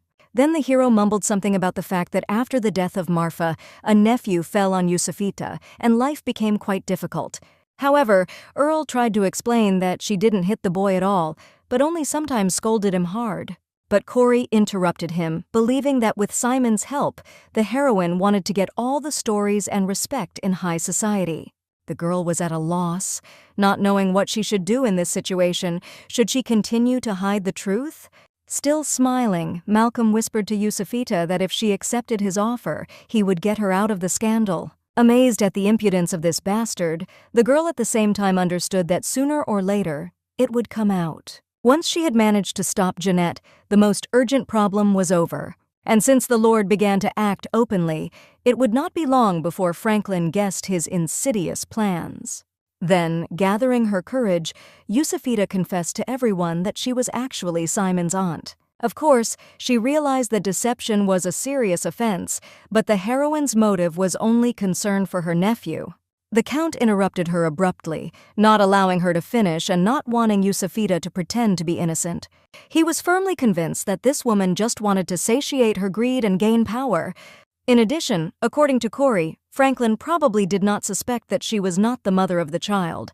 Realizing that at least it was impossible to set up the hero, Yusufita agreed with this assumption. The Count laughed, realizing that even the colonel had been dragged into a mess because of this bastard. Suddenly, a glove flew into his face, causing everyone present to freeze in place. Seeing the one who threw it, Corey was filled with incredible horror and shock, and his face turned blue. For insulting the feelings of a young lady, Franklin challenged this scum to a duel. The Earl was dismayed by the hero's words, thinking that Franklin simply did not understand that he was protecting him from this girl. Seeing the fury in the colonel's eyes, Corey looked hopefully at the king, who was scratching his head wearily. Desperate, the man threw himself at the feet of the monarch, begging him to order Franklin to cancel the duel. Corey believed that his only offense was to reveal the truth. And what was the price of death?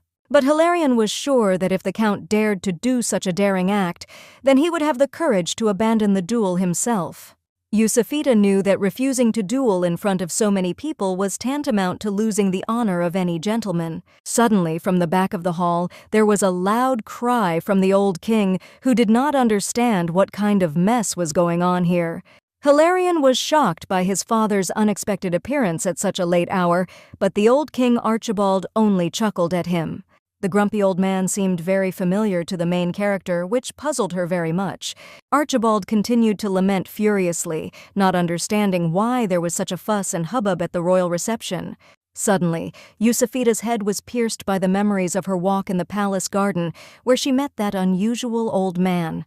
From the realization that this was the same old King Archibald, the girl was speechless. Seeing that he was rushing towards her, the heroine began to greet the respected monarch in fright. But to her surprise, as well as shocking everyone present, the old man hugged the girl tightly, as if she were her own granddaughter. It was the first time that Yusufita had seen Franklin's eyes so dazed, and the surprise on Simon's face. Almost crying with joy, Archibald recognized the girl as Lena's granddaughter, whom the heroine herself had heard of for the first time. However, when they first met in the garden, the former king immediately realized that she was a copy of Lena. Suddenly, Yusufita remembered that her grandmother had indeed had a similar name, but was she in any way connected with monarchs? Archibald remembered with sadness how his sister, being young and stupid, ran away from the royal palace after a poor, handsome man. And now, after so many years, her granddaughter was standing right in front of him, which made the girl fall into a stupor. Thus, it turned out that Yusufita's grandmother was Princess Magdalene, who was lost decades ago. Shocked shouts began to be heard from everywhere, and Simon continued to stare at his aunt with his mouth wide open. Franklin's face took on an interested look, and the hero began to scratch his chin thoughtfully. Now Hilarion finally understood why the heroine's face seemed so familiar to him, because she was the granddaughter of his aunt. Yusufita herself fell into a trance, realizing that she was the granddaughter of a princess who ran away from home because of her love for her grandfather. She knew for sure that her grandfather did not have any special qualities, did not have much money, and had the modest title of Viscount. The only thing he could seduce the princess with was her irresistible appearance, which was inherited in their family. Archibald began to call Magdalene simply Lena, because she left her family and surname when she ran away. Now that everything was clear with this moment, the old man turned to the guests, wanting to know what kind of a quarrel was going on here. All those present who had been furiously speaking in the direction of Yusufita closed their mouths in horror, looking at each other in confusion. The heroine realized that the conversation had turned abruptly, because she was part of the family of monarchs, and her deception had become just an intra-family affair. And now it was clear from Malcolm's face that all his nefarious thoughts, as well as Corey's plans, were bursting like soap bubbles. Looking at the Count disgustedly, the old man wanted to know why he had been lying on the floor all this time and begging for something. Omitting the whole conversation and naming only the conclusion, Franklin thought that this scoundrel had offended Lady Lance's feelings. Therefore, the hero challenged Count Corey, but the cowardly puppy still cannot give an answer. Archibald winced at such meanness, because if he dared to open his mouth, then he had to think about the price for such a thing. With a sharp, good-natured face, the former king turned to Franklin, wanting to know what family this worthy young man came from. Then the hero introduced himself as a member of the DeLorean family, as well as a colonel of the ground forces of the Royal Army. At the same moment, the old man went berserk, not understanding how a member of this family could afford to come here. The colonel understood the feelings of the former king, but now it was more important to deal with who had violated the girl's honor. Archibald was shocked by his answer, but could not disagree with Franklin. Then he decided that Corey had to accept the challenge from the DeLorean scion. And Jeanette is waiting for prison for daring to try to deceive the royal family. Corey screamed, believing that the former king was being deceived, because Yusufita had already lied about her essence. And now, His Majesty mistakes the girl for Magdalene's granddaughter, which this lady shamelessly uses. Archibald looked at the impudent man contemptuously, because all the necessary checks had already been carried out and everything had been confirmed. The main character suddenly realized that by checks he meant the interrogation that he arranged for her in the garden. In utter despair, the Earl rushed to Malcolm, hoping to get help from him. Colonel DeLorean was his cousin, so Corey hoped that the Lord would be able to resolve the situation. In addition, the Count acted on his orders, but before he could finish, Malcolm considered the hero's behavior unworthy. Therefore, the Lord immediately gave an order to the guards to capture this bastard. The king approved of this decision and ordered Count Corey to stay at the estate for a while, thinking about his behavior. While the Count was screaming in shame and helplessness, 2 soldiers took him by the arms and began to lead him away. The guardsmen wanted to take Jeanette as well, but the girl pulled her hands away, deciding that she would go on her own. Yusufita understood that this time she was incredibly lucky that the fact of her kinship with Magdalene surfaced like a miracle. Otherwise, she would surely have gone to prison after Jeanette now. Everywhere they began to whisper again, and the heroine suddenly heard that because of the upcoming duel with the colonel, she could forget about Corey forever. Some guests recalled that officially, out of all 43 of his duels, Franklin always came out victorious. Hearing also that all 43 duels ended in the death of her opponent, Yusufita was horrified. Now she understood why the Count was so afraid that he even forgot about his honor, because this duel was a death sentence. Suddenly, behind her, Archibald screamed, who could not get enough of meeting his sister's granddaughter. Most of all, the old man now wanted to go with the heroine to the room and whisper about Lena. The king was happy to inform Franklin that since Yusufita had become a member of his family, she would need to live in the palace for some time. But the hero did not agree with this idea, because such an unexpected change of scenery can make a lady dizzy. Therefore, he intended to take her back to the DeLorean estate in the capital today and bring her to the palace tomorrow. Embittered again, the old man thought that to solve this issue, he could simply bring the girl's maid here. Realizing that at this rate the grandfather would devour the hero, Yusufita stood between them, considering that it was harmful for Archibald to be so nervous. The old man's face instantly changed, being shocked by the heroine's incredible care for him. So now he wanted Yusufita to call him grandfather, which made Cassandra and Evangeline choke. The heroine understood their reaction, because even they, being their own granddaughters, did not have the honor of calling their grandfather so. Taking Franklin's side, she thought that she would like to get a good night's sleep after everything. But the old man thought that then she should stay in the palace all the more so, because it would take forever to go back in the carriage. Therefore, the heroine could settle down in the palace and have a good rest, and in the morning go to breakfast with the monarchs. Looking away, Yusufita pretended that she could not sleep, even when she was just changing the pillow. But Archibald was sure that if they had called the maid here, she might as well bring a pillow with her. Closing her eyes with a smile, the girl remembered that she had nothing to change into here. But since there were no other plans today except for this reception, the old man promised to prepare everything for tomorrow. Then the heroine realized that it was useless to argue with the former king because he was not going to listen. Resigned to endure one night, she agreed, hoping for Franklin's understanding. But suddenly Simon ran up to her, who was shocked by his aunt's decision. In that case, the boy had also planned to stay with her in the palace, which made Yusufita confused. But if the aunt decided to refuse him, the nephew was going to start rolling on the floor in hysterics. In other words, if he refused, he would so tarnish the honor of the DeLoreans that it would not seem like much. The heroine was shocked by the petty blackmailer because it was about his own reputation.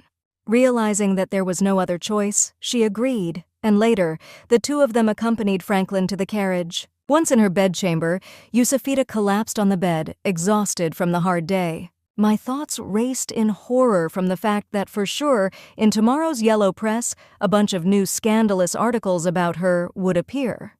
It was necessary to try not to mess things up in the future, and then the rumors should gradually subside. But now, the girl only dreamed of returning to the duchy as soon as possible, deciding that she would no longer show her nose in the capital. The next morning, after breakfast with Yusufita, Archibald admired the way she held her fork like a Magdalene. The old man recalled how at their first meeting, he immediately recognized Lena's blood relative by her lilac eyes. The main character understood him because such an eye color was really quite rare.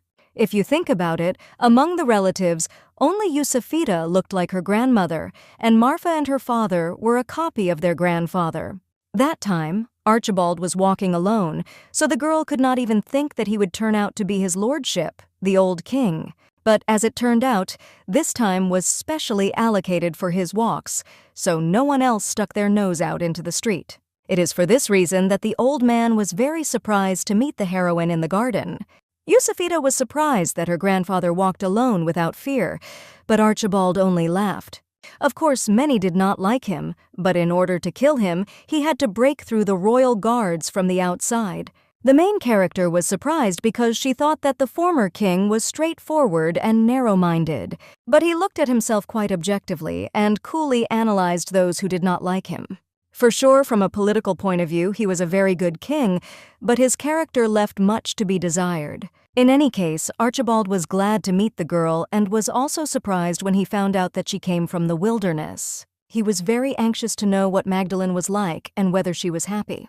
Yusufita knew for sure that despite her rather early death, her grandmother was very happy. She always looked joyful, and she and her grandfather had a wonderful union.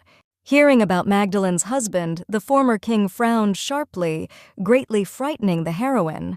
But immediately pulling himself together, he was still glad that his sister lived a happy life.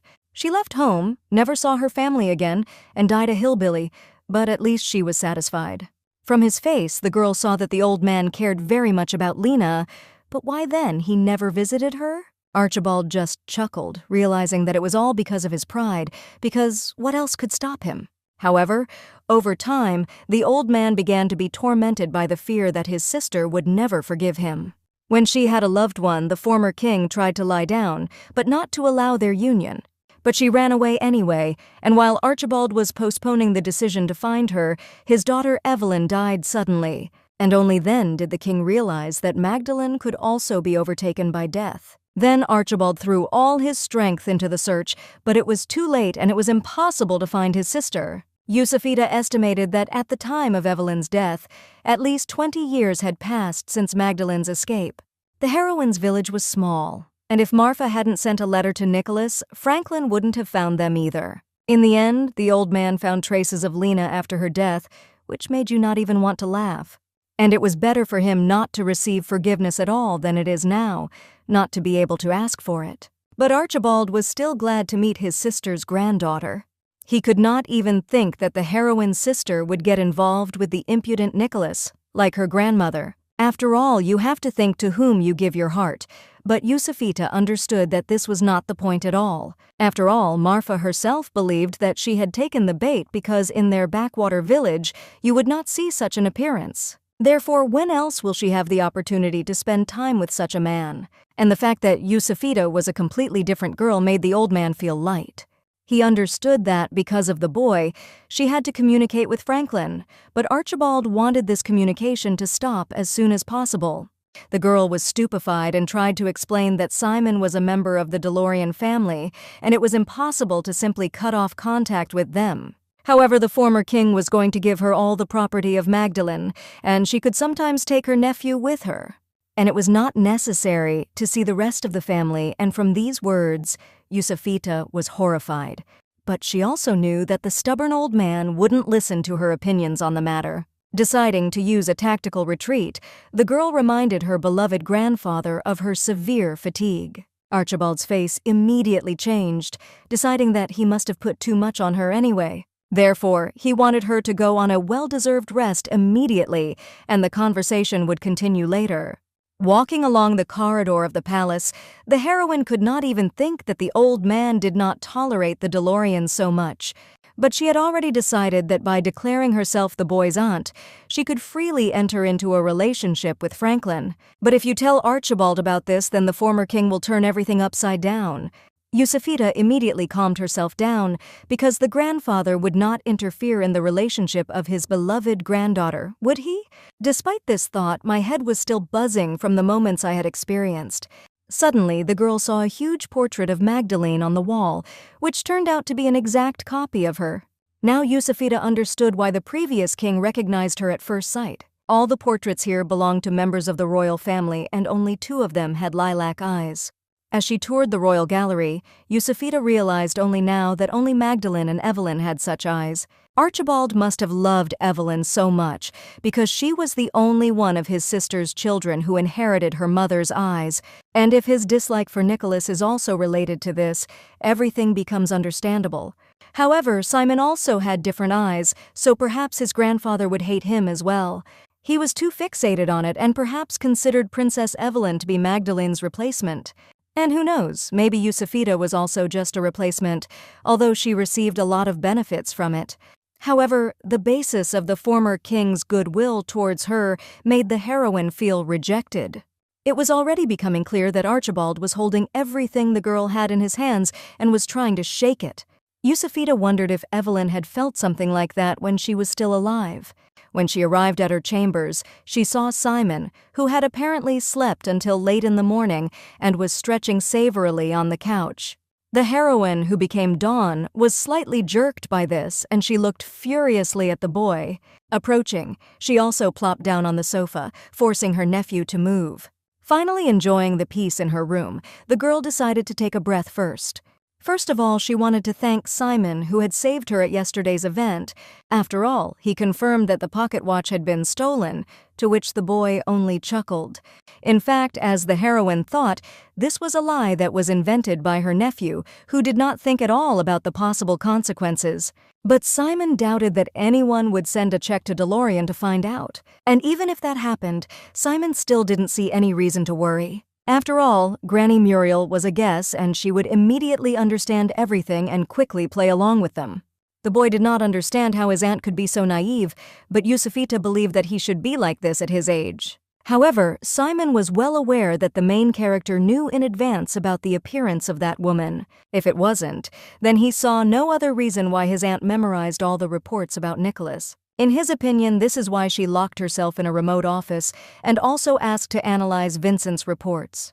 Yusufita was amazed at his intelligence, but she had prepared herself for such questions in advance.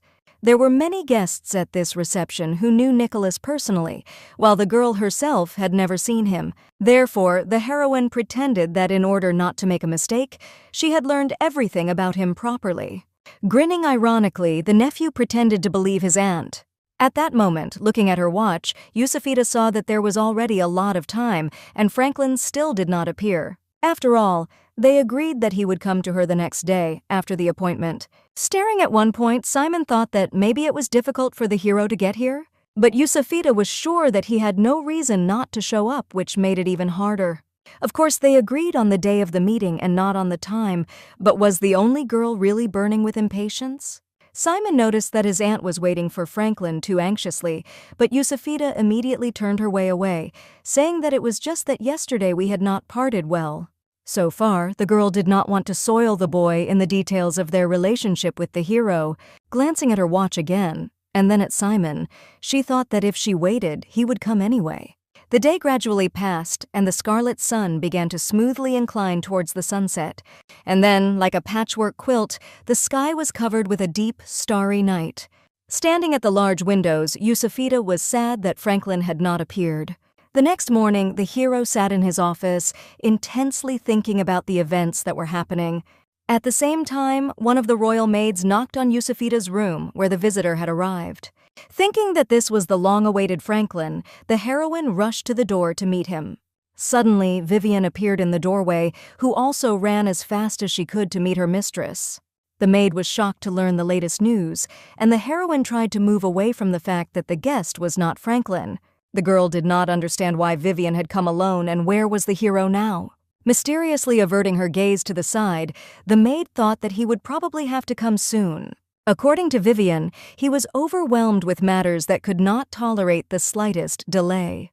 This seemed strange to Yusufita because she believed that the hero had finished almost everything before the reception.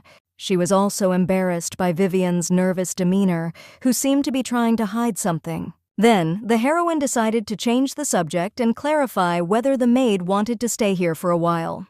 Vivian was glad of this, and moreover she knew that other servants were not brought to the royal palace just like that. However, His Grace the previous king made it possible. Having rejoiced with her, Yusufita thought that even if the hero had urgent affairs, she was ready to wait for him. But despite this, the next and third days he did not show up. It was really strange because in such cases at least a letter is sent. Moreover, Franklin was not the type to simply break his word for no reason. Besides, he was on vacation now. Fearing that something bad might happen, Yusafita suddenly heard that Princess Cassandra wanted to enter her.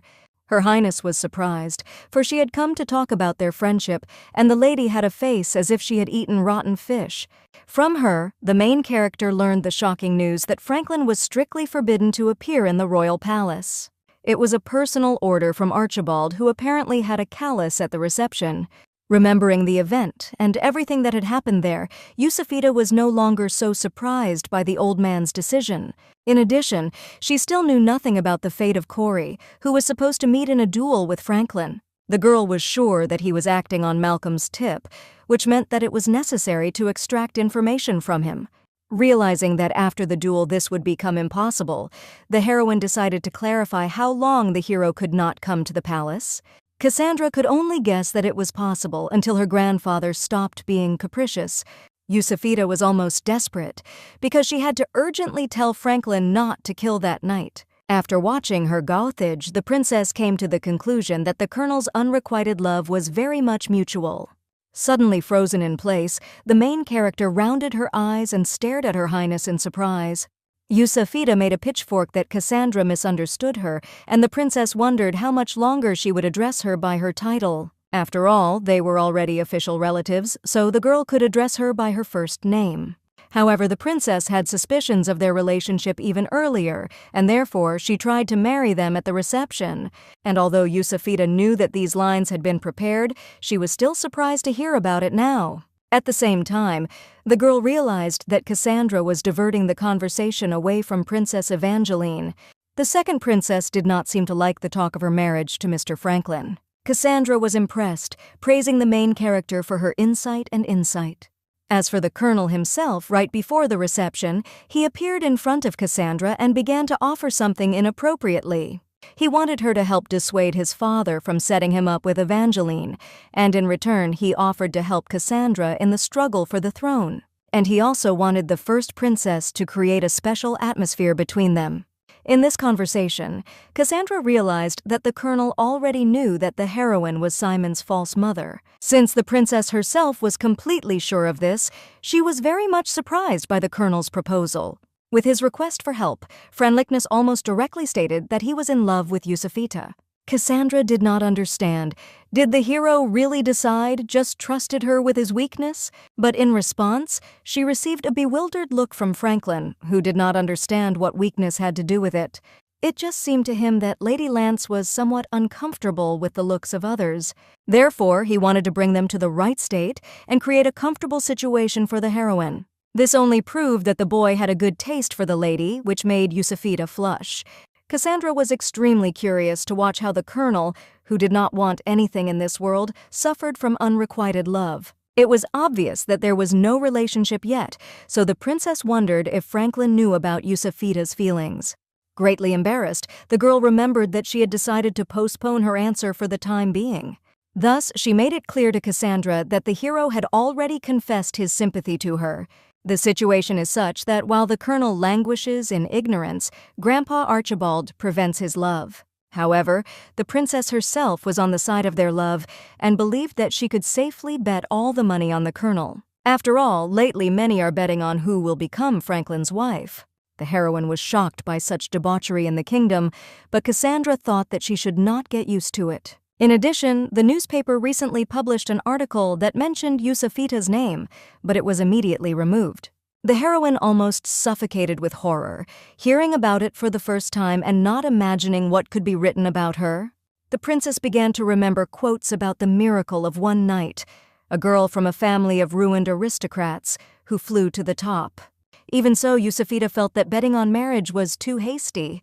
Cassandra only smiled, because very soon a wave of marriage proposals will wash over the heroine. Because now, Yusafita was the most desirable bride among the entire royal family. The girl fell into a stupor again because in addition to her, there were 2 more princesses. However, the princess understood that she was also the aunt of the DeLorean heir, who had already proven his loyalty to her. In the future, when Simon inherits the title of Duke, Yusafita's value will soar above the clouds. In other words, a lot of people will want to take advantage of the girl to enlist Simon's support. In addition, the unusually obstinate Archibald, in front of a huge crowd, showed how much he values Yusufita. Therefore, if you get the favor of the girl, you can get the patronage of DeLorean and the entire kingdom at once. At the same time, it is obvious that the first person who dares to make an offer will receive a furious rebuff from the grandfather. The main character was sure that the DeLorean family would not sit idly by. But they still will not be able to actively protest the royal marriage, so they will only try to choose a suitable candidate. Given that the colonel usually does not interfere in this, fierce competition will have to begin. However, in the case of the heroine, everything was completely different, which greatly amazed the girl. If Franklin dared to propose to her, everyone else would be forced to retreat immediately. But if we talk about problems, then first of all, the former king comes to mind. It was because of him that no one could just bet that the colonel would become the heroine's fiancé. Franklin has never shown attention to anyone, so the situation will turn around when everyone finds out about his love. Yusufita was surprised. Did the princess really think that the hero is able to break through the old man's stubbornness no matter what? It wasn't like that at all. Cassandra just wanted to say that Franklin wouldn't give others a chance. All the princess's expectations were directed at the main character, to whom both stubborn men had a weakness. The girl knew that the previous king considered her only a replacement for Lena, so would he listen to her? But Cassandra felt that since she was the only substitute, she had the right to straighten her back. After all, in such a situation, it should be a pity for the grandfather, and not at all for the main character.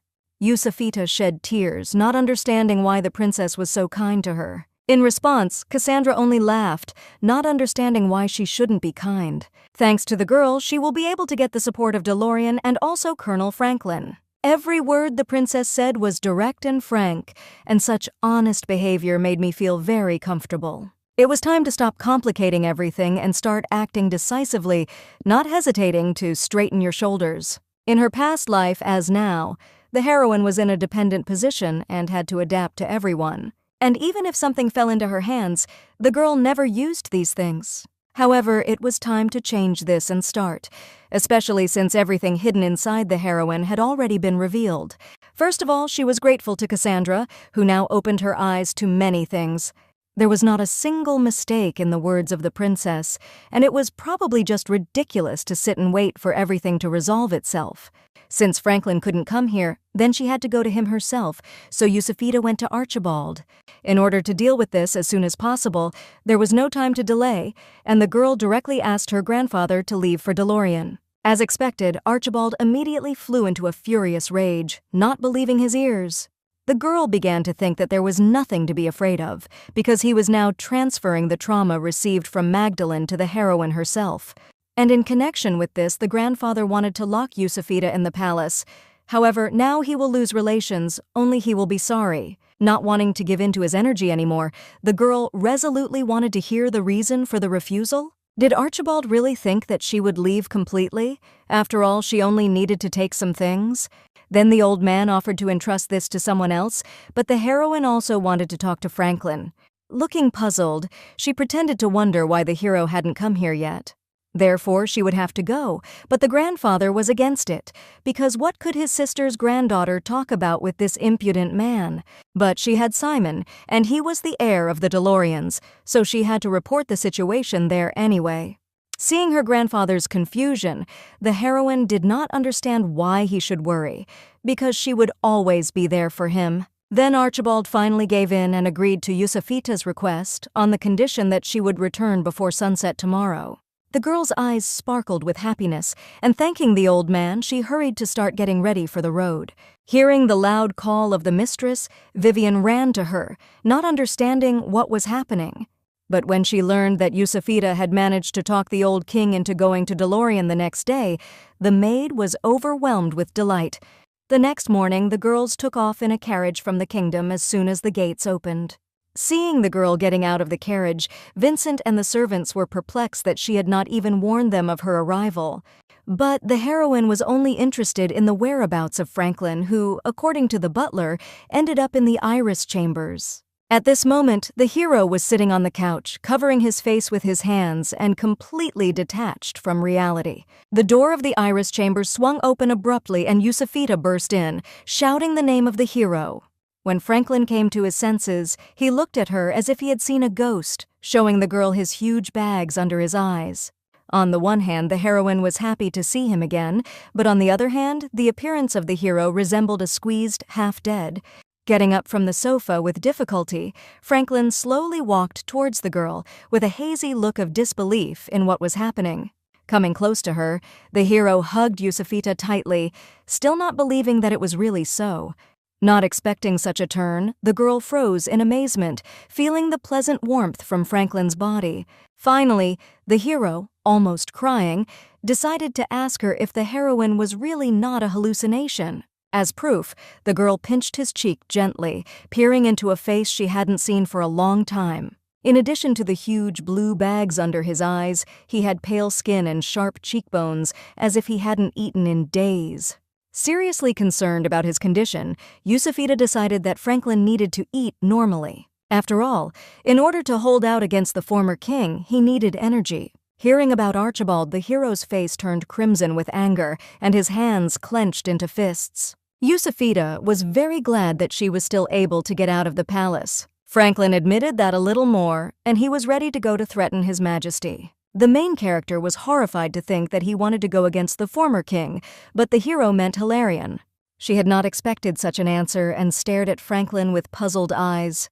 The hero wanted to ask the king to reconcile with the old man, and if he refused, it would be taken as an insult to Delorian. Almost all of the king's fuel was mined in the north, so as an initial measure, Franklin wanted to stop the supply. After calming down the hero and sitting down on the sofa, they came to the conclusion that no one could have thought that everything would turn out this way. Franklin immediately made it clear that he did not care whether she knew or was a commoner. His feelings were unchanged. However, the fact that Yusufita fell under the protection of the previous king made the situation somewhat difficult. Of course, a reliable rear appeared for the heroine herself, which turned out to be a rather favorable event. And although Franklin knew before that Archibald did not like Delorian, he still could not imagine such a development of events. Therefore now, at all costs, he needed to deal with the former king. But Yusufita was horrified by his words, thinking that the hero was probably not afraid of anything. To begin with, he wanted to send a request to cancel the order, to ban him from visiting the royal palace. Suddenly, the girl remembered something of paramount importance and hurried to find out about the fate of Count Corey. She really hoped that Franklin had not yet had time to duel with him, which amazed the hero. He looked at the girl sadly, thinking that this was the only reason she had run away from the palace. The heroine continued to insist on her question, but Franklin looked away suspiciously.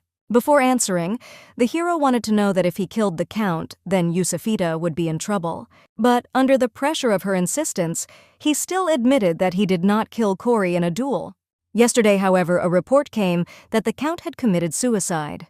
There were rumors that he had left a suicide note saying that Corey had killed himself out of fear of a duel.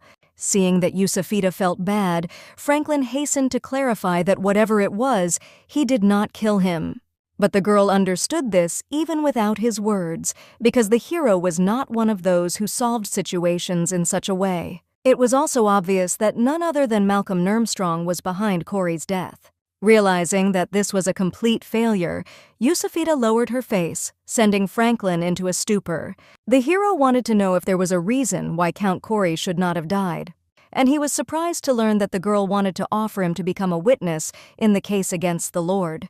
Yusufita did not know how much he would believe her, because it seemed that the time had come to dedicate the hero to the details. Gathering her courage, she admitted that the watch in Jeanette's hands and Corey's accusations, as well as his death, were Malcolm's doing. Franklin was not surprised by her words, but he thought that such tricks were more typical of his father, the Earl of Nurmstrong. Yusufita didn't know the Count's intentions, but Malcolm was definitely playing an active role. And it was the young lord who hired the assassin, whom he sent to the train heading to the Delorian estate. But Franklin still did not understand what Nurmstrong would gain from such plans. Surprised by his short-sightedness, the heroine knew for sure that Malcolm's target was Delorian. However, Franklin still did not understand, because Simon had already been officially recognized as the heir. And even if there is another illegitimate child or something else happens, he will be the future Duke. Of course, Yusufita did not want to even imagine such a person, but Malcolm was ready to do anything to capture DeLorean. And if Simon stood in his way, the Lord would not hesitate to try to get rid of the boy as soon as possible. To do this, he will need spies within the Duke's family, but he needs someone free and powerful rather than servants. Placing her hand on her chest, Yusufita knew that someone like her would be best. For sure, the Lord's proposal for engagement was also not sincere, but to lure the girl, and using it as an excuse, Malcolm would be able to visit DeLorean Manor frequently. And in time, I would spend more time with Simon until I found a gap. But when the marriage failed, he began to dig into the heroine's past, wanting to remove her from her place, replacing her with his man. Then Franklin realized that Jeanette was to be a replacement who appeared during the royal reception. For the heroine, it turned out to be a real miracle and a gift from heaven that she was able to prepare for the appearance of this woman in advance. However, it will no longer be possible to predict upcoming events because much has gone far from the original plot. Therefore, from that moment on, Franklin's help was necessary for the girl to win. Besides, since Malcolm wanted to get his hands on DeLorean so badly, then the hero was also his target. And the main character hoped that Franklin would take good care of herself. The hero was surprised by the girl's care, which led her to confusion, because who else could she worry about? Looking away in embarrassment, Franklin thought that she still had Simon. A wave of tenderness and confusion swept over Yusufita from the fact that the hero now began to be capricious. Then she tried to explain that her nephew was still a child, and among her peers, the heroine was most worried about the hero. Defiantly turning his head away, Franklin made a sad face because he thought that the heroine ran away because she missed him. Yusufita immediately panicked because she was really there to meet him, but at the same time, the situation was serious. Exhaling heavily, Franklin thought that he would have to show understanding this time and give in. Seeing Yusufita's face, the hero remembered that it was this appearance that made him fall in love with her. Shocked by these words, the girl was all flushed. She had wanted to ask Franklin a question for a long time, and perhaps now was the most favorable moment. But the girl was afraid that it might seem as if she was sticking to him. Unable to hold on any longer, blushing like a tomato, she decided to find out why exactly the hero loves her. It's just that Yusufita hadn't heard what her traits attracted to Franklin before, so she was interested. The hero made a very thoughtful look, greatly puzzled the girl, because is it necessary to think about it so seriously?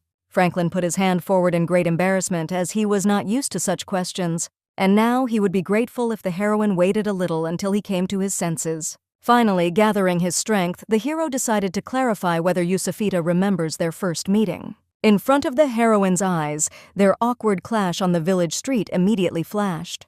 She slipped past the colonel for a brief moment, but the image of the lady was ingrained in his mind, and when Franklin met Yusufita near the Lance house, he thought it was fate. And at the moment when he stretched out his hand to shake her hands, the hero seemed to be pierced by lightning. In Franklin's entire life, this was the first time he had ever desired something so badly. Therefore, he decided at all costs to bring the young lady to DeLorean. That explained why she and Simon had been trying to persuade her to go, as if they had conspired. In addition, seeing how much the heroine loved her nephew, Franklin was struck to the core. Since this is his brother's child, the hero wanted to become a worthy guardian for him, but seeing the girl's care, he realized that he could not do the same. And despite the obstacles, Yusufita always cared about those around her. And when the mercenaries appeared, despite the extraordinary situation, the girl acted very reasonably. In addition, at the time of the assassination attempt on the train, the hero was shocked, marks by Yusufita's throw. She was also always friendly with the servants, and, in general, with everyone who was lower in status. In addition, the heroine has already proven her courage, protecting Simon when meeting with the sideline. Listening to him with a smile, the girl was impressed, because she did not ask him to make a whole presentation. After that, for some time, Franklin remembered every moment of the past they spent together. Yusufita herself lived them without much thought, not knowing about their importance for the hero. Suddenly taking the girl's hands, Franklin wanted to protect and care for her, as well as kiss her. And he would be just happy to capture the heroine's smile in his eyes forever. After all, if this is not love, then the hero did not want to know any other love in his entire life. For some reason, Yusafita intuitively felt that this moment could be the first and last in his life, and she didn't know if she really had the right to accept his feelings, which had such weight. As he continued, Franklin remembered that anyone who knew him and Nicholas had always loved the latter more. But even if Mrs. Lanz is also like that, the hero will never be able to give her up. At this moment, the girl clearly realized that all this time Franklin was also an ordinary person. Living all his life in prejudice and breakups, even he could not help but be lonely, and the heroine just inscribed the hero in a framework convenient for her, without trying to get to know him properly. As she realized this, Franklin fell silent and stared at the girl, whose tears were streaming down her face. She understood that even so, Franklin was trying to understand and accept every action, even the smallest of her actions. Feeling incredible shame in front of the hero, she could no longer hold back the tears that rained down from her eyes. Now more than ever, she wanted to talk about the dedication he had shown for Simon. But instead, the girl only thought that even if she knew Nicholas's face, she would still love Franklin. Not believing his ears, frozen for a moment, the hero abruptly approached the heroine. Their lips were only a few inches apart and Yusafita could feel his breath. At the same moment, having come to their senses, both heroes abruptly moved away, looking at each other in confusion. Immediately pulling himself together, Franklin apologized for the rudeness caused by uncontrollable feelings. At the same moment, the butler's voice came from behind the door, hurrying towards the young master. Entering the heroes, Vincent caught Franklin's stern gaze, who wanted to know why there was such a fuss. The thing was that Simon decided to visit them. Yusafita immediately jumped up from the sofa. After all, the boy was supposed to be in the palace now? Approaching his aunt, the nephew began to look at her intently from all sides. After that, Simon looked at Franklin with a suspicious look, causing the hero to cough. Turning back to his aunt, the boy wondered what exactly had happened between them. However, Yusafita was only worried about how he had managed to come here alone. Did the others really let it happen because it was dangerous to the point of indecency? As it turned out, Simon used one of the secret passages to get out of the palace. Their system is approximately the same everywhere, and a knowledgeable person can easily figure it out. Once outside, the boy safely caught the carriage and drove to the DeLorean estate in the capital. The boy took the money for travel from the money that he had previously won from Franklin at cards. His aunt was horrified, realizing that he was in danger with such money, but Simon was careful. Shocked by his arrogance, his aunt decided to show that even she would crush such a petty thing. Making a sharp jerk, she was behind his back and, wrapping her arms around him, began to throw the boy into the bend. While Simon was recovering from the powerful reception, they agreed that next time he would just ask to go with him. However, the nephew was going to do so, but the aunt was carried away from the palace like the wind. In fact, he also had one important business to do with Franklin, which brooked no delay. Since there were no other adults to whom he could turn, so Simon needed a hero. Franklin agreed to comply with the boy's request only if he called him uncle. The nephew froze with his mouth open, staring at the hero uncomprehendingly. Anyway, Franklin did come as his uncle, so there was nothing wrong with that. With a humble sigh, Simon had initially assumed that something like this would happen. Having fulfilled his uncle's request, the boy wanted to ask him to follow the scoundrel Malcolm Nurmstrong. Hearing this request, Yusafita was shocked, not understanding where the boy got such thoughts. In addition, Simon would also be happy to receive regular reports on the surveillance from Franklin. Coming out of her stupor, the aunt decided to clarify why the nephew decided to spy on the Lord. But the kid just thought he was suspicious and was sure that Malcolm was involved in what happened at the reception. Franklin chuckled, hearing for the first time two people ask for the same thing on the same day.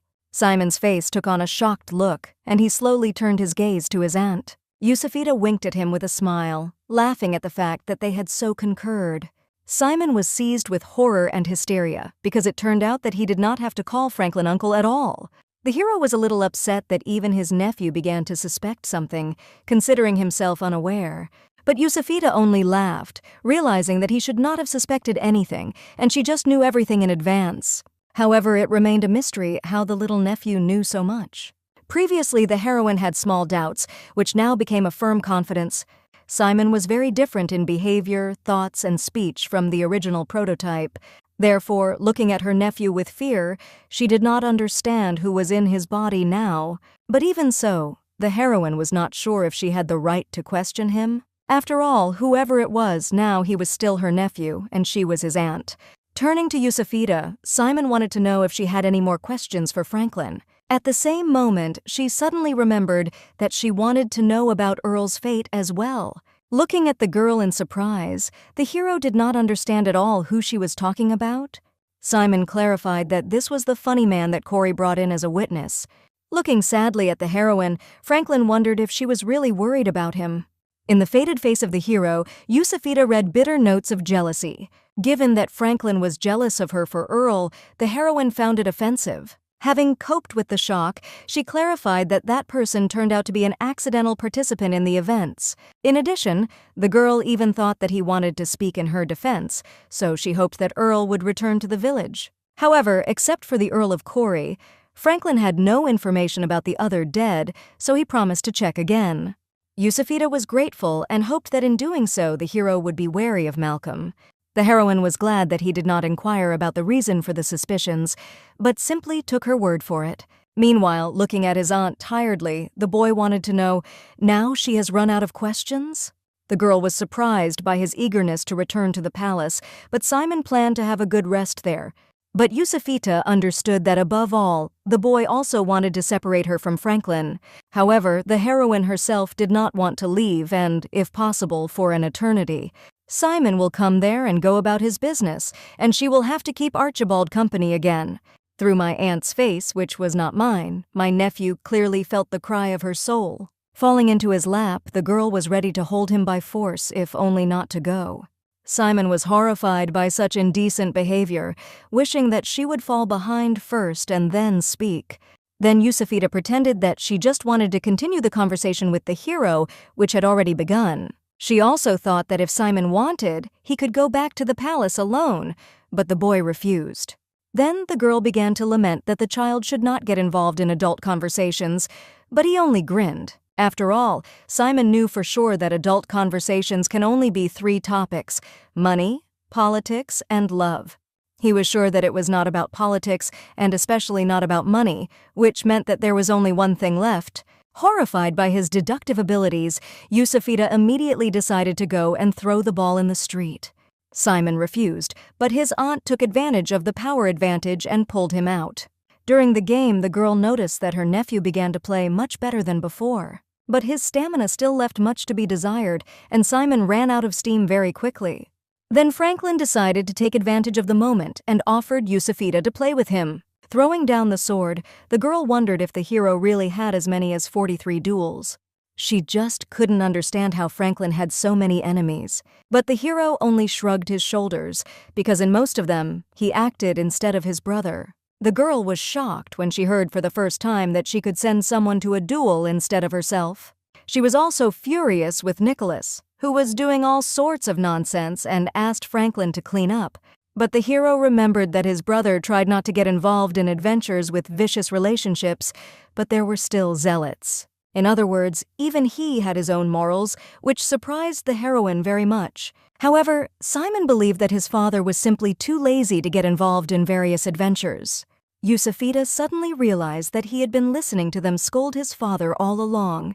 Continuing, Franklin remembered that there was a significant part of duels at the very beginning of his service in the army. After all, he became an officer at a very young age, so there were clashes with those who did not obey. It sounded as if he were innocent, but the girl understood that 43 corpses were buried somewhere in the ground. After catching the ball he tossed, Yusufita assumed that there must still be bats for this game. Then the hero realized that we were talking about baseball, competitions in which are held in the capital quite often. Happy that there is such a game in this world, the heroine wanted to go to it with Franklin. Together with her, the hero was ready to go anywhere, so he gladly agreed. Then Simon decided to intervene, because if it was a date, then it was better for them to stop dreaming right now. At that moment, Vincent appeared, who was about to escort Yusufita and his nephew into the carriage. The good time of their stay here had come to an end, and it was time for the heroes to return to the palace. There was no other choice, and the girl called Simon to go with him. Without letting go of the heroine, Franklin grabbed the hem of her dress with his fingers. Embarrassed, Yusafita twitched, because unfortunately there was no other way to do it. The hero wanted to accompany them to the royal palace, but the heroine understood that the previous king would be furious. Simon rejoined their conversation, thinking that they had decided to chat until dawn. He believed that staying here was also a good option, which, however, could lead to war. Yusafita promised to try to convince Archibald as soon as possible so that Franklin could come. It was difficult for her to even move, not knowing when they would be able to see each other again. Therefore, the heroine decided to firmly strain all her strength and cope with the previous king. When she finally returned to the palace, she was surprised by the chaos around her. Seeing the girl, Archibald immediately ran to her at full speed, glad to see her back. It was chilly outside, so Yusafita hoped that her grandfather would wait for her inside. She did not understand the reason for his concern, because the girl herself had promised that she would return. But the old man, seeing that Simon was also gone, thought that they had decided to run away to DeLorean together. The nephew, who came up from behind, thought that such a person could really start a war. As a result, Yusafita again found herself at the same table with him, realizing that it was not worth making a fuss yet. And yet, deciding to try her luck, she promised that if she went somewhere again, she would still have dinner with her grandfather. But the old man did not understand where the girl was going because she could already get everything she asked for. Besides, since they had already talked to Franklin today, there was no need for further meetings. Returning to her room, looking like a beaten dog, she found Simon peacefully reading the newspaper on the sofa.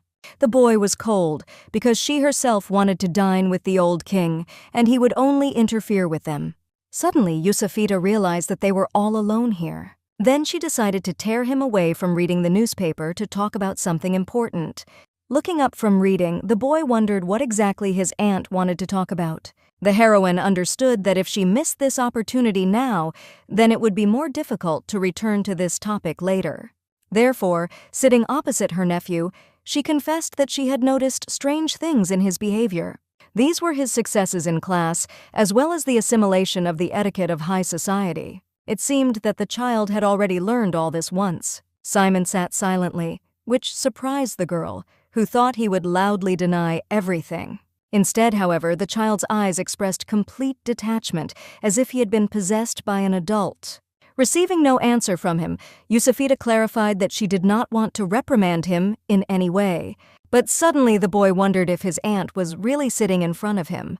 Stupefied by the question, the girl looked at her nephew dumbfounded, but he knew better than anyone else that his aunt did not love him at all, and she too behaved like a different person, which was no less strange. At the same second, the heroine realized that all this time she really behaved differently from the real Yusafita. Simon didn't say anything, so she blithely thought that he would just accept it. It turns out that he also knew everything from the very beginning, but did not say anything, while the girl looks now in his eyes?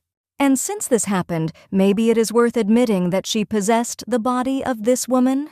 But what if after that he begins to despise her or refuses to be related to the heroine?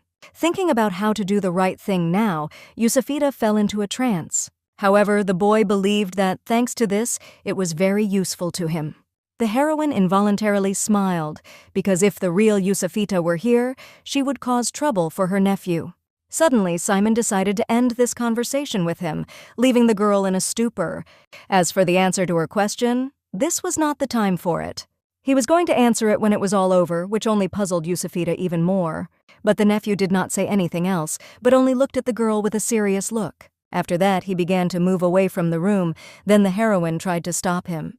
Pausing for a moment, Simon also hoped that his aunt would not give her heart to the colonel. Hearing such words, the girl froze in amazement, not understanding what he meant. After all, she had already done it.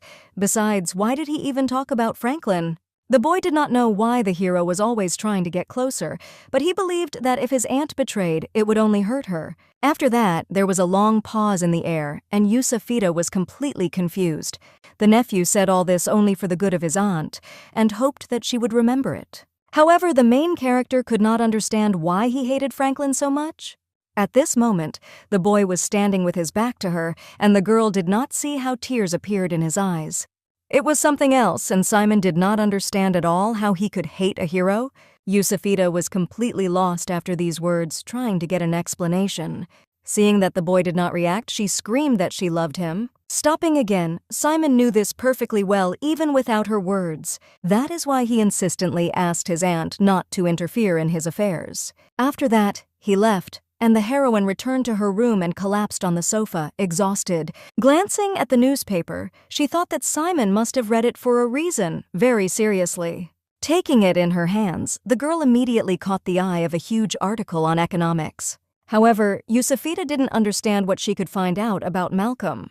Suddenly she remembered that the young lord needed money. To hire assassins who could not get caught by the DeLoreans, a considerable amount of money was needed. The Nurmstrong family owned timber processing enterprises, but they still could not be called rich. In that case, with what money was he able to do so much in the original novel? It was only mentioned at the end of the novel that Malcolm used illegal fuel trade. Franklin has already said that most of the royal family's fuel is mined in the north. Once there was a condition that the DeLoreans should transfer the right to trade in fuel to the royal palace. Thanks to this right, the kingdom was able to significantly strengthen its powers. And from that moment on, selling fuel bypassing the royal palace was considered a serious crime. But it was thanks to this that Malcolm was able to raise funds for his misdeeds. And if you follow the timeline, you're sure that all the connections have already been fully established. There was only one thing that Yusufita could not understand. How far did Simon's assumptions go? It was already gratifying that the nephew chose not to wage an active struggle himself, but to ask for help from Franklin. Although he was an adult on the inside, he was still a child on the outside, so he needed protection. Even if you try to question him now, he is unlikely to speak. However, if in the beginning he was just the main character of her favorite novel, now he has become a real member of the family for the girl. Therefore now, most of all, she wanted him to just know about her feelings, even if they were one-sided. Several days have passed since that time during which nothing happened. From that day on, Simon never showed himself in front of the heroine, which caused her to suffer. If she had known from the beginning that everything would be like this, she would not have raised that topic at all. One day, while Yusufita was drinking tea, Vivienne suddenly came in, looking around suspiciously. At this moment, the girl didn't know what shocked her more, the sudden appearance or the appearance of the maid.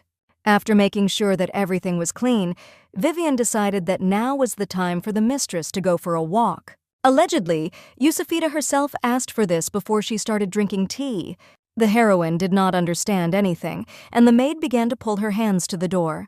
It was chilly outside, so Vivienne threw a raincoat over her shoulders to keep from catching a cold. After that, they rushed along the corridors to the exit, bypassing the royal servants.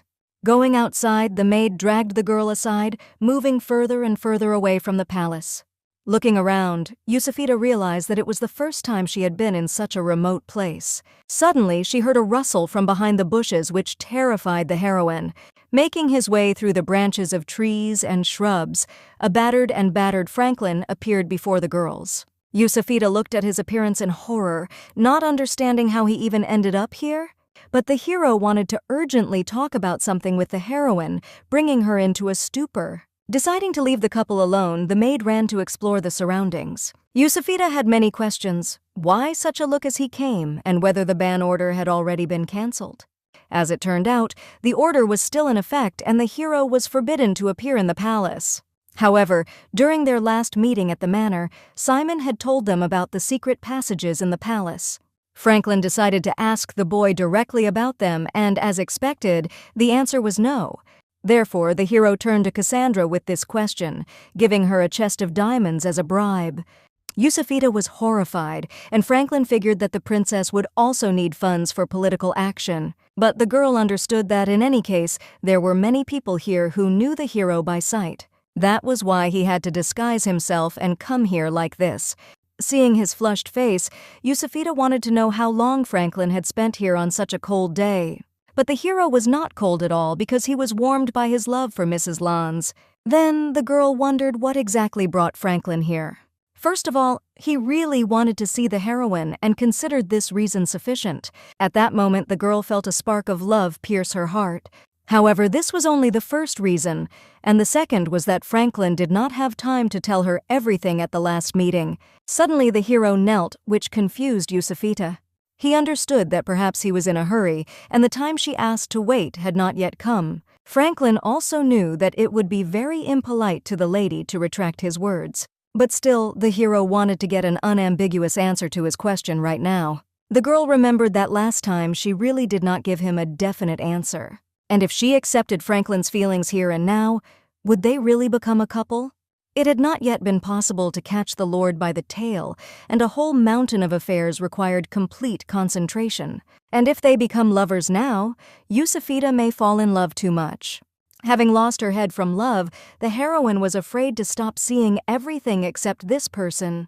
And what will happen if, in this case, she loses sight of something important? However, this noble man snuck into the palace and knelt on the bare ground, waiting only for her answer. He stayed for several hours in the arms of the cold wind, all for Yusufita's sake. The hero understood that he had no right to demand affection from the girl, and instead of asking her to love him, he only wanted permission to love her. Unable to stand it, Yusufita tried to convey that she liked him much more than it seemed at first glance. Although she could not say with certainty that her feelings were stronger than Franklin's. However, with all her being, the girl sincerely loved the hero, which she told him about. Not believing what he heard, Franklin wanted to clarify whether the heroine really meant him. But the girl expressed her words quite specifically and really loved the hero. Then Franklin, seasoning her palm, hoped that all this was really happening in reality and not in a dream. Yusufita wondered if the hero had made a wish to God. This was not the case, however. He regularly paid all the donations and decided for a moment that this was the reward for them.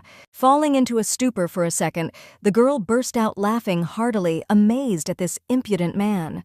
Now Franklin hoped that he had the opportunity to call the heroine his beloved. Of course it was so, but we could not forget about the old man who was against their relationship.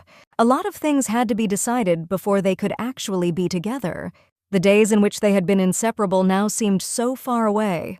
Now the characters were separated from each other, so the emptiness began to be felt very clearly. Looking away, the hero realized that he had never seen the point in an official marriage if there were already real feelings. However, now everything was different, and Franklin was very anxious that something was not working out. The heroine did not understand what exactly could worry him, because she had mutual feelings for the hero. Franklin was glad of her kindness, but it was not known what the old fox could throw out now. There were even thoughts that he would pretend to be weak, trying to play on Yusufita's sense of empathy.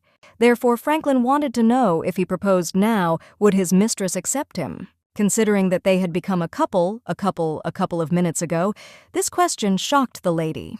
Seeing her puzzlement, the hero thought that he was probably unnecessarily burdening the heroine. Of course, the girl had something to answer him, but after confessing, all thoughts disappeared from her head. In addition, all the dice had already been rolled, so there was absolutely no reason to refuse. Yusufita was already completely ready and could go to the wedding even right now. In that case, Franklin wanted to prepare for the proposal properly and make it official. In addition, the hero was very curious to hear what exactly Mrs. Lance likes about him. He was embarrassed to inquire about such a thing because she had already confessed her feelings to him. After thinking for a while, the girl decided to start with his dazzling appearance first. Realizing that perhaps it did not sound very good, she began to list its external attributes. Of course, he had deeper spiritual traits that she liked, but there were not enough words to describe them. But Franklin, as it turned out, was only glad, because the day had finally come when his appearance came in handy. After all, even among similar faces, he was the best, at least among high society. Realizing that he was beyond competition, the hero felt relieved. Yusufita was happy about this too, because they still had many days ahead to convey their feelings to each other. Suddenly, the heroes saw large flakes of the first snow begin to fall from the sky.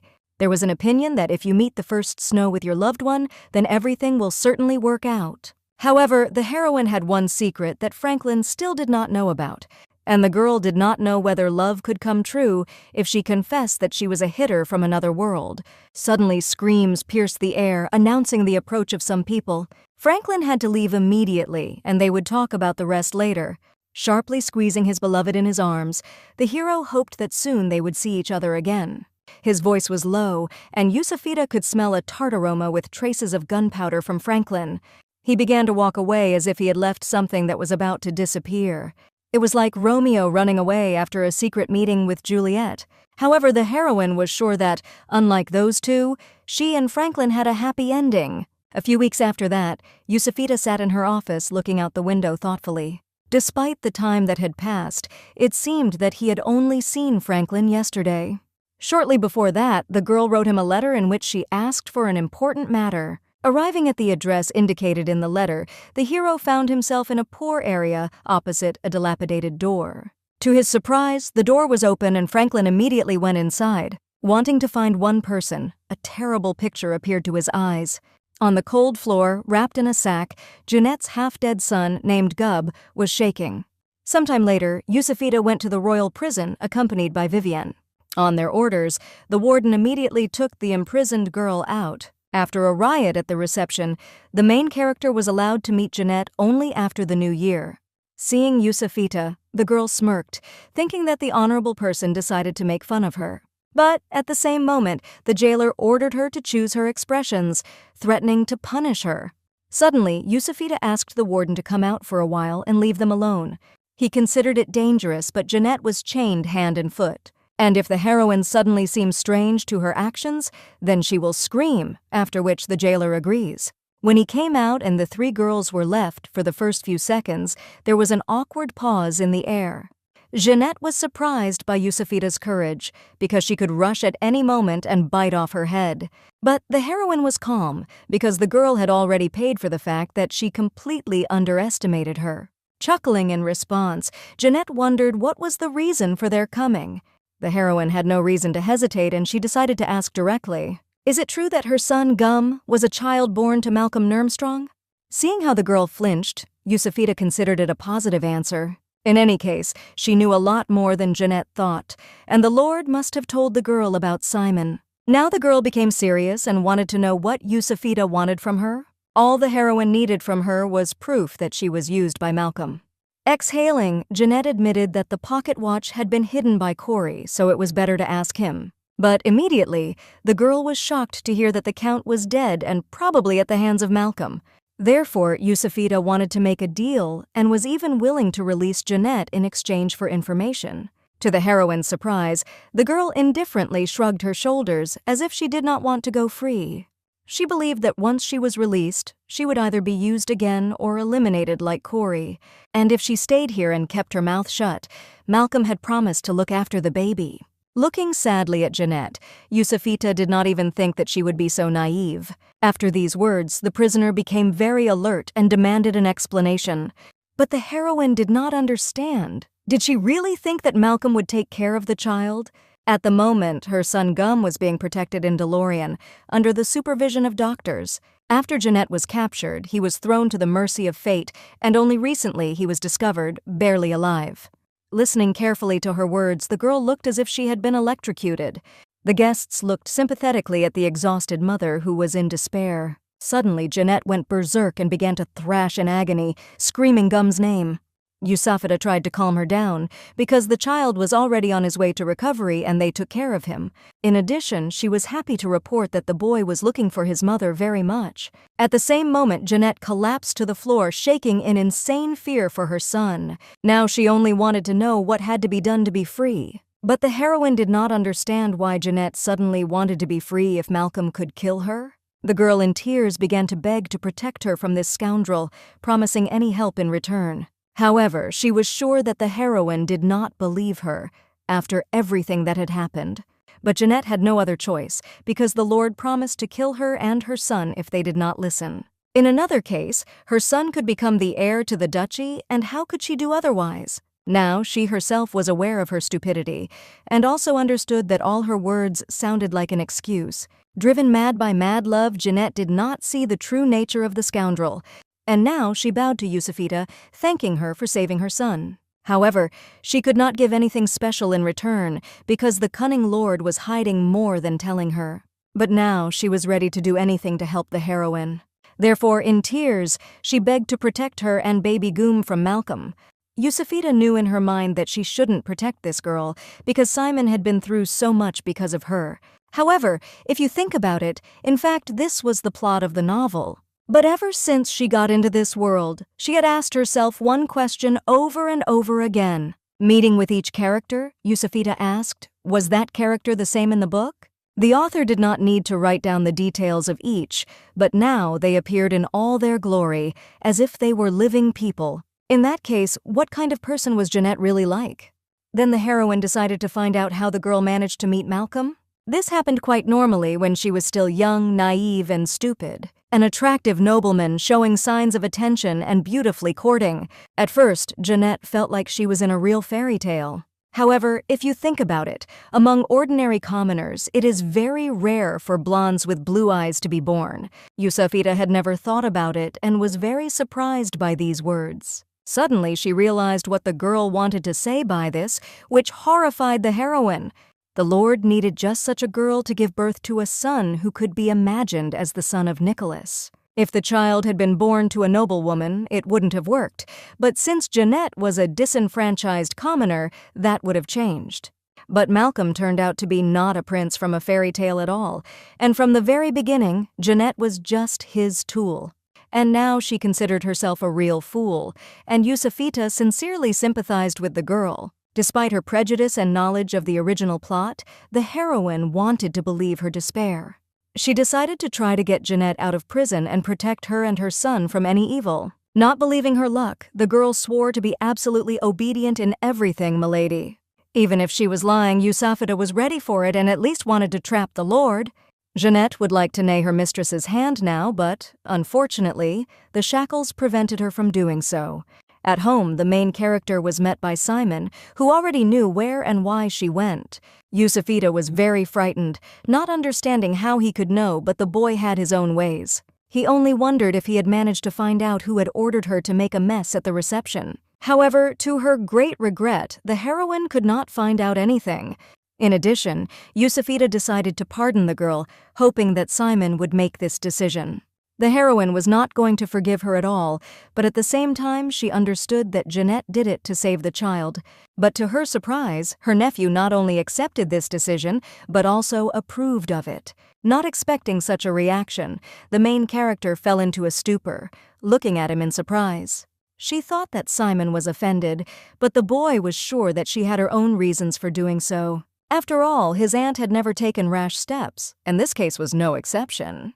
Yusufita decided that when Jeanette was released from prison, she would work as her maid. The boy froze for a while, silently looking into the eyes of the main character. Until recently, he did not trust his aunt because he did not understand the motives of her actions. But now he realized that they were both going to the same goal, just by different paths. And sometimes they crossed paths, as, for example, when on the same day they asked Franklin for the same thing. Since they had the same goal, Simon did not want to interfere, but begged to be warned about such antics. Objectively speaking, he himself did not warn about his plans, but the boy knew in advance that he would receive a refusal. This was because his aunt still considered him a child. However, the reason was a little deeper. Even if he was an adult, there was a ban in the child's body which was not so strong. Therefore, the aunt simply could not help but worry about him, realizing that the risk was too great. Exhaling, the nephew realized that he could not change Yusufita's mind. At the same time, she should have understood that it was also important to him how the investigation was going. Besides, Archibald probably still doesn't know about the pardon, and he'll probably be happy about it. The heroine understood that it would not be easy to calm him down and hoped to hear Simon's advice. But the boy, wishing her good luck with a smile, decided not to interfere in this matter. Yusufita did not expect such shocking daring behavior from this boy and was confused. As expected, it was not easy to convince Archibald, but the heroine managed to achieve it. However, this did not cause problems, and it was still necessary to lift the ban on Franklin. Yusufita had previously understood that someday the difficulties of communication with the hero would become a problem. They have just started a relationship, and now they have to be content with a pen pal.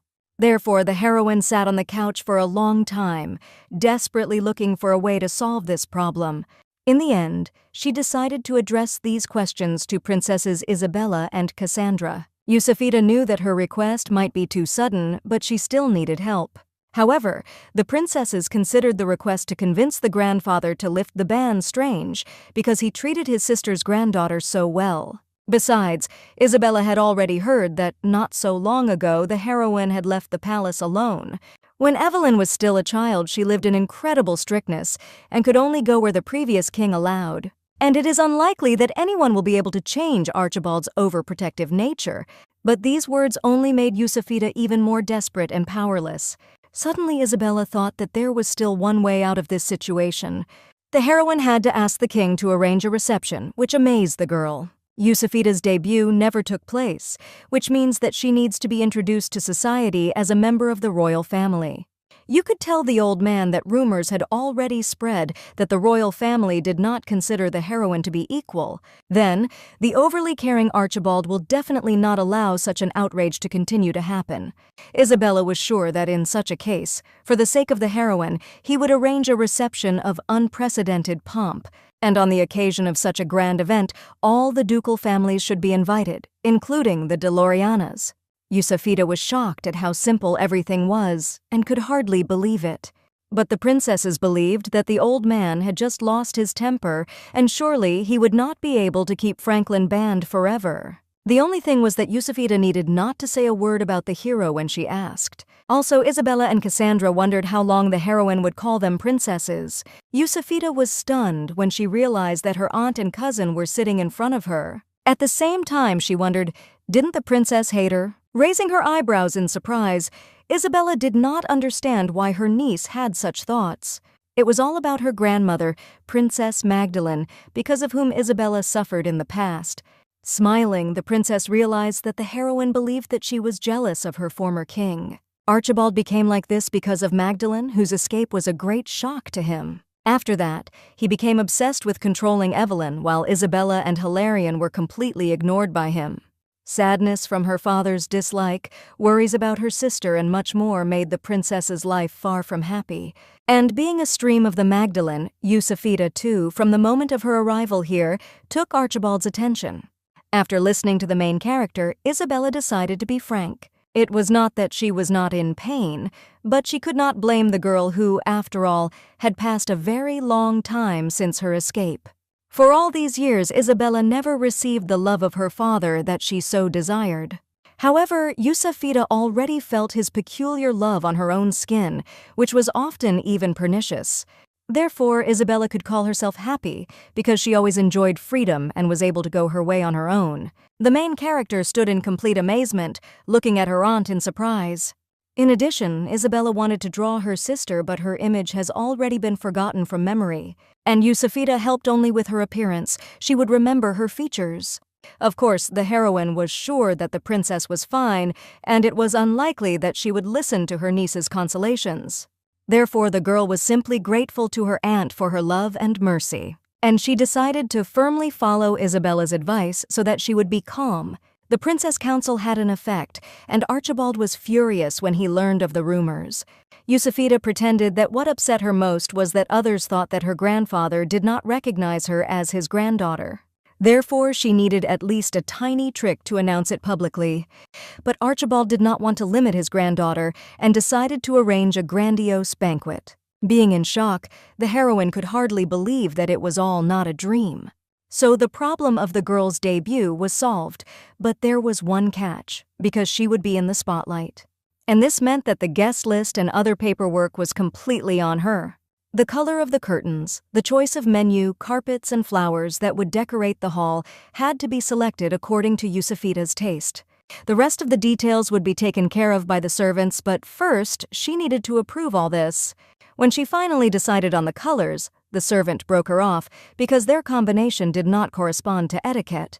The cook broke it off with the chosen dishes, which disturbed the geographical harmony on the table. Therefore, the heroine was furious, not understanding why then she should be asked at all.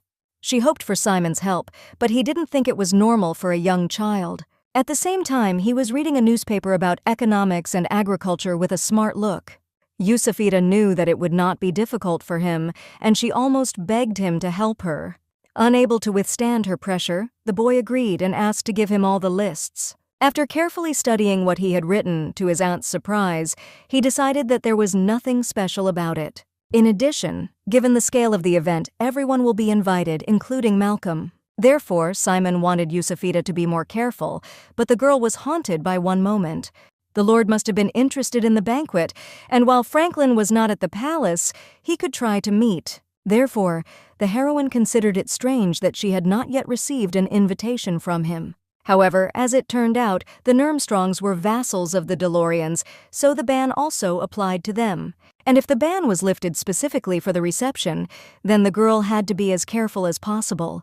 After all, suddenly the Lord decided to propose to Yusufita, which made the girl shiver. Although, of course, if this happens in front of Archibald, then Malcolm will not think it is enough. Suddenly, the heroine remembered that this time, Simon was supposed to accompany the younger Princess Bertrude to the reception.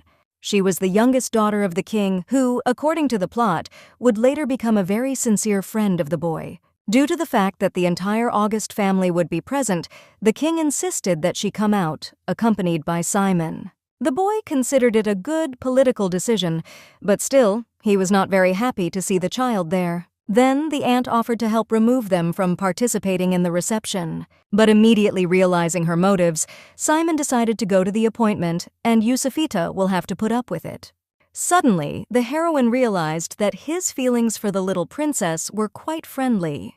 She wondered if Simon had arranged for a retinue with Princess Bertrude. Blushing, the boy muttered that they had only exchanged a few words. Seeing the embarrassment on his face, the aunt immediately began to be touched, realizing that this was not just friendship. Then the nephew got angry, threatening that if she did not stop, he would not help her with the papers. The girl immediately drooped, humbly burying her face in the documents, pretending that she had rushed to conclusions. Meanwhile, Jeanette had completed a servant course and was ready to become a maid, but she was not allowed to show herself in public yet. Yusufita was glad to see her, welcoming her to her apartment. The heroine also introduced her to Vivienne, who will help the girl in mastering. Despite her young age, she had a lot of work experience, so she had to be listened to. Jeanette reacted rather dryly to Vivienne's greeting, glancing coldly at the girl. If she was worried, Yusufita was ready to send her to the manor right now, to her son. However, Jeanette remembered that she was not allowed to show herself in public yet, so she refused. For her, the most important thing was that Yusufita kept her word and was honest. The heroine understood that their relationship could end in a strong friendship or a knife in the back. But in the second case, there was Vivienne, who only pretended to be innocent, but at any moment could report the danger. There was very little time left before the appointment, and Yusufita hoped that her anxiety would turn out to be false. After a short time, the day of the long-awaited reception finally came. Vivienne dressed the mistress in a chic dress, but Jeanette thought it was too old-fashioned. But the chief servant thought that this was the style that Milady needed today. Suddenly, Archibald burst in, unable to believe that his granddaughter was so dazzling. He immediately remembered the day when Princess Magdalene had made her first debut in high society. Seeing the old man's admiration, Jeanette suddenly realized something important. This was no accident, and Vivienne had planned everything in advance. Everything from the decoration of the reception to the dress had to serve only one purpose. Yusufita realized that Vivienne had made inquiries about that appointment and had prepared, all for the sake of the former king being in a good mood, and then it would be easier to reconcile him with Franklin. In gratitude, Yusufita began to wave her hands to the servant, and Jeanette was surprised by such a language of the Jets. The sight of the main character really touched the heart of the old man, because she looked so much like Lena. As they walked down the hallway, they suddenly saw Simon and Bertrude waiting for them. With a bow and curtsy, the young third princess greeted Lady Lance. Even though it wasn't her debut, the old man was sorry that the reception wasn't in her honor. However, it was a special day to introduce a new family member, so you need to show everyone the class. The girl believed that she was still too young to understand such issues, so she completely trusted her grandfather. As for Yusufita, it was an honor for Bertrude to meet the beautiful lady.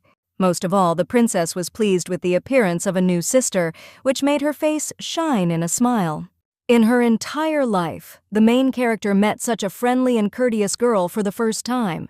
Turning her gaze to Simon, Yusufita hoped that he would learn from her. Archibald decided that if he lived, he would arrange a luxurious reception in honor of Bertrude's coming of age. However, his presence at the celebration was more precious to the girl than luxury. The heroine was impressed because for such an age, Bertrude had an incredibly developed communication skill. At that moment, Hilarion arrived, who was puzzled by his father's words. After all, the former king had never been to the celebrations of his grandchildren's coming of age. Next on, Cassandra decided to hurry everyone up, as the celebration had already begun. But suddenly, someone appeared who began to speed up the princess for trying to interfere with the conversation of the kings. He was the first prince of the royal family and Cassandra's rival for the throne, named Richard. Cassandra immediately got into a skirmish with him, not understanding how he could rule if he himself had to dictate. Hilarion immediately separated them, indignant that they were always quarreling like a cat and a dog. It was time to start, and the main character got ready to leave. Coming out to the guests, Hilarion first of all greeted all those present and was grateful to them for coming. He was also happy to introduce Yusufita Lance, asking her to love and welcome a member of the royal family. While the king voiced her royal powers, the heroine looked for her lover. Franklin found himself at the very end of the hall, and everyone around him surrounded him as if they were avoiding him. Suddenly, he turned his gaze towards Yusufita, caressing her with a gentle gaze. The heroine was truly happy that he was still able to come. At this moment, Cassandra stood next to Yusufita, hoping that she would enjoy the next events. At the same second, the current king announced the beginning of the celebration in honor of Yusufita. In complete bewilderment at the words of the princess, the heroine turned her head to the sides in fright. Suddenly, she saw how the hero, who had been standing still, began to walk rapidly. Making his way through the crowd of guests, he purposefully walked towards Yusufita. The girl stared at him in horror, completely confused. Coming almost close to her, the hero threw back his cloak and sat down on his knee. Franklin wanted to do it later, but when he met the lady's eyes, he couldn't hesitate any longer. Taking a ring from his inner pocket, he intended to ask Yusufita for her hand and heart. At that moment, Zachary and Norman were standing on one of the balconies, waiting for a signal from Franklin. The show of the ring was familiar at that moment. They Raxinal lilac curtains over them, creating a romantic atmosphere. Yusufita was in complete shock, not understanding what he was even doing. Simon didn't understand anything either, and Archibald was infuriated by the hero's impudent behavior. The nephew was sure that it was a surprise for his aunt, and that she would definitely not agree. However, Yusufita knew about it. She just didn't expect it to happen so quickly, which made Simon taken aback. The boy hoped for the prudence of Yusufit because he had already warned her of the disastrous consequences. The old man fully supported Simon, considering Franklin to be such an impudent man. He was outraged that the hero dared to propose to his granddaughter right in front of his eyes. In his opinion, Franklin should have given written notice of his intention and gone through several stages of the proposal.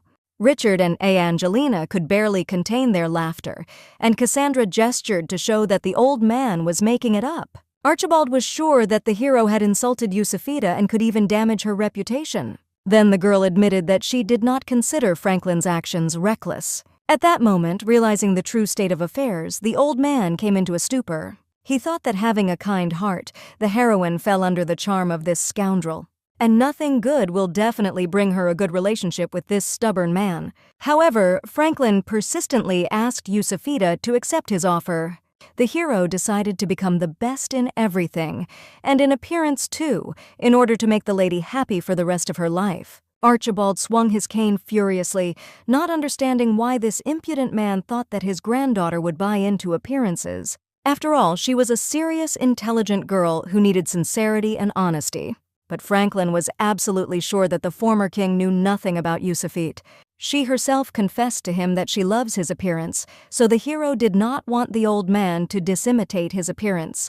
Norman became hysterical at these words, crying with laughter, and Zachary tried to calm him down. A lot of bewildered voices were heard from the audience because how could you say such a thing in front of everyone? Then it dawned on the heroine that she really told him so during a secret meeting, although she did not mean this at all. Complete chaos began. Yusufita was shaking in bewilderment, and Hilarion was trying to calm down his raging father. Receiving no answer from the lady, Franklin handed her the ring again.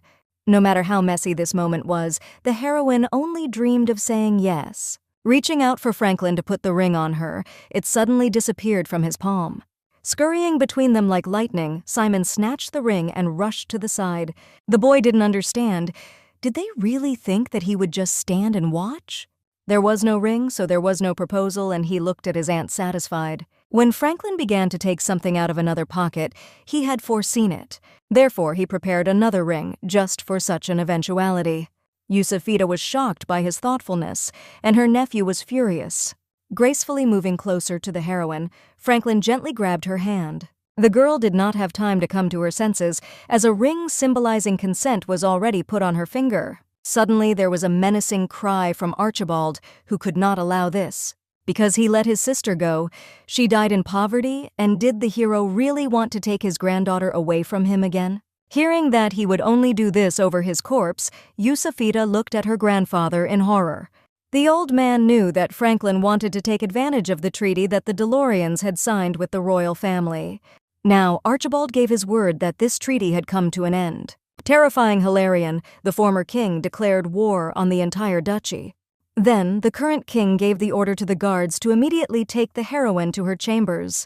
Apologizing to Milady, the two guards approached her and took her by the arms to lead her away. The other guards tried to calm Franklin, who desperately called out to Yusafita. Horrified by the enraged hero, Hilarion threatened to sanction DeLorean for disobeying his orders. However, this did not frighten the colonel, and he began to furiously scatter the soldiers to the sides. Then the king promised to deprive the soldiers of their pay for 2 months if they did not capture it. The guards began to beg Franklin not to resist, otherwise they would be in trouble. Still apologizing to Milady, the soldiers began to actively lead her out of the hall.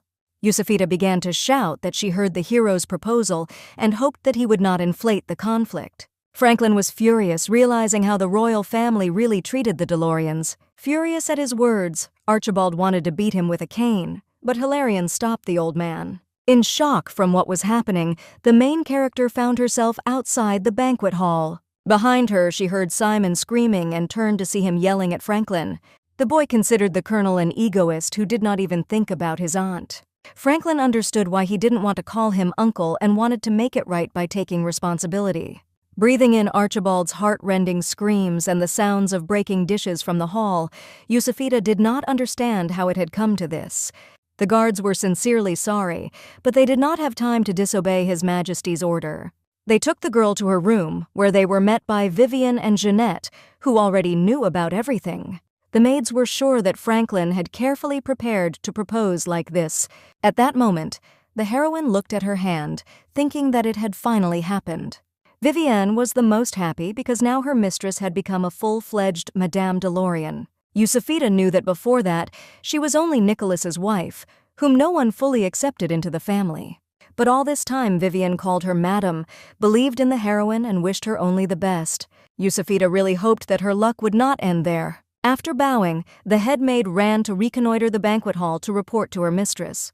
Jeanette thought that the heroine needed to rest or lie down at this time. After all, Milady had no idea how bad she looked now. Then Jeanette went to bring water to her mistress while she was lying on her bed. Exhausted, collapsing on the bed, the heroine hoped that all the worst was over. Seeing someone's silhouette to the side, she thought it was Jeanette who had returned so quickly. But Simon was furious, not understanding what the maid had to do with it. Yusafita thought that he wanted to take the ring from her, but the boy wanted to have a serious talk. Therefore, sitting down at the table, he demanded that his aunt immediately sit opposite him. But the girl could not even lift a finger from fatigue, suggesting that her nephew sit on the bed.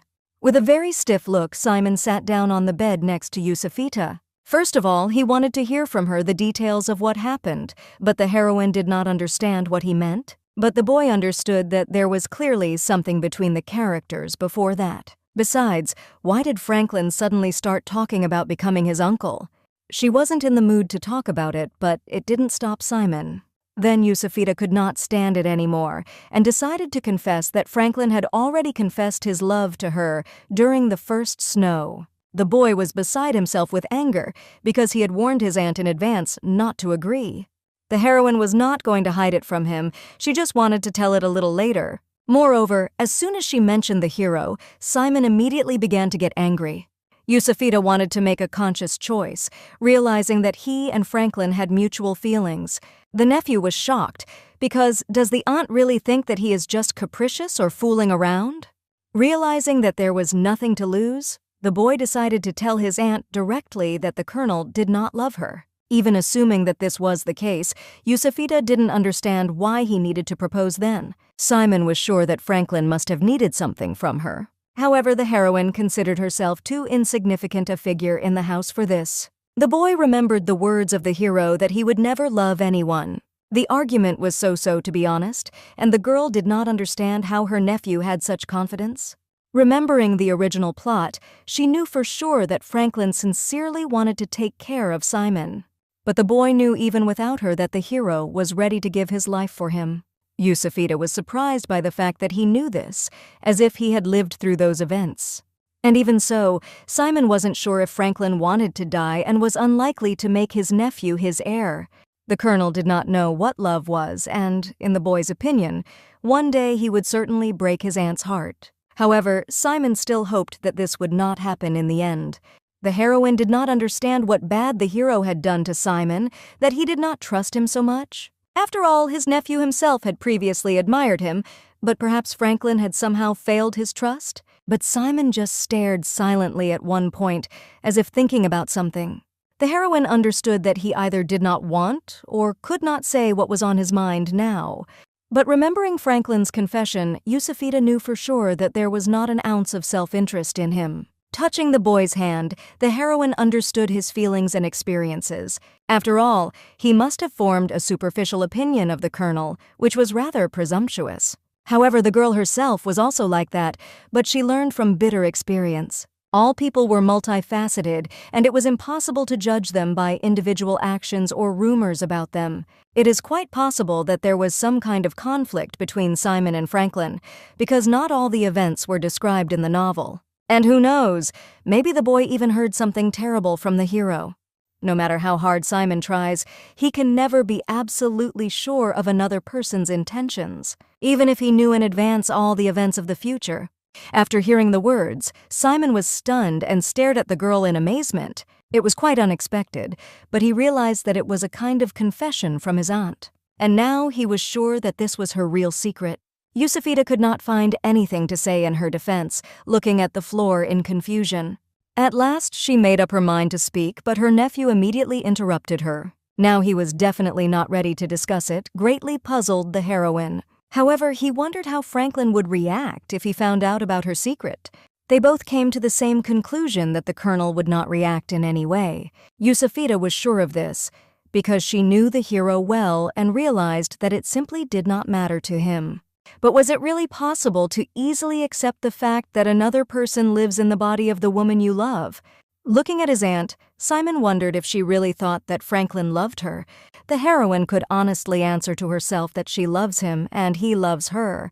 Despite how stubborn, unsociable, and sometimes terribly annoying he is, she will still say yes. However, Yusufita couldn't know his feelings, so it was all just her guess. And she could not guarantee that the hero would react exactly as she said. Suddenly, the girl realized that Simon had always liked the hero. At that moment, his nephew's eyes filled with tears, and he looked at his aunt carefully. Finally, the heroine felt that she understood this child at least a little.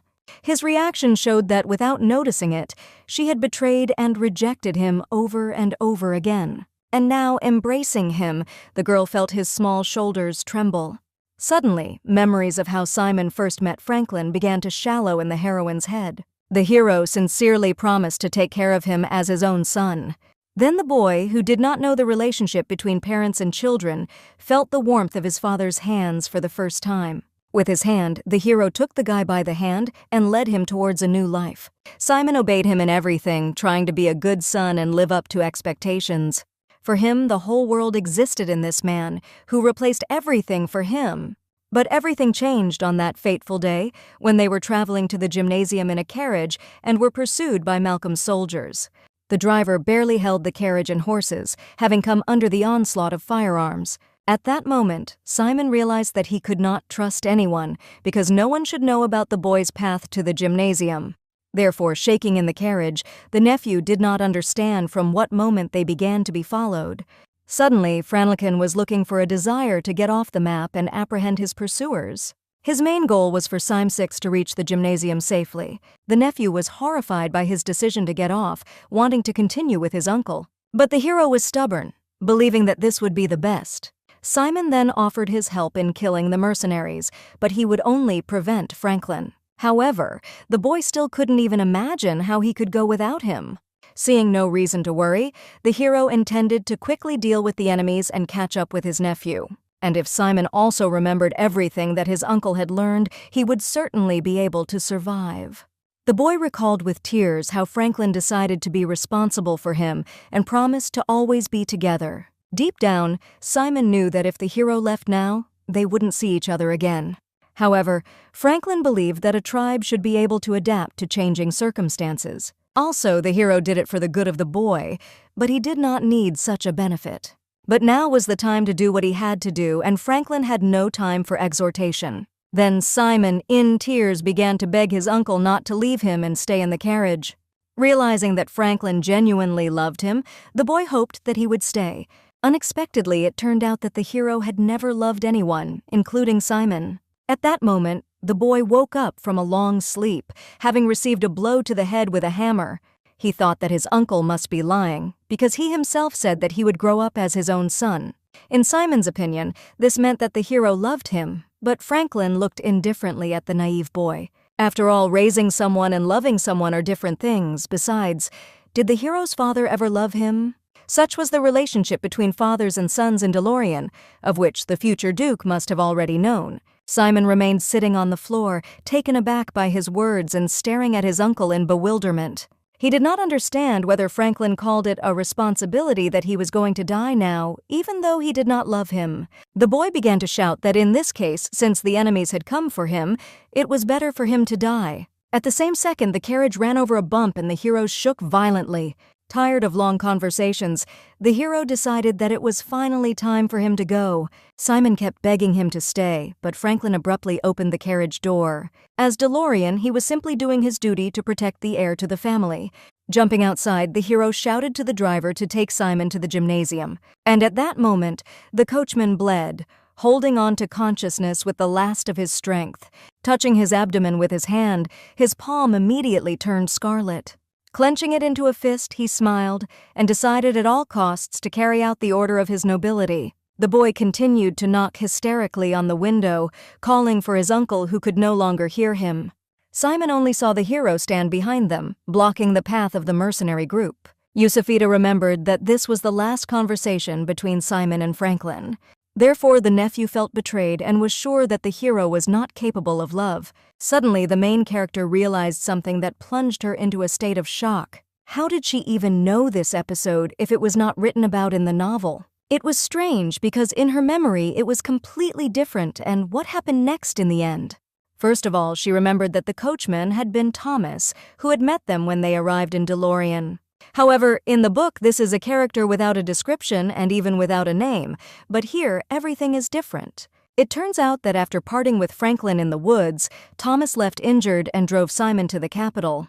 Upon arrival, he was completely exhausted, and the boy in tears begged him to hold out until he arrived at the doctor. Looking at him with a blurred look, Thomas quietly pronounced the name of the heir. Touching his face with a bloody hand, he hoped that the boy would be strong and able to survive. Yusufita did not understand where she remembered this heartbreaking scene, and moreover, was it really true? Suddenly, a sharp pain pierced the girl's head, causing her to cry out and clutch her head. Simon did not understand what had suddenly happened to his aunt, but the heroine could not speak from the pain. Suddenly, Yusufita abruptly calmed down and began to slowly sink onto her bed. Falling unconscious, she horrified and shocked her nephew from what was happening. At the same moment, the girl saw in front of her eyes her sister Martha, whose appearance she had always envied. However, Martha herself considered Yusufita to be very beautiful, especially her eyes, the color of growing violets. The heroine loved her sister very much and fell into her arms, after which the girls decided to go home. After that, Yusufita began to slowly open her eyes, hearing her name through her sleep. Vivian stood by her bedside calling for her mistress and not understanding what had happened to her. According to the servant, Milady regained consciousness within 2 days. Horrified by what she heard, the heroine immediately jumped up and Vivian offered her a drink of water. Taking the glass, the girl immediately drained it, feeling thirsty for the past days. Yusafita had a sense of nostalgia, as if she had dreamed of something from the past. Simon was the most frightened, in front of whose eyes the heroine fainted. The girl did not understand where such a headache and panic came from, as if someone warned her not to dig deeper. First of all, Yusafita wanted to know the news of the past 2 days and how the reception went in the end. When Vivian arrived, she saw His Majesty Archibald continue to rage. Furious, the old man issued an ultimatum that he would forgive Franklin when the cancer whistled on the mountain. Then the hero set out to find a cancer who would whistle personally for His Highness. This could have happened for a long time, but those around him soon calmed down Archibald. However, Franklin still had to go to prison, which horrified the heroine. But Vivian immediately calmed her down because the hero was released the next day on Hilarian's orders. In this situation, the maid was completely on the side of the heroes, considering the old man's actions to be unnecessarily rude. In any case, after the current situation, the prohibitions for the DeLoreans have changed. To Yusafita's horror, the entire duchy was now in danger of being expelled from the kingdom. Since the circumstances were extraordinary, the Duke and his wife would soon have to arrive to resolve the conflict. The heroine was shocked, remembering that Muriel was already sick, and now she would have to go through such a journey. Meanwhile, the Duchess, to her surprise, received a letter directly from the capital. After reading the content, she fell into a stupor, realizing that because of her son's love, their family was imposed with sanctions. Yusafita had no idea what the reaction would be, and she was ready to sink into the ground. Vivian tried to calm her down because, since she accepted the hero's proposal, her parents still had to come. There were 2 weeks left before their visit, during which the girl needed to prepare properly. The maid handed the morning newspaper to the mistress, realizing that it would be interesting for her to read it. Seeing the articles about the scandalous reception, as well as Norman's comments at the bottom of the page, the girl was confused. As it turned out, these newspapers were redeemed like hotcakes, that even the publishing house ran out of paper. This meant that the entire kingdom was already aware of what was happening, which did not make Yusafita feel better. Suddenly, Jeanette turned to her, who all this time stood aside and listened to the girl's conversation. Looking at Vivian intently, she wanted to talk to Milady about something.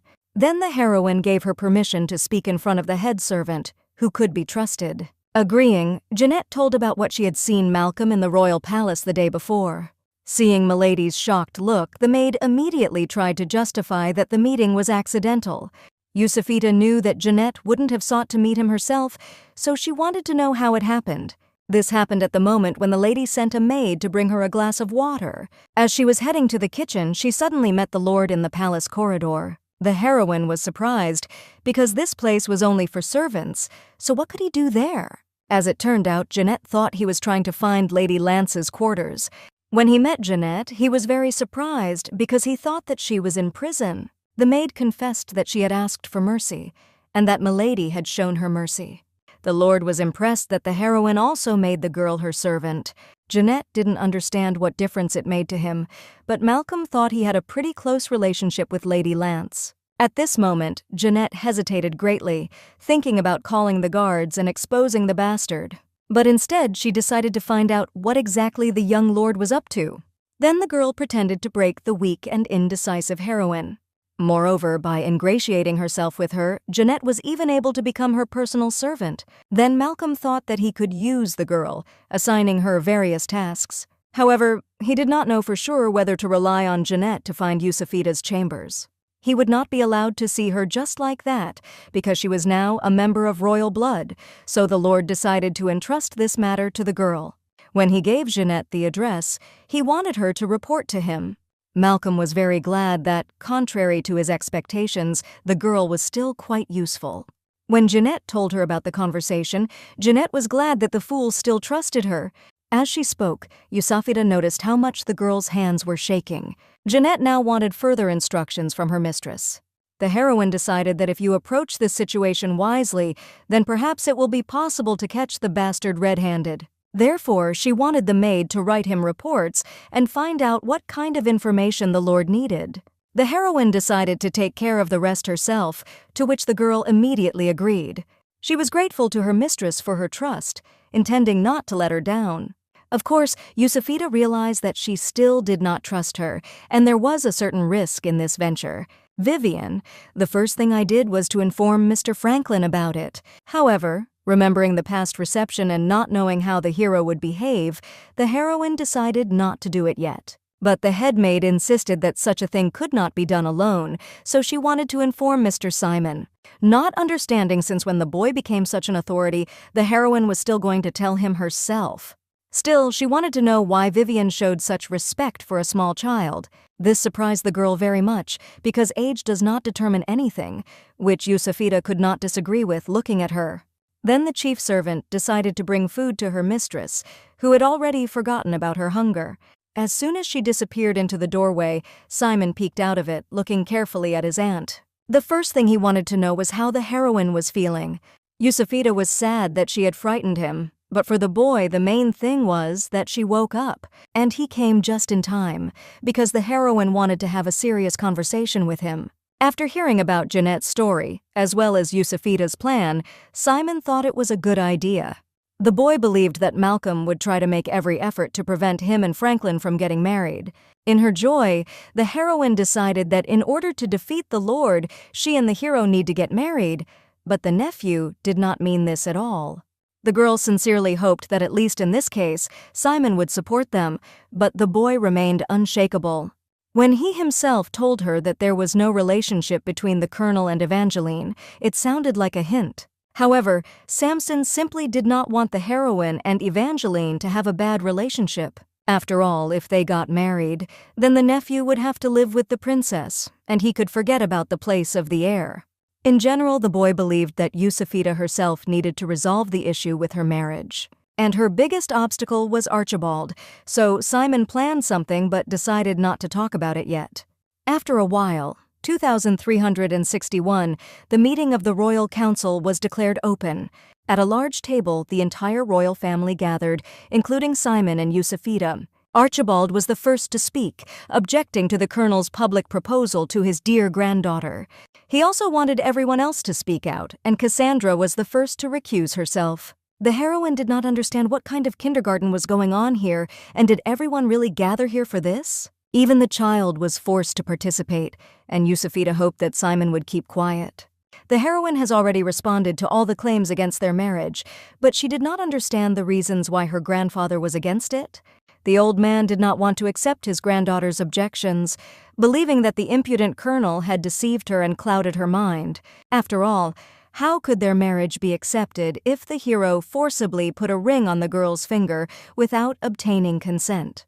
Grandfather was also infuriated by the fact that all the other members of the royal family were silent, as if they had taken water into their mouths. He wanted them to make strong arguments against their marriage, too. As he continued to be indignant, Cassandra imperceptibly kicked Richard under the table. Looking thoughtful, the prince thought that there were too many eyewitnesses to the colonel's proposal, and there was no objection now, because many had a positive opinion of the colonel and his desire to marry Yusufita. Therefore, it would be reckless to prevent marriage and could damage the prestige of the royal family. Archibald was surprised, because if everyone thought Franklin was a positive hero, then what about him? To this, everyone decided to remain silent, confusing the former king. In any case, Archibald demanded that the engagement be annulled, threatening to declare war on the DeLoreans. Cassandra and Richard immediately tried to reason with their grandfather, because this could lead to a disaster. Realizing how far things had gone, Simon suddenly decided to vote for the engagement. The heroine was touched by his support, and the old man was dismayed. But suddenly, the boy clarified that he was voting for an engagement, not a wedding. For Yusufita, it was a knife in the back, and Archibald was impressed by the interesting offer. If you betroth them but do not consent to the marriage, then the colonel will sooner or later refuse himself. After all, there is no point in building barriers to love, from which it only ignites. Therefore, Simon wanted the former king to deal not with Franklin, but with Yusufita herself. There are many attractive men in the world, and the boy was sure that the appearance of at least one would suit his aunt. Yusufita was outraged because you might think that only appearance was important to her. As it turned out, a rumor had already spread throughout the country that she liked only the appearance in the hero. The shocked heroine still could not understand how is it possible at all. After all, where has it been seen that a grandfather offers his granddaughter to marry not his beloved, but to cheat on his chosen one with others? In addition, if he and his admirer do not get married, then Simon will have problems with the inheritance. But the boy was even ready to refuse the inheritance. However, the aunt still did not want to marry anyone except Franlikin. Taking this as a refusal to marry altogether, Archibald was delighted with this situation. The heroine did not understand what exactly they did not like in the colonel, who was considered the best suitor in the kingdom. Grandfather believed that because of his kindness, Yusufita simply refused to see the bad in people. In addition, if there really is no better suitor in the kingdom than Franklin, then this is a question for Hilarion and his rule. Yusufita believed that since Simon was a Nalsdinik of Delorian, even in this sense, there was no one better than the colonel. After all, this way she would be able to take care of her nephew even better, but the boy did not want her to hide behind him. But the girl sincerely believed that one of the most important factors for her groom was taking care of Simon. In addition, she liked not only the appearance, but also the dedication and devotion of the hero. So she started shouting that Franklin was perfect and no one else could be better. Archibald was very surprised by his granddaughter's words and persistence, unable to answer her. Unexpectedly, Evangelina agreed with Yusufita, considering the hero a magnificent groom. She heard about this from her mother, who also considered him the most eligible man in the kingdom. The old man turned back at his son, not understanding how he ruled the people, if this scoundrel was the best. However, Hilarion also supported the words of the princess, realizing that everyone believes so. Archibald then ordered the immediate arrest of anyone who agreed that Franklin was the best of the best. The main character was very surprised that even Evangelina decided to help her. After all, Yusufita was almost sure that she disliked the second princess. The heroine remembered how Evangeline hoped that Princess Cassandra and Franklin would get together. However, now, Yusufita could not understand at all what was on the mind of the second princess. Therefore, she decided to try to talk to her in the future and find out everything. The old man came to the conclusion that his granddaughter likes the hero only because she does not want to let her nephew go to Delorian. Of course, this was partly true, but not to everyone, but my grandfather did not want to listen to anything else. Since Simon was the heir, he would have to return one way or another, and would Archibald really hold him by force? The old man believed that Simon was related to them after all, so he could stay in the palace. After all, the scoundrels of Deloriana will raise him to be another scoundrel, Nicholas, and after these words, Hilarion interrupted his father. The king agreed that the boy was their relative, but does Archibald really want him to grow up like their heirs? Yusufita was horrified to see Cassandra and Richard's fierce gaze directed at her grandfather. Suddenly, the old man came up with a brilliant idea of how to settle everything. He proposed to arrange an engagement to the third Princess Bertrude and the future Duke Simon, and then the boy will be able to stay in the palace, under the pretext of a future wedding. The grandchildren froze in quiet horror at the words of the former king. Enraged, Hilarion slammed his hands on the table, not understanding what he was carrying. After all, Bertrude was not yet 10, and did Archibald really want her engagement to take place for such a stupid reason? The former king was outraged by the words of his son, who apparently did not want to take care of his nephew's future. The heroine could hardly believe that Archibald was saying this in all seriousness. Hilarion refused to give his daughter away on such terms, however, realizing that there was no other thing to expect from his grandfather.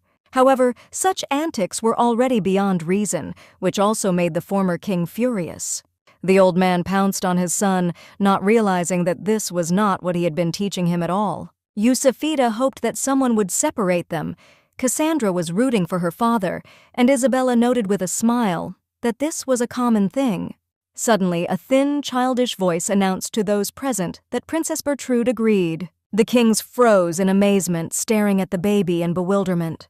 Richard and Evangelina fell into a stupor, staring at her with their mouths open in surprise. Isabella and Cassandra thought that they must have heard, confused. Seeing the general misunderstanding, Bertrude repeated that she agreed to be engaged to Simon. After that, everyone exclaimed at the same time, not understanding what she was saying. Evangeline assumed that she simply did not want the quarrel to continue, and Richard tried to convince the princess. She definitely did not need to sacrifice herself, however, the baby herself wanted it. After all, Lord Delorian, which Simon was now, would become a duke in the future. Cassandra was shocked by the words of her younger sister, and Richard believed that in the future she would be able to find a better husband. But according to her grandfather, Bertrude realized that age does not matter for engagement, and it will be problematic to find someone better. And by the time she grew up, the baby wanted to have a ready-made groom. Hilarion immediately protested because in this way engagements are not concluded. In addition, he needed to marry Evangeline, and it would be strange to arrange the engagement of her younger sister. At this moment, all the princesses and the prince looked at the former king with irritation. The old man was shocked by such looks, not understanding what he had to do with it at all. He decided that Bertrude needed to think it over, but if anything happened, Archibald was ready to help. At this moment, Simon could not stand it anymore and decided to find out if anyone here was interested in his opinion. He had no intention of getting engaged now, and the girl was astonished.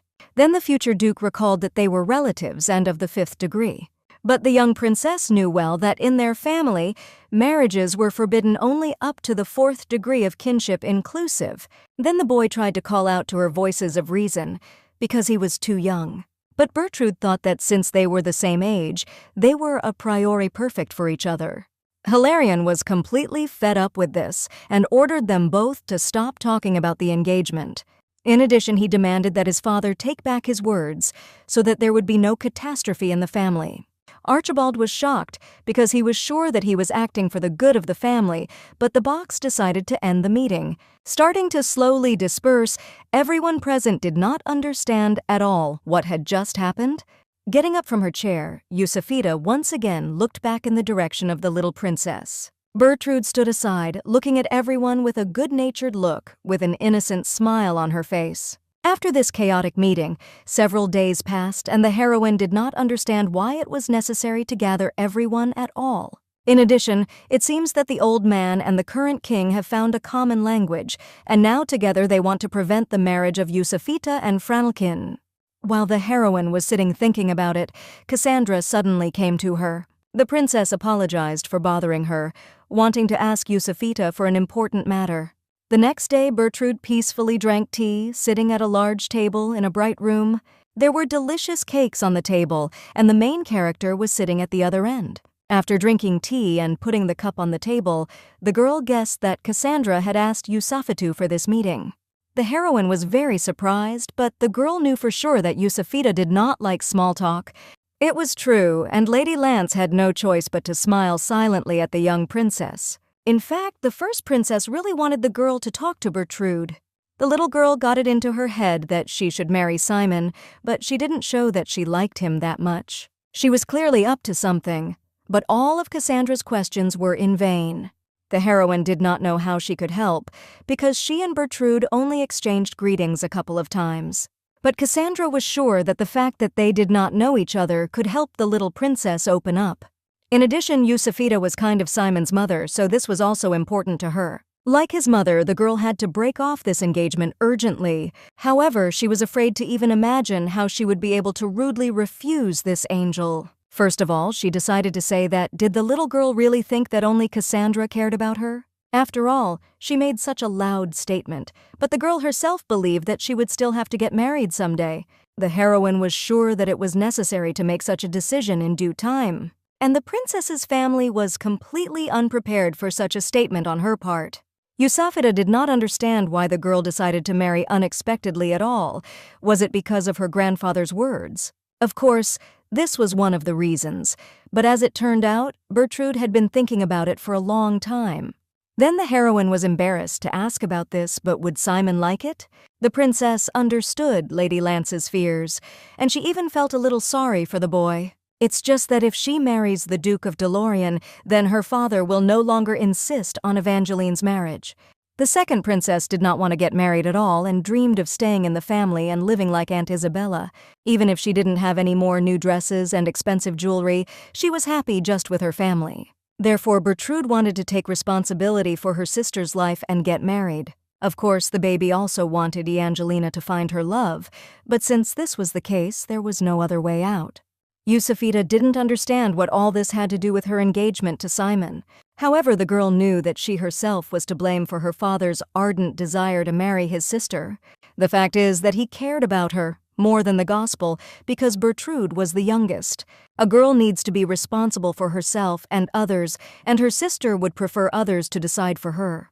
Thanks to the actions of the heroine, active measures for the sisters' engagement were suspended, but soon Hilarion would return to his old ways.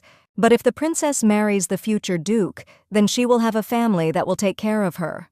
And naturally, the father will not be in a hurry with the matchmaking of Evangeline, since she will be under his protection. It is for this reason that the baby decided to become the wife of the future duke. The main character understood that the reason was deeper than it seemed at first glance. This innocent child does not need to put such a responsibility on his shoulders because the sacrifice will be in vain. The baby was sure that if she had not been born, it would have been easier for everyone, especially Evangeline. Yusufita silently stared at her for many seconds, in complete amazement at what she heard. After that, she rarely stood up and screamed, because Princess Evangeline would never have thought of her like that. And the girl did not have to take responsibility for everyone in this house. She told Bertrude about how Simon had started calling her mother on the day he was brought to the Delorian estate. Then the baby realized that this is why the girl was introduced as a mother, and that this is how she was able to protect the boy. In the opinion of the princess, this showed how much the aunt loved her nephew. However, according to Yusufita, just by looking at Bertrude, you could understand that she was also loved. The girl was shocked by these words, looking happily at the heroine. Realizing that this was really so, Bertrude's face broke into a pretty smile. Yusufita was glad to see such a face beaming with happiness, hoping that they had come to an understanding. The princess was surprised that she was able to share everything with the heroine at all. In her opinion, the reason was that the circumstances as a whole were very similar. After all, her father, brother, and sisters looked at Bertrude and remembered their late mother. And in this regard, she considered them similar, which made Yusufita fall into confusion. It was for this reason that everyone tried to pamper the baby, and she controlled herself and was responsible. Before that, the heroine could not even think that this little girl cares so much about her loved ones. She understood perfectly well what it means to live in the shadow of others when you are loved, for resembling your deceased loved ones. It's depressing and seems futile, and even Yusufita felt ashamed as an adult. Whereas this little princess grew up too early. Now the heroine wondered if Evangeline knew about this. Apparently, she would still have to talk to the princess, but the girl did not want to enter into a conflict. Seeing in thought, Yusufita did not notice how both of her maids approached from the side. With a demonstrative cough, Vivian invited Madame to go for the planned walk. It was a password that the heroine did not expect to hear so soon.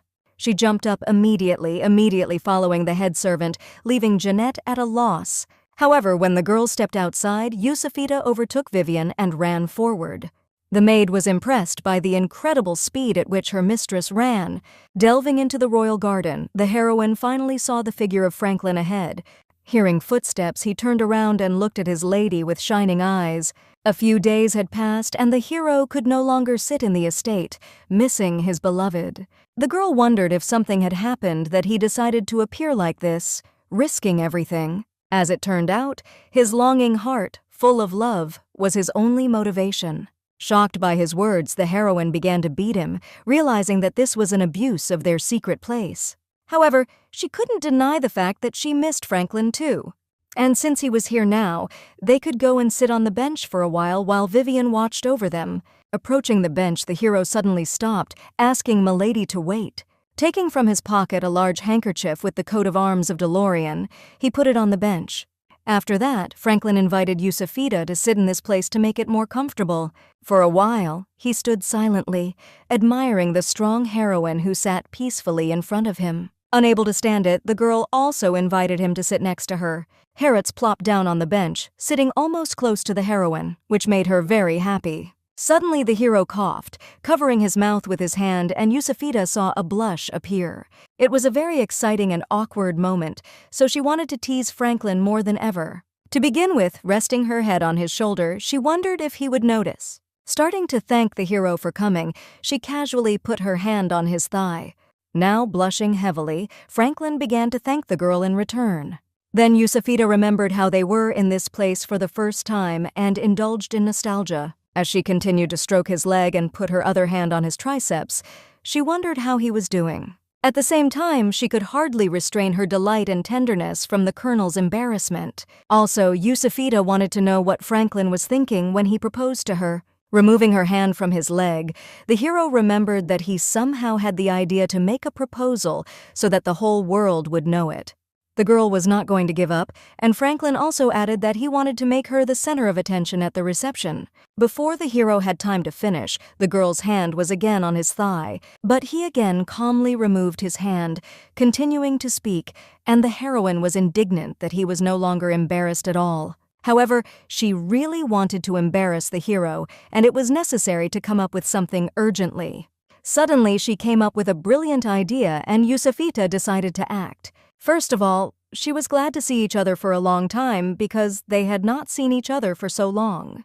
Therefore, it would be great to express your wishes to each other in order to get to know your partner even better. The hero agreed, clarifying whether he really could say what he thought. The girl decided that if you can answer, then it's good, and if not, then there will be a punishment. They decided to start with Franklin, and after a little thought, he would like to choose outfits for the heroine as before. Remembering their joint trip to the store, the girl wondered if her sense of style was really so poor. Herots, after thinking about it, agreed, adding that this is what he likes about Yusafit. Then it was the heroine's turn, and she asked him to be a little more moderate in buying gifts. After all, the last time an endless stream of servants carried mountains of boxes with things, which made Yusafita feel bad. After sitting a little longer, the heroes made a few more edits to the gift-giving, and then Franklin asked to play baseball with him more often. Suddenly, the girl wanted them to kiss only once a month, and Franklin agreed out of surprise. But the question took him by surprise, and he froze in place for a few seconds, in surprise. He was shocked that it turned out that Yusafit could be kissed, and even so often. Smiling, the girl noticed that Franklin had just lost his way. Embarrassed, the hero considered it unfair that she caught him so cleverly. Then the heroine thought that he wanted to be punished, and the hero doomedly agreed. In that case, Yusafita suddenly rose from her seat, standing directly in front of Franklin. Touching his chin with her hand, the girl wanted the hero to raise his head a little. Franklin looked at the girl with a spellbound gaze, never blinking. The heroine wished him to close his eyes, to which the hero immediately obediently obeyed. For a few seconds, Yusafita admired Franklin, unable to take her eyes off. He must have known what she was up to, but he still submitted, being so defenseless. Clasping his head in her hands, the girl approached his face and suddenly froze in place. Herots still sat serenely with his eyes closed, waiting for his punishment. And Yusafita suddenly realized that when she was going to kiss him, she was cowardly at the most crucial moment. Deciding to just take and do it, she abruptly moved her head, inscribed her lips into the hero. Finally letting him go, she calmly considered it a punishment worthy of a hero. Franklin sat for a few seconds in amazement, staring at the heroine. The girl was shocked by his uncomprehending gaze, as if a meteorite had just fallen on him. Then she tried to justify that it was just a joke, because she could not do something bad as a punishment. At that moment, Franklin jumped up abruptly, greatly puzzling Yusafita.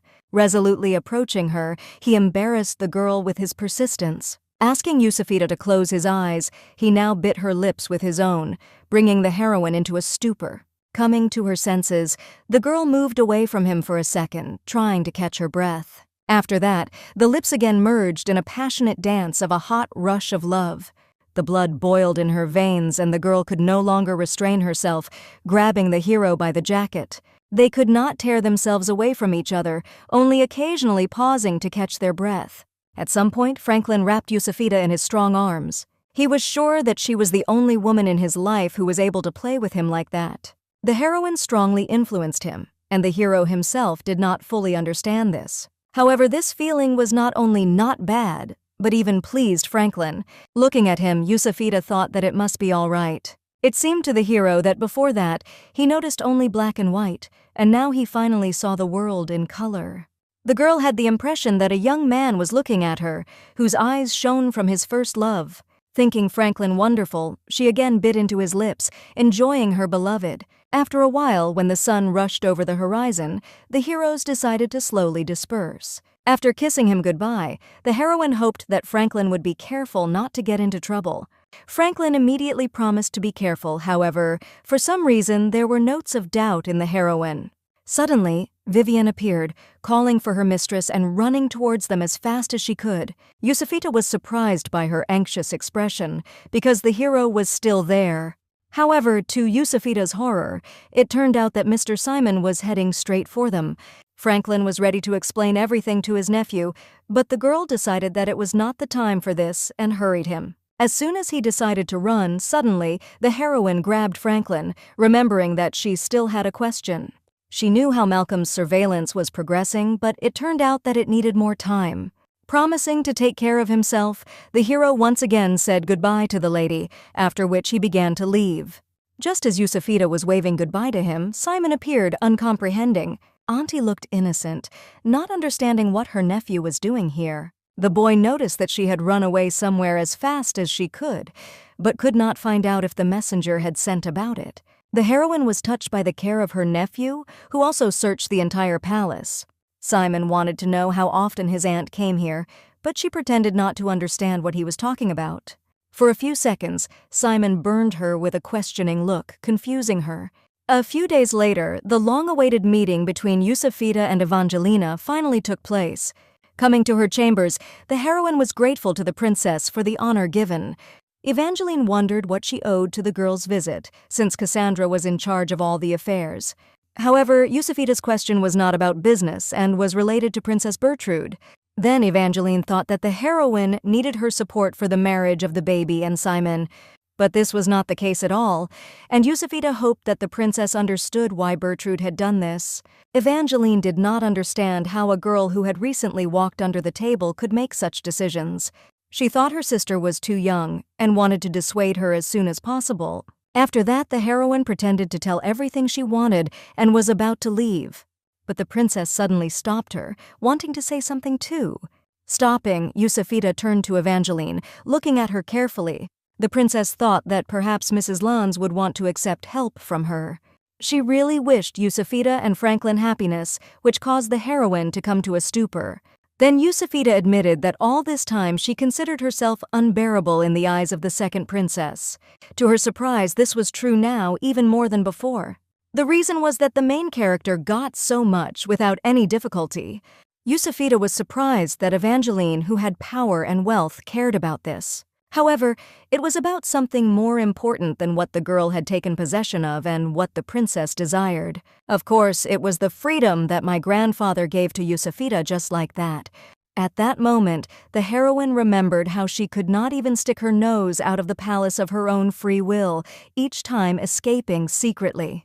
She wanted to say a lot in response to Evangeline, but restrained herself and showed understanding. However, she didn't understand why Her Highness would help her. But the princess had her own interests.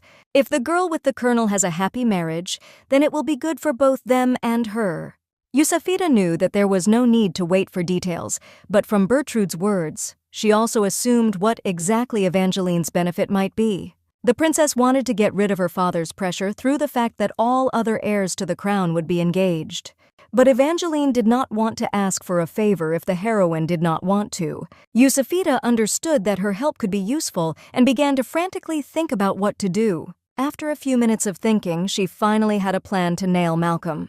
The heroine wanted Princess Evangeline to make a request to Prince Richard on her behalf. Her Highness was shocked by such a request, not understanding why Yusafita needed it. First of all, the girl clarified whether the princess knew a certain Malcolm Nurmstrong. Having received a positive answer, she immediately decided to tell Evangelina about everything related to him. About his hatred for the DeLoreans, that because of him, Simon's life is in constant danger. The princess had considered him not a very good person before, and now she was completely terrified. The purpose of Yusufita's request was to take action against the Lord in order to keep the boy safe. The heroine already had guesses about his intentions, because Malcolm, first of all, wanted to interfere with the marriage of Delorean and the royal family. However, Evangeline did not understand what request to make to Richard and why to him. Yusufita also admitted that she had a double agent whom the Lord trusted and through whom he could be misinformed. The girl wanted to inform him that Franklin had forced her to marry and that she had only agreed for Simon's sake. In gratitude for her consent, the hero decided to support Princess Cassandra in the struggle for the throne. In this situation, Malcolm sees a chance to intervene and therefore the princess must turn to Cassandra's rival. Since the DeLoreans are forbidden to approach the palace, the Lord will try to ingratiate himself with the royal family. Evangeline realized that through misinformation, Yusufita wanted to push Malcolm to a certain decision. That was exactly what happened. So the request to the prince was not to reject the Lord's attempts to make friends. Moreover, the heroine wanted His Highness to demand a bribe from Malcolm. When Evangeline heard about the bribe, she was immediately horrified and confused, but Yusufita tried to calm her down. After all, a bribe had to be demanded, but not accepted, which made the princess completely taken aback. When the Lord takes action and comes to Richard, the prince must pretend not to be too interested. The Nurmstrongs are not rich, and Malcolm will go out of his way to collect the necessary amount. As a result, he will covet the DeLorean oil, which he has already looked at, but now he will go to extreme measures. Franklin is already watching him, so all that remains is to catch the Lord red-handed. After listening to Yusufita's plan, Evangeline thought for a while, after which she gave her consent. The heroine was a little surprised and very grateful to Her Highness for her help. The princess came to the conclusion that the girl was not at all as harmless and docile as it seemed at first glance. And each time Evangeline became more and more convinced of this, watching Yusufita. The heroine remembered the words of the princess that she got everything easily. However, she only wanted to add that it was not as easy as she would like. The next day, the sky was as blue as ever, and Yusufita went to a baseball game with Archibald. But even being here now and watching the game, the heroine was haunted by one moment. The old man constantly pointed his finger at the young players, praising them to his granddaughter. One of them even had an appearance that, according to his grandfather, Princess Magdalene liked. While Archibald was praising the striker, the heroine finally lost hope of enjoying the game. Recently, the old man was lucky enough to find out that his granddaughter loves baseball, so he decided to take her to the game. The girl was just about to thank him when suddenly the grandfather again began to praise the players. Suddenly, the player that the old king liked the most appeared in front of them. He was a tall and strong man, whose face was not yet visible, but Archibald had already noticed him. The old man suddenly offered to go to the game and Yusufita agreed, but it turned out to be a trap to marry her to someone. She understood that only Simon could have spilled the beans to the old king about her love of baseball. At that moment, the ball was thrown and the player, who was noticed by the old man, safely hit the ball. All the other players and spectators were shocked by the force and speed with which the ball soared into the sky. Without holding back her surprise, Yusufita opened her mouth wide and stared at this child athlete. As a former professional player, the heroine saw for the first time how someone was able to knock out 6 points with one shot. Archibald never ceased to admire this talent, believing that his granddaughter could not find a better candidate for a groom. Although Yusufita was annoyed by this, she could not deny the skill of this player because he single-handedly brought victory to the team. After the game was over, Grandpa offered to have Yusufita dinner with the player, but she refused. While Archibald was trying to explain that he was much more attractive than Franklin, the miracle gambler began to steal to them. Finally seeing his face, the former king, as well as the heroine, were completely confused. After all, it was Franklin who looked attentively in their direction. The old man wondered why this bastard was there, and Yusufita finally understood why this player seemed so familiar to her. Archibald was horrified, not understanding how this annoying, insolent man knew that they were coming to the game today. The heroine thought that on the one hand it seemed paranoid, but it is possible that everything was set up. Then Archibald hurried away with his granddaughter, but Franklin did not understand where His Majesty was in such a hurry. The hero was very happy to welcome the past king and Lady Lance. Yusufita was completely delighted, which made the old man even more alarmed.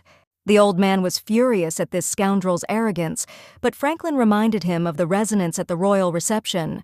At this moment, the old man froze in place, not understanding what the hero wanted to say by this. But it was enough just to look back to see the entire stadium looking at them. There were much more people than at that reception, so rumors could spread at lightning speed. Realizing that people especially like to discuss the royal family, Archibald was furious. He decided that Franklin wanted to put pressure on him, but the hero did not think about it at all. First of all, the colonel knew that Yusufita liked baseball, and maybe she liked playing it. Therefore, he decided to prove himself better than other athletes so that the girl would not have other candidates except him. The heroine objected because she already considered Franklin the best, shocking the old man. According to the hero, after this, no one else will even dare to propose to Yusufite.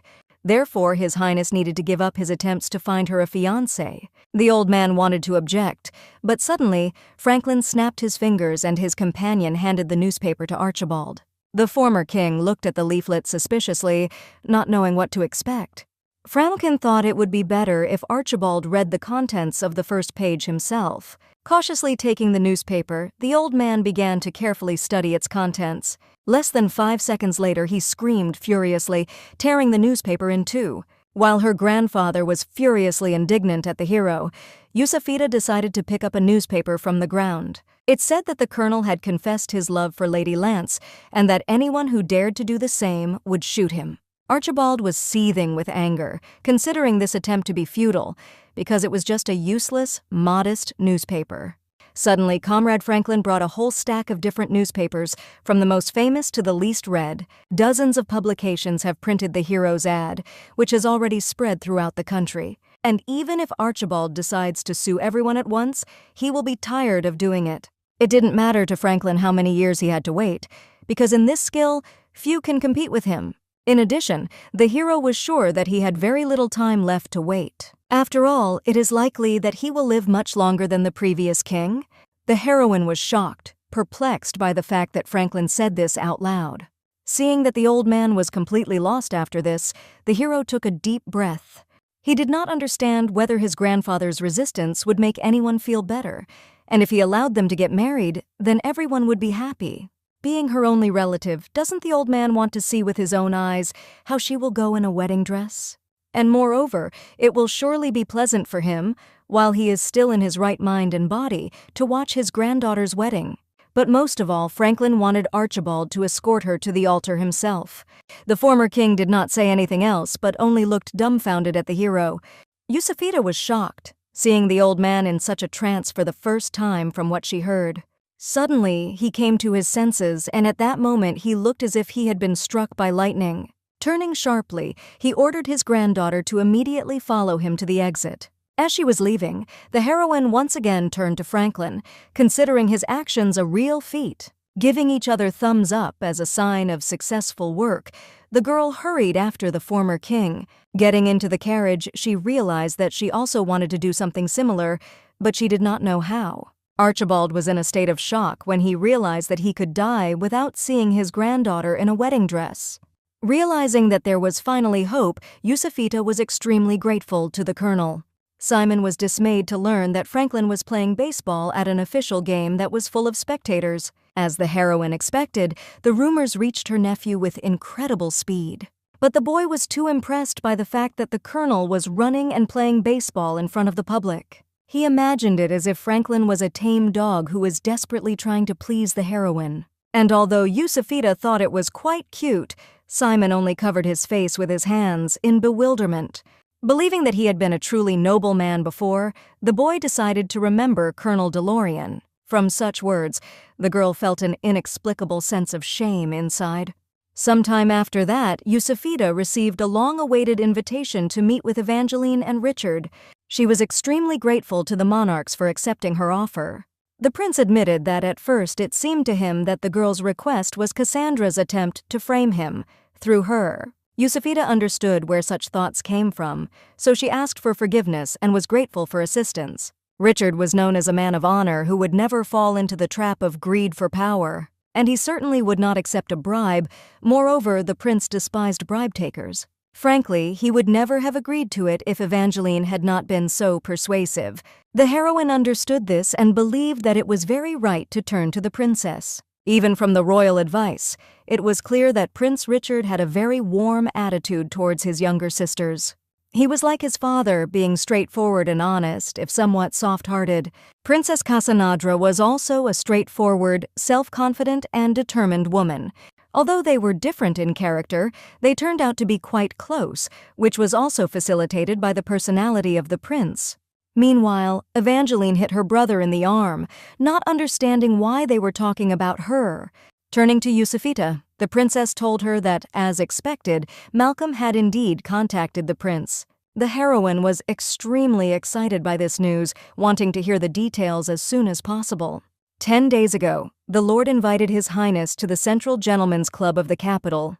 Richard was surprised by the choice of the place of the Lord's audience with the heir to the throne of the kingdom.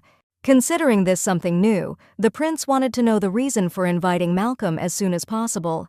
For a few seconds, the young lord sat silently in front of him, not saying a word, smiling. After that, the first thing he did was to thank His Highness for agreeing to this meeting. In the end, everything turned out as Milady had originally assumed. The Lord offered to help the prince, believing that DeLorean intended to support Cassandra in the struggle for the throne. Then Richard looked thoughtfully, looking at Malcolm carefully. At this moment, the Lord gestured for a servant, who presented the prince with a certain case. Inside the small squirrel were Malcolm's gifts as a formal bribe. Suppressing a fit of anger, His Highness made a surprised look. Yusufita hoped that the prince did not accept the bribe, and it turned out to be true. Richard refused, advising the Lord to show more diligence and sincerity in the struggle for the throne. Malcolm got it right and immediately agreed that he had to present him with something more. This was the end of the meetings, however. One moment did not give the prince peace. The heroine was very surprised by this and wanted to find out as soon as possible what exactly was the matter. Richard then recalled that this meeting had taken place 10 days before. Ever since, Lord Nurmstrong has never tried to contact the prince again. About a week ago, on the road in the suburbs of the kingdom, under the cover of night, the Lord's carriage was driving. Malcolm did not expect this from the prince, believing that the royal family had fallen low. Now, in order to collect the necessary amount, the Lord will have to go beyond what is allowed. Suddenly, the Kratos stopped abruptly, confusing Malcolm.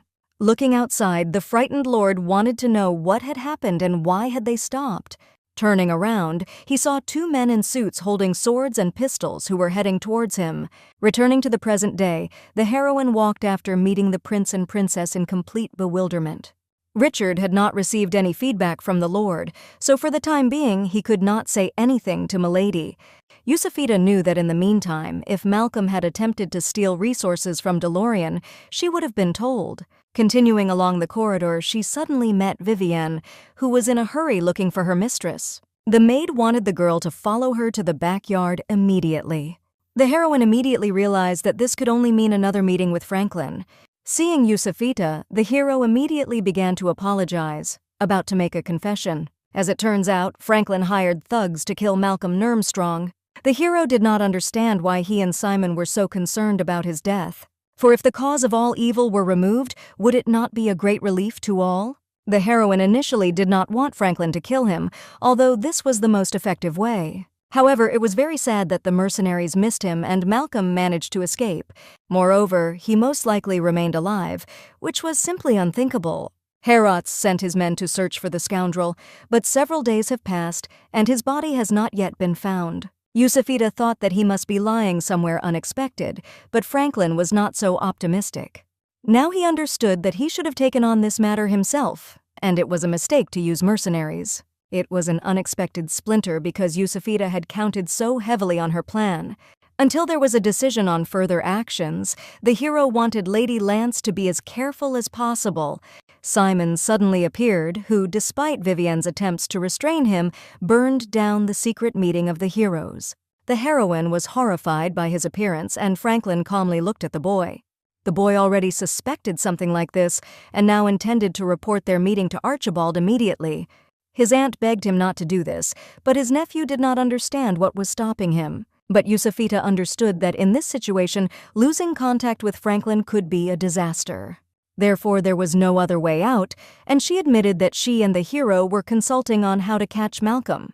Sharply changing his face, the boy looked menacingly at his guilty uncle. After all, he understood that in this case, the people Franklin had sent for Malcolm had missed him. Yusufita didn't think the Lord would do anything now, but she didn't rule out his attempt to break into the palace to kill her. And in order for the fork to work, shouldn't the prey first be given the opportunity to lean out of the hole? From the realization of what she was up to, the boy was seized with incredible horror. After all, were these two really going to let the villain into the palace, deliberately giving him a secret passage? If the secret passage is surrendered to the king, the colonel will be arrested for violating the ban on approaching the palace. Even if the Lord does not come himself, but sends a person, it will be possible to follow the messenger and find him. Simon had rarely seen his aunt so determined, but he didn't know if Malcolm had a reason to come here himself. Yusufita just looked down, realizing that she was not completely sincere with them. Franklin guessed that the reason for the Lord's arrival could be a meeting with Richard. The girl and the boy looked at him seriously, and Simon did not understand at all what his uncle was getting at. Although Malcolm managed to escape from Franklin's men, he knows that he is being sought, which means that the Lord is very limited in what he can do. In such a situation, he will not think about stealing resources from DeLorean, but about basic survival. Therefore, he will seek protection from a powerful patron who can protect him even from the DeLoreans. And once everything turned out, Yusufita decided to tell them her plan, which, however, did not work. Having listened attentively to everything, both heroes went into sincere amazement. Franklin found the meeting of the Lord and Prince in a private club suspicious, so he decided to take action immediately. But if the hero had known in advance that this was the heroine's plan, he would not have done it. However, Yusufita understood that this was her mistake, because she herself asked the colonel to keep an eye on him without informing him about the details. From what Simon had learned, Malcolm and Richard's deal had never been completed. The prince demanded a bribe. However, the Lord is now unable to collect the money. So why is the aunt sure that he will go to Richard?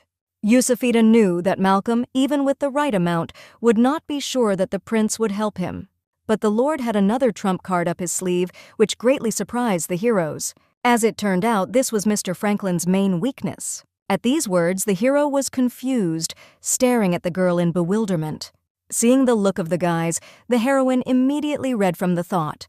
She tried to calm them down, for she did not mean herself at all when she spoke of the colonel's weakness. Heratz did not understand what other weaknesses he could have, except for serving the king. That was the point, because despite the fact that the colonel served the king, he dared to hire assassins to deal with his relative. If the Lord had decided to expose the hero, he could have made such an argument to turn Richard against Cassandra. Through Jeanette, it was possible to plant information about the secret passage to the palace, and then he would definitely use it. After listening carefully to his aunt, Simon thought the plan was good, but he was still against it. After all, as wonderful as this plan was, it did not take into account one important factor. Namely, another weakness of Franklin, that is, Yusufita herself, which caused the girl to come to a stupor. After all, the aunt would also be in the palace, and what if Malcolm wanted to kill her? The girl tried to object because there was a long distance from Richard's chambers to her room, but suddenly Franklin supported his nephew's protest, deciding to cancel this plan. The girl did not understand their concern because Malcolm did not gain any benefit from killing her. In the heroine's opinion, this is generally illogical, but Franklin did not think so. He knew for sure that people don't always act logically, and especially crazy villains. Yusufita had nothing to oppose against this, and she silently agreed. Therefore, the hero also voted to close this move once and for all. Yusufita tried to reassure him because she could simply not tell the Lord about him. However, the very thought that the villain could enter the palace gave the colonel goosebumps. The heroine understood that in this case they would not be able to see each other again, but Franklin was ready to look for another way for the sake of her safety. Suddenly, Simon took his aunt's hand, looking at her intently. From his look, she realized that there was simply no other way out. And since they both agreed on the same opinion, Yusufita agreed with them in order to block the secret passage. The colonel was going to return and immediately send men to find Malcolm. He hoped that at this time, the heroine and her nephew would behave more carefully. Back at the palace, Yusufita sent Simon to his room, and she wanted to ask Cassandra to block the passage. The boy agreed, looking suspiciously at his aunt, as if he did not trust her. Having walked a long way along the palace, the girl was surprised at how far the princess's chambers were located. It was also embarrassing that there was an unusual silence around for such a time. Remembering that it was time for dinner, a loud rumble suddenly rang out from the side. Shocked and confused, the heroine turned around and looked from the balcony at the neighboring wing of the palace. Seeing a gigantic explosion there, the girl froze in place with horror. At that moment, questions convulsively appeared in my head about what is happening now. Suddenly a man's voice called out to her from behind, who was glad to meet Lady Lance.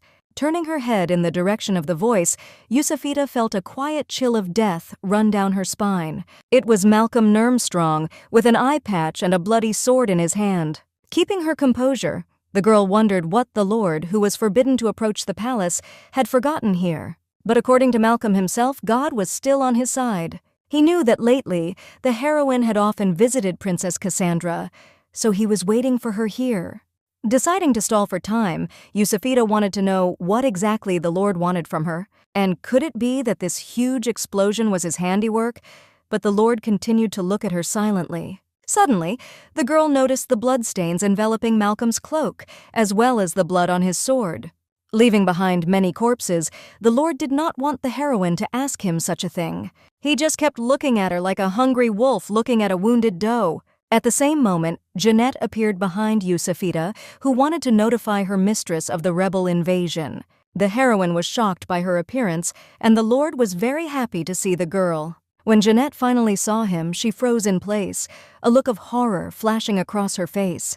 But suddenly her face changed, and the girl began to resent Malcolm for such an abrupt appearance. After all, she was already going to bring the heroine to him at a more convenient opportunity. The heroine was stupefied by her words, looking at the maid in surprise. As much as he wanted to, Malcolm couldn't trust Jeanette, who wasn't in a hurry to bring Yusufita to him. After these words, fear flashed on the girl's face, which was immediately replaced by indignation. After all, she had been on his side all this time, doing everything possible for the Lord.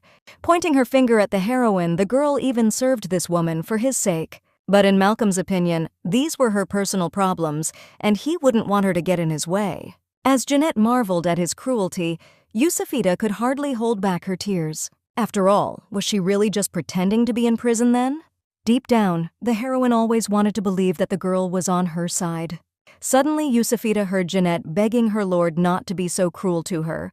Looking at her, the heroine had a strange feeling inside, as if something was wrong. Coming close to Malcolm, Jeanette wondered if he didn't love her. At this moment, in a state of shock, Yusufita grabbed the hem of her dress, preparing to run. Malcolm raised his hand ironically, agreeing with a grin that he really did feel sympathy for the girl. Suddenly, Jeanette abruptly wrapped her arms around the lord, confusing him. After that, she screamed heartily for Lady Lance to get away with her legs as soon as possible. Still in shock, Yusufita turned around and began to run away, under Malcolm's fierce gaze. Furious, the lord turned his eyes clouded with anger to Jeanette and swung his sword. Hearing a long female moan, the heroine involuntarily turned around. Bleeding and still holding the bastard, Jeanette screamed again for her mistress not to turn around. Then the enraged lord grabbed the girl by the hair and tried to tear her away from him. Yusufita continued to run, hearing the maid's whisper through her tears. Jeanette wanted to help her mistress escape at all costs. Suddenly, the sound of a pistol shot pierced the air, making the heroine freeze in place.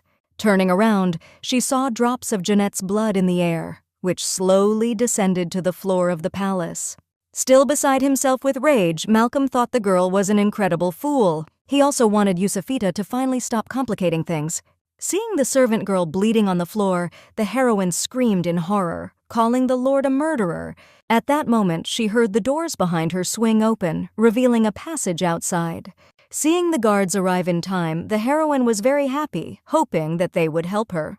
But suddenly, the faces of the men in uniform were distorted into a sinister grin, and their cold gaze pierced the girl's insides. Malcolm's men immediately grabbed the screaming heroine, taking her by surprise. The lord wondered if Mrs. Lance really thought he would come here alone.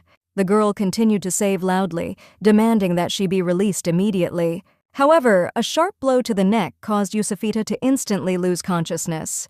Malcolm was glad that now the young lady would finally deign to go voluntarily. He really wanted to look at Franklin's face when the hero found out what had happened here. After a while, opening her eyes, the girl found that she was in some kind of warehouse. Across from her sat Malcolm, who was glad that she had finally woken up and come to her senses. The Lord thought that the night before had been excellent, smiling sweetly at his mistress. Not understanding where they were, the heroine had a strange feeling that she had already been here once. As it turned out, this was Malcolm's personal hideout in the slums of the kingdom. The slums were a separate world, living outside the law, and the Lord hoped that Milady understood this. Yusufita remembered how, in the original novel, Simon lived in the slums for a while, hiding from Malcolm. Interference in local life could lead to terrible consequences, so even the king did not interfere here. The Lord understood that if the royal guards were already looking for the girl, then they still had a lot of problems, such as a mutiny and an explosion. And even if they sent a band of warriors to search for her, looking for Yusufita in the slums was like looking for a needle in a haystack. Then the girl decided to clarify if he had brought her to this terrible place just to kill her. But the Lord only laughed in response, not at all intending to harm the heroine. But Yusufita was sure that when His Majesty found out about the kidnapping, he would not leave Malcolm so easily. However, the Lord was sure that the king would have to leave him alone. These words puzzled the girl very much, and she looked at the Lord in bewilderment. As it turned out, he planned to use the girl as his protection. The heroine was surprised and could not understand why she would become the defense of this villain. Smiling mysteriously, Malcolm offered the girl a deal with him. However, the girl still did not understand what was being said and what would be the benefit to her from cooperation with the Lord. As a reward, Malcolm promised to free the lady from Franklin's clutches. Not immediately understanding the meaning of what was said, Yusufita froze in amazement for a second. Suddenly, she remembered that she herself had thrown misinformation at the Lord using Jeanette. It seems that this guy believed that the hero forcibly forced Yusufita to become his bride. Malcolm recalled how he once advised the girl not to get involved with Franklin DeLorean. Now he believed that she was convinced of what a villain the hero turned out to be, and therefore asked the king to postpone their wedding. But the Lord also knew that it would not be easy to get rid of Franklin and wanted to do it himself instead of the heroine. In exchange for cooperation, he was ready to help her escape from the influence of this villain. Yusufita stared Malcolm straight in the eye, barely holding back her hysterical laughter. She just couldn't understand, if he just wanted to offer her help, why he would kidnap her with such cruelty. After all, now having committed terror in the royal palace, he has become enemy number one for the royal family. However, the Lord was calm, as he was sure that he would not be the enemy of the kingdom at all. Hearing that it would be Franklin, the heroine froze motionless in amazement. Malcolm believed that Milady herself had already guessed how he and his subordinates had entered the palace. Realizing that he had assigned a spy to the hero and learned about the secret passage, Yusufita was horrified. But then he had to face Franklin in the tunnel. However, there were branches. The Lord and his men took advantage of them, waiting for the colonel to leave, suddenly attacking the palace. Therefore, the Lord wanted the girl to respond in a certain way when she was interrogated. Namely, she needed to make it clear that only the hero knew about this secret tunnel. The heroine realized that this bastard wanted to pin the blame for the invasion on Franklin, which is why he killed so many servants. First of all, now it was necessary to calm down and pretend that she was ready to cooperate. Then Yusufita decided to clarify whether it would not be easier for the Lord to send assassins and deal with the hero in this way. At the same moment, mad with anger, Malcolm thought that if he could, he would have shredded Franklin's body with his own hands. After all, because of Franklin, he lost one eye, one arm, and even a leg, fleeing from mercenaries. Seeing his crippled body, the heroine barely suppressed her gag reflex. Malcolm continued to rampage, destroying the warehouse equipment around him. The girl, of course, understood before that the attack of the mercenaries could not pass without a trace, but she definitely did not expect this. Now it was clear why the Lord hadn't just pushed Jeanette away, since he was wounded and far from being so strong. Remembering her maidservant, tears immediately appeared in Yusufita's eyes. Venting his rage on the surrounding objects, Malcolm began to catch his breath convulsively. He apologized to the heroine, realizing that he may have scared her a lot. Despite a hefty dose of morphine, his wounds continued to torment him, and he easily fell off from the pain. By his appearance alone, the girl came to the conclusion that she was an absolute maniac. Now she understood that in such a state, it would be difficult for the Lord to send assassins to Franklin. However, Malcolm saw no reason to be sad, because he was going to kill the hero in the future anyway. And now, the slander of Mrs. Lands in court will be enough to do without mercenaries. Now the girl was not in a position to refuse, because first of all, she needed to get out of here alive. Therefore, having agreed to his terms, the heroine began to wait for further instructions. However, the Lord first wanted confirmation that Yusufita was indeed on his side. This greatly alarmed the girl, and she wondered how exactly she could prove it. Realizing that this was not the best moment for this, Malcolm asked Yusufita to marry him. Coming into a state of shock, the heroine stared at the Lord uncomprehendingly. But at the same moment, she realized what exactly Malcolm was getting at. First of all, it was a license for the right to build a railway. To inherit this right, he must marry a person of royal blood, but no princess will marry a cripple. Then Yusufita decided to clarify that the price of her freedom was marriage to a lord. But Malcolm only sighed ironically in response, considering these words not quite true. After all, this was her chance and, unlike Franklin, Malcolm was ready to guarantee the lady complete freedom of action. In addition, the Lord was ready to take care of and protect Simon, which surprised the heroine. Malcolm understood that the hero was a scoundrel capable of anything, and his wounds were proof of this. However, the Lord was not surprised by this, because in Franklin flowed the blood of the murderer of his own son. The one who killed Nicholas, according to Malcolm, was Duke Valentine DeLorean. Yusufita immediately remembered Princess Isabella, who had said similar words to her in the past. Still, she could hardly see that the Duke was capable of such a thing. She decided to find out why Malcolm blames Valentine for Nicholas's death. As it turned out, in the past, the Lord and Simon's father were friends and often liked to drink together.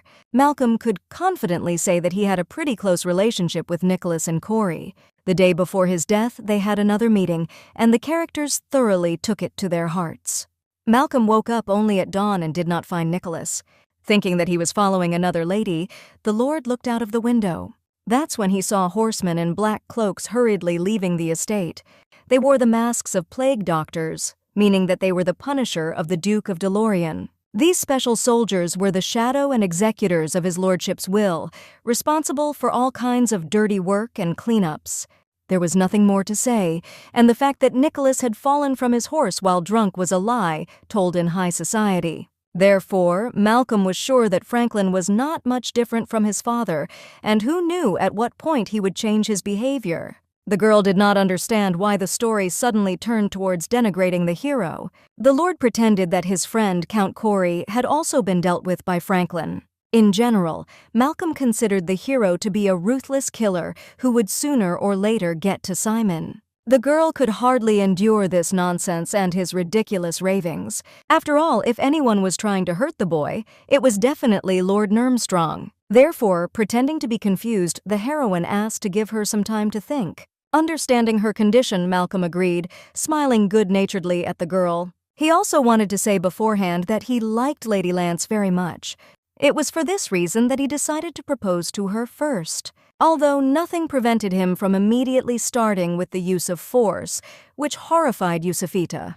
The Lord understood that it would be better for their future together if their relationship began with peace and harmony.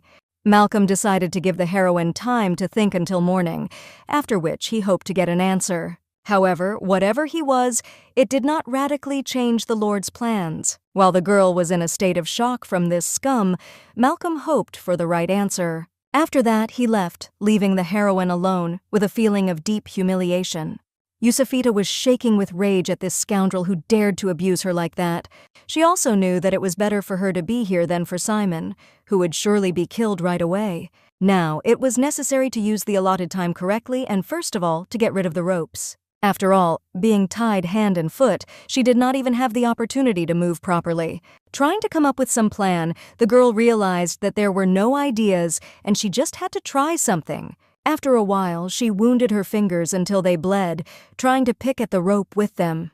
If you remember the words of the Lord, it seemed that his hatred for the hero was irrational. Is it because Franklin has access to everything that Malcolm can't? In addition, she had heard that the Lord had developed a sense of inferiority, which was why he reacted to the hero in this way. But I wondered if it was true that the Duke of Valentine was responsible for the death of his son Nicholas. Suddenly, the window upstairs opened and Simon's head appeared. As the boy calmly descended the rope, the girl wondered how he was able to find her. But the nephew gestured to be quiet, because there was a thug outside. The nephew learned that the aunt had been kidnapped from Jeanette's lips. The heroine was amazed at the words that the maid was alive, although she was in a serious condition. She only managed to talk about the abduction before she finally lost consciousness. While Yusufita was aware of what she had heard, the boy also told her that Franklin would soon be heading here with the soldiers. Realizing that Simon had come here alone, the heroine was even more horrified. However, the nephew considered himself the only one who knew the slums so well that he could bring soldiers here. Seeing the girl's wounded fingers, he wondered what she was doing with them. Upon learning that she was trying to loosen the ropes, Simon felt that it would be difficult for her to climb down the rope now. Seeing no cause for concern, she asked her nephew for a dagger. Once they were finally free, they had to get out of here before Malcolm's men came to their senses. Suddenly, a thug walked through the door, furious that the woman was muttering to herself. As he was about to tell her everything, he suddenly realized that the heroine had freed herself from the ropes. He was also stunned by the sight of the boy whom she so stubbornly covered with her hand. At the same moment, Malcolm appeared behind the guard who was horrified, realizing that Franklin was on their trail. Guardsmen led by the hero broke into the slums, looking for the girl. At this moment, the heroine thought that there was only one thug, and the Lord himself was in a weakened state. Meanwhile, Malcolm did not understand why the guard opened the door, since the Lord forbade it. Time was running out, so Malcolm ordered the thug to get Yusufita out of there immediately. But at the same second, taking off the shoe from her foot, the heroine quickly pointed her heel at the bandit's head. Having received a strong blow to the head, stars fell from the eyes of the head, and he himself was lost in space. Taking advantage of this, the girl grabbed a bucket and slammed it into the face of the scoundrel with all her strength. Seeing his subordinate fall unconscious to the floor, Malcolm became frightened and pulled out a gun. At that moment, Simon ran away and pushed the Lord with all his strength, knocking him over from his leg. While Malcolm was recovering, the heroine stretched out her hand to the Plemenyak to run together. Seeing this, the Lord, scared to death, yelled for everyone to immediately seize the escapees. A group of thugs rushed after Yusufita and Simon, trying to capture the prisoners. Girl New began to rush around, not knowing where to run and realizing that they would be captured so quickly. Suddenly, the boy showed the way to retreat, and the heroine obediently followed him. They ran into a room with a broken lock on the door, which only allowed them to lock the door but not unlock it. At first, it was about 10 minutes before Franklin arrived, but now, since they were in a different place, the time had changed. From the jackets outside, it was clear that the thugs had already found them, but judging by the edge of the screams, the hero would definitely find them. Realizing that the door did not open, the bandits immediately began to break it from the outside. Hearing the door shake from the blows of the thugs, Yusufita hugged her nephew in horror. She didn't know what to do if they broke down the door before Franklin came. But suddenly she heard Simon's voice, wondering if his aunt was okay. The girl looked at the calm face of the boy who was looking at her attentively. Cheering up and smiling at him, she decided that everything was really fine. She thought that Simon had been through such terrible things, and none of the adults had protected him. Therefore, she wanted to make a promise that her nephew would not interfere no matter what happened. As the heroine expected, the boy simply remained silent in response. Then she simply promised that they would definitely return home together. Meanwhile, the thugs finally broke the door, opening the passage for Malcolm. The Lord was dismayed at how much trouble the girl and boy had brought them. Seeing one of the bandits head towards him, Simon reached for his dagger. Suddenly, he was horrified to find that his scabbard was empty, and he began to look around in confusion. At that moment, the thug grabbed him, ordering him to behave obediently. Furious, the aunt loudly ordered him to let the child go immediately. She was shaking with rage, and in her eyes there was real anger of an enraged mother. Frightened by the surprise, the bandit instinctively let go of the boy. Malcolm wanted Madame Yusufita to calm down, because the boy didn't even have the strength. Pointing the gun at Simon, the Lord hoped that the heroine understood what she needed to do. Realizing that there was no other choice, the girl agreed to his terms. Malcolm's face broke into a mad grin, and he looked at the girl with enthusiasm. At the same time, the boy did not understand at all what his aunt meant by her consent. However, the heroine demanded a guarantee of safety for her nephew in return. Seeing how she began to walk towards the Lord, the boy began to scream, trying to stop her. Auntie only smiled back, intending this time to protect her nephew. She walked close to Malcolm, who was smiling on his face. The Lord gently took the girl by the chin, believing her decision to be absolutely correct. At the same moment, the heroine made a lightning movement, thrusting a dagger into Malcolm's liver. The gun immediately fell out of the hands of the villain, who was shocked by the unexpectedness of the moment. Grabbing Yusufita by the head, he could hardly stand on his feet. His men were perplexed by the fact that their boss suddenly fell silent, frozen in place. With a sharp kick, the heroine threw the confused scoundrel right to his gang. Seeing the wound in Malcolm's liver and the knife in Yusufita's hand, the bandits were amazed. He looked at the heroine with horror, considering her crazy and falling into a stupor. First of all, the girl ordered everyone to immediately move away and not to approach them. She knew for sure that all the thugs were hired for money, which made their faces change. According to Yusufita, the bandits should have already figured out the situation and understood which side they should take. It would be better for everyone present to hand over the Lord to the palace guards and begin negotiations. Malcolm went wild at her words, intending to grind the bastard to powder. Franklin suddenly appeared with the guardsmen and ordered all the bandits to surrender immediately. In addition, he wanted to arrest the Lord for kidnapping members of the royal family and entering the palace. If they do not surrender voluntarily, then the hero will be forced to open fire. To Malcolm's horror, all the thugs immediately dropped their guns, their hands in the air. The thought that he had been defeated drove Lord Nurmstrong mad, who decided that he had nothing to lose. Since everything turned out this way, he wanted to at least leave gracefully, starting to take out another pistol. Picking up the second one from the ground, he fired 2 barrels at the heroine and the boy. The Lord shouted that in that case, let them all die together. Yusufita instinctively stood in front of her nephew, covering him with her body. At the same moment, a shot was fired, and a hole was formed in Malcolm's solar plexus. The bullet that hit him flew out of Franklin's pistol, which managed to react with lightning speed. Surprised at the hero's persistence, the Lord's lifeless body collapsed to the ground. Looking at him, the girl suddenly noticed how her gaze began to slowly become cloudy.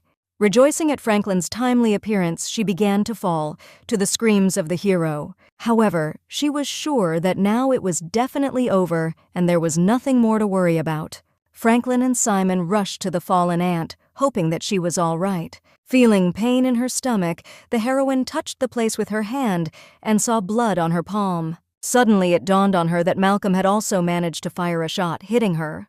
Franklin refused to believe what was happening, and Simon begged his aunt not to lose consciousness. They both hoped that the girl would stay with them and, most importantly, stay alive. Realizing that she had to hurry home, the heroine saw a bright light that blinded her eyes. The same light came from the headlights of the car that had nearly hit her in a previous life. However, the driver managed to stop, amazed at the girl's carelessness. The heroine recalled how that day, on the way home, there was a small accident. The next morning, she asked her mother to make her a hangover pickle, but in the end, she only got hit on the neck. And a day later, the girl managed to miss the bus because she overslept. 2 in all the following days, her life flowed monotonously, like all the people around her. Years passed, the heroine grew old and eventually died peacefully of old age. And when she opened her eyes again, she saw Martha's surprised face in front of her. The girl looked at her newly born sister, being completely delighted. Martha was delighted to welcome the newest member of the family, Yusufita Lance, who had just woken up in her crib.